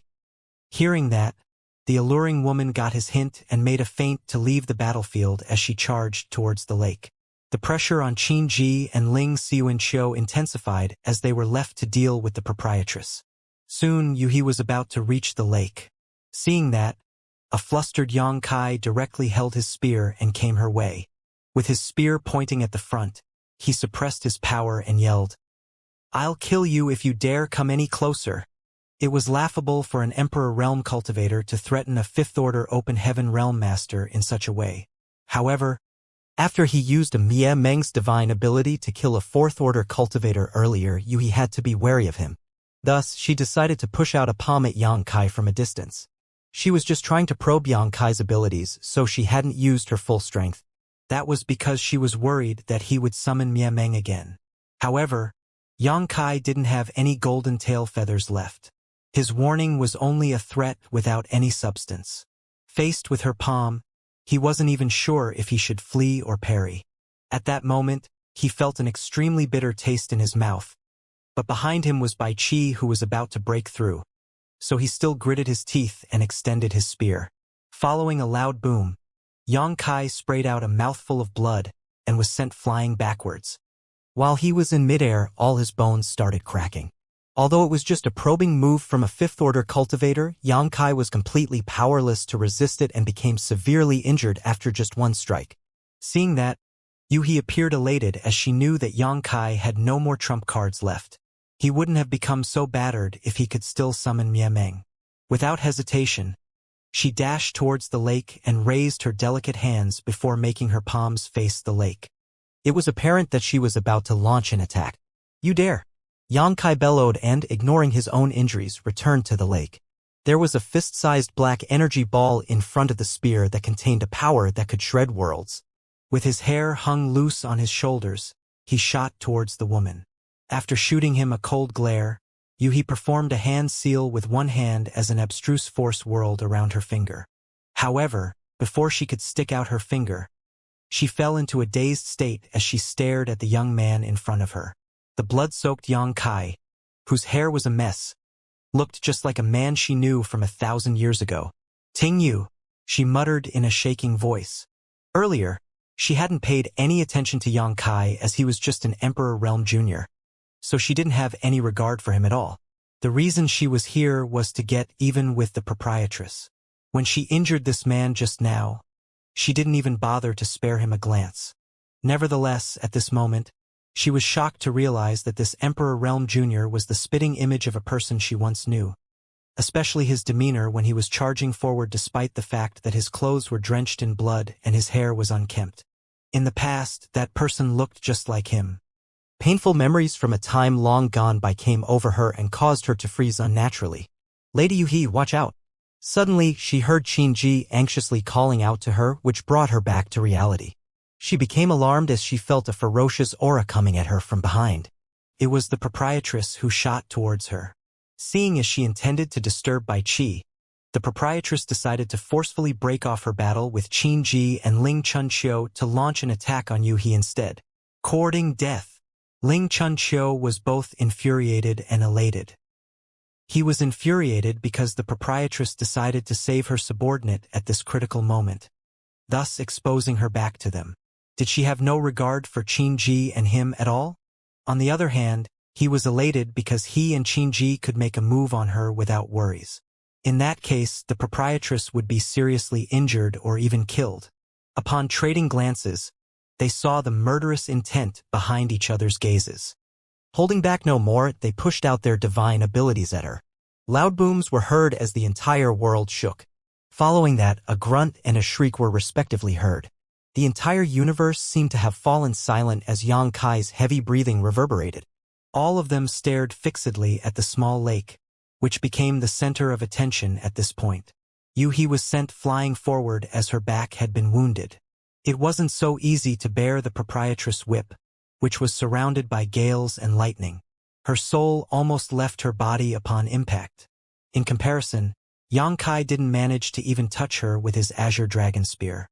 Fortunately for Yuhi, the proprietress had to divert some energy to parry the attacks from Qinji and Ling Chunqiu, so she hadn't managed to fully exert her force with the whip. Otherwise, this woman would have lost her life by now. With that said, Yuhi's face had turned ashen, and her aura had become unstable. She was still reeling from the impact.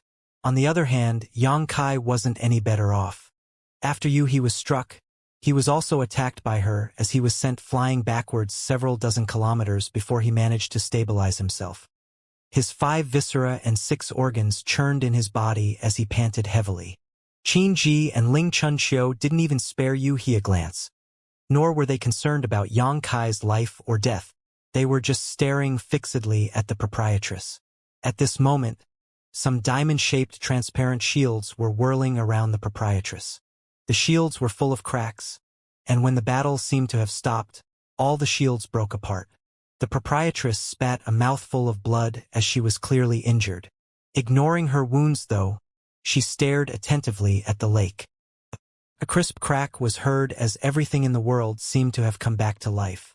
Both Yang Kai and the proprietress turned ashen, while Qinji and Ling Chunqiu heaved a sigh of relief.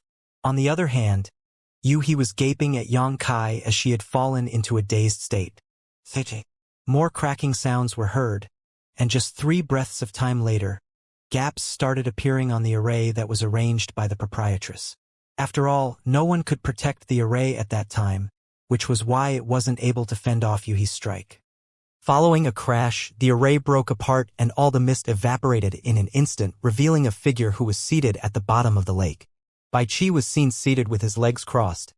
The yang element at the bottom of the lake was gone as it had been absorbed by him. However, at this moment, the power of yin, yang, and 5 elements around him were a mess. The illusory phantom of the small universe world kept flickering as though it was going to fall apart at any moment. Bai Qi looked up at the proprietress. There was a bitter and unwilling smile on his face. He parted his lips in an attempt to say something, but he kept silent eventually. He had been cultivating for 1,000 years for this moment, but in the end, all his efforts had gone to waste. During the most important moment of his breakthrough, he was interrupted by a 5th-order open heaven realm master. Therefore, despite the fact that he had done his best, he was unable to complete his ascension. It was just a matter of time before the embryonic small universe world in his body disintegrated. Once that happened, the power of yin, yang, and 5 elements would explode and he would die without a complete corpse. The proprietress looked down at Bai Qi, who was inside the lake. The clear lake water wasn't able to shut out her apologetic gaze. The light went out in her usually bright eyes, which could easily arouse anyone's pity. She slowly closed her eyes and took a deep breath. When she opened her eyes again, a violent aura radiated from her as her hair flapped in the air.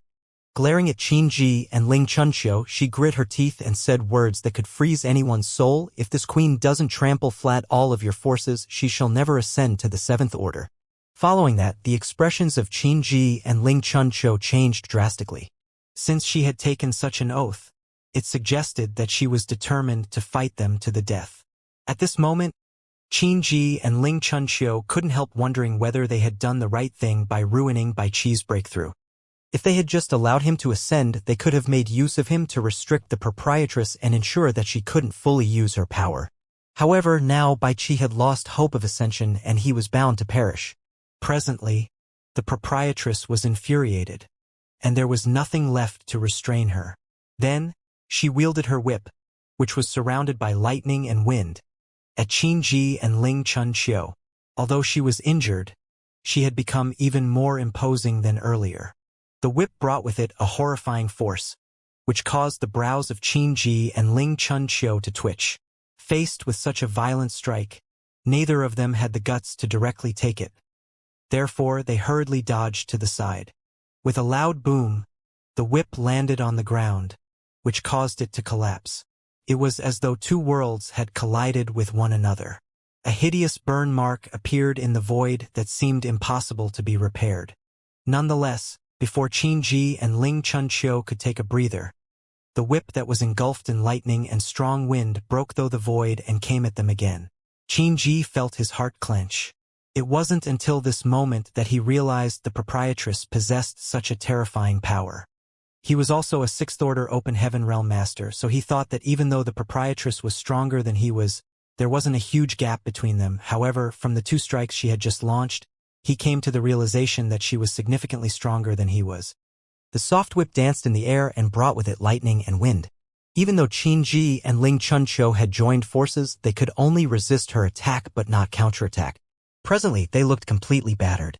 Cracks had been formed on the ground upon impact as both the sealed world and the void were trembling violently. With no one else to hold her back, the proprietress didn't have to worry about anything again. The sealed world was unable to contain her world-destroying fury, so it was just a matter of time before it collapsed. "Quickly help us!" Qin Ji bellowed. Upon hearing that, Yuhi finally came to her senses and took a longing glance at Yang Kai before striding towards the battlefield. The next instant, rumbling sounds were continuously heard as fallout swept across the entire world. As world force undulated, for figures engaged in a life-and-death melee. In the end, a sealing yang domain was just a type of sealed world, so it was unable to withstand the impact of the battle between 4 mid-rank cultivators. Furthermore, the proprietress was determined to kill all of them, so she no longer held back any of her power. In just a short moment, the sealing yang domain started showing signs of collapse as chaotic space principles began flooding the world. Yang Kai was unable to interfere in such a battle. Although he was worried about the proprietress, there was nothing much he could do at the moment. After stuffing some pills into his mouth, he rushed towards Bai Qi and stared at him. He parted his lips for a moment, but he wasn't sure what to say. It had only been a short time since they got to know each other, but they got along well, so Bai Qi could be considered his first proper friend since he arrived in the outer universe. Yang Kai thought that Bai Qi would achieve a massive breakthrough today and make a name for himself in the outer universe, but the latter was pushed into an abyss at the most critical moment. Everyone's fate is different, so I guess it's the end for me now. Bai Qi put on a sorrowful smile. Although he was still trying his best to maintain the balance of power in his body, it wasn't easy to bring order to the power of yin, yang, and 5 elements that had fallen into chaos. Presently, they were rampaging around in his body and clashing with one another. Blood was streaming out from his pores, which made him look quite pitiful. Yang Kai licked his dry lips and asked, "What's going to happen to you?" "If I'm lucky, my martial Tao will be destroyed. However, if I'm unlucky, My soul will perish. Bai Qi forced a smile. Whatever the outcome, I'll never be able to serve the proprietress again. Don't overthink it. In a bitter voice, Bai Qi replied, I'm fully aware of the situation I'm in. While they were speaking, rumbling sounds were heard as the entire ground shook. Finally, the sealed world was unable to bear the fallout from the battle between these four mid-rank cultivators anymore and began to break apart. When the seal world disintegrated, the disarrayed space principles came at them from all directions. The average Emperor Realm Master could do nothing but be swept away by this flow and be dragged into the void crack. Fortunately, Yang Kai was a master of the Tao of space, so he hurriedly manipulated space principles to protect Bai Qi and himself before fleeing the chaotic void. Raising his head, he realized that the proprietress and her opponents had also left the sealed world.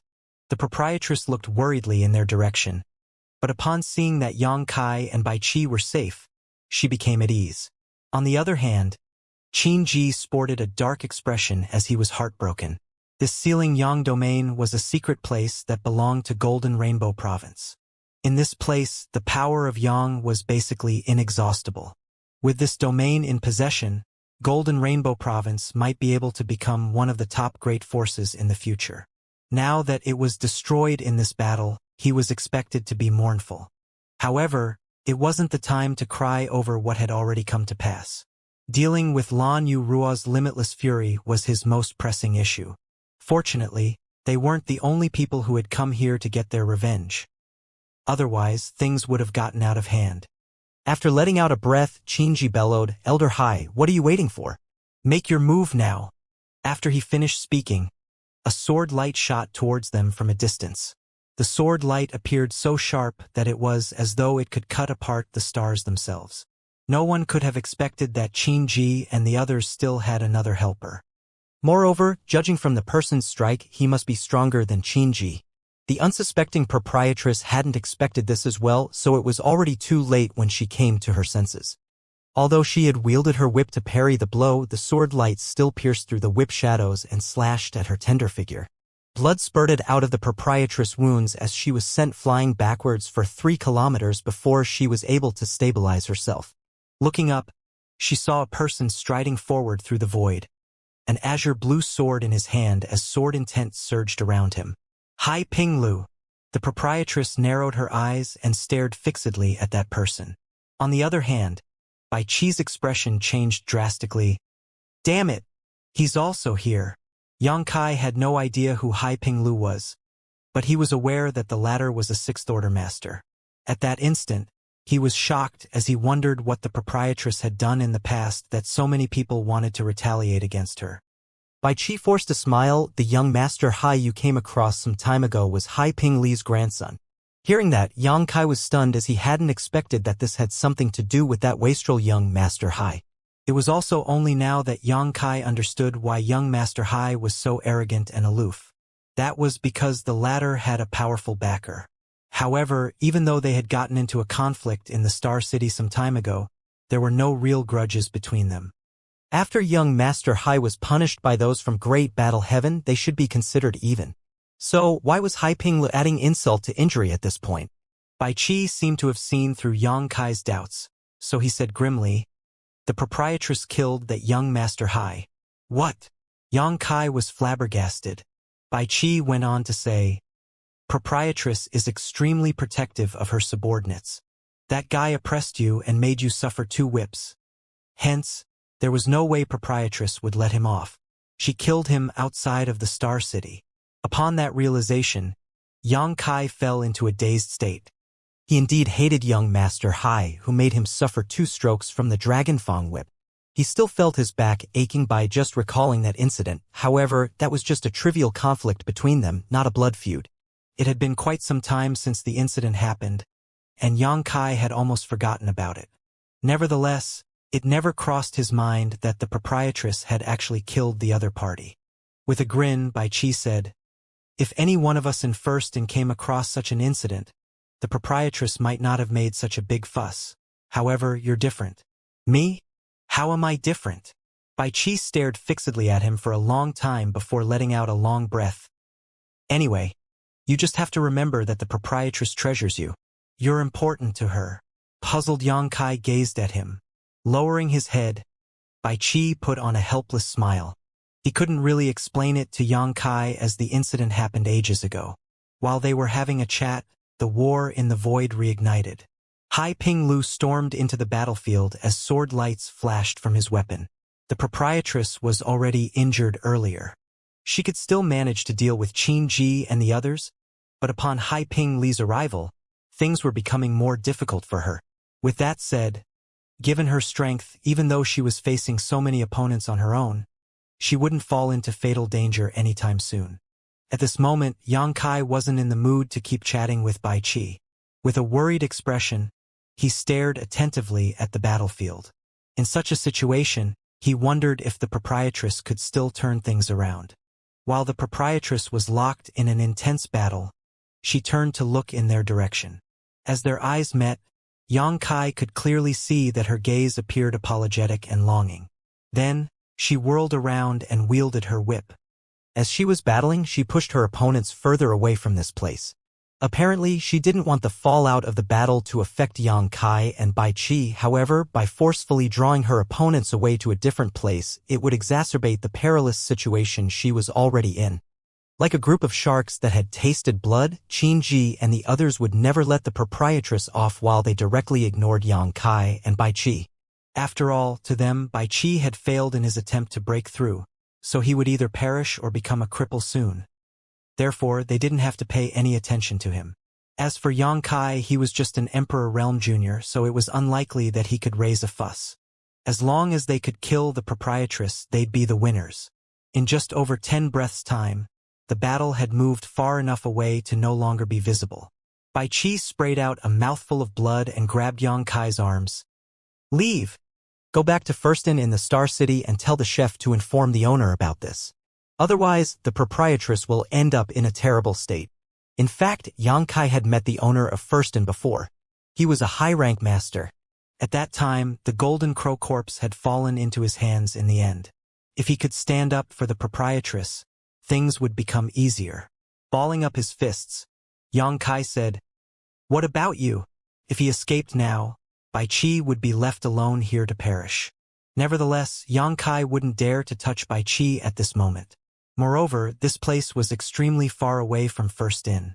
By the time he managed to return to the inn, it would be too late as the outcome would have become irreversible by then. "Forget about me. Just go." Bai Qi forcefully pushed him away, which irritated his aura and caused him to spray out a mouthful of blood again. An astounded Yang Kai rushed over and clumsily fished out some pills from his space ring before stuffing them into Bai Qi's mouth. "It's useless," Bai Qi put on a bitter smile. "No pills will be useful if they can't bring order to the power of yin, yang, and 5 elements in my body." Hearing that, Yang Kai became stunned and widened his eyes as though he had discovered something amazing. Seeing that, Bai Qi bellowed, "Do you understand that proprietress is in mortal danger or not? Stop dilly-dallying and get back to First Inn now." If it weren't because he was weak, he would have kicked Yang Kai away. However, Yang Kai stared at him with a pair of bright eyes and declared, "Old Bai, perhaps you can still be saved." "Nonsense!" Bai Qi yelled. Given his condition, even a high-rank master would be unable to save him, let alone a mere Emperor Realm cultivator like Yang Kai.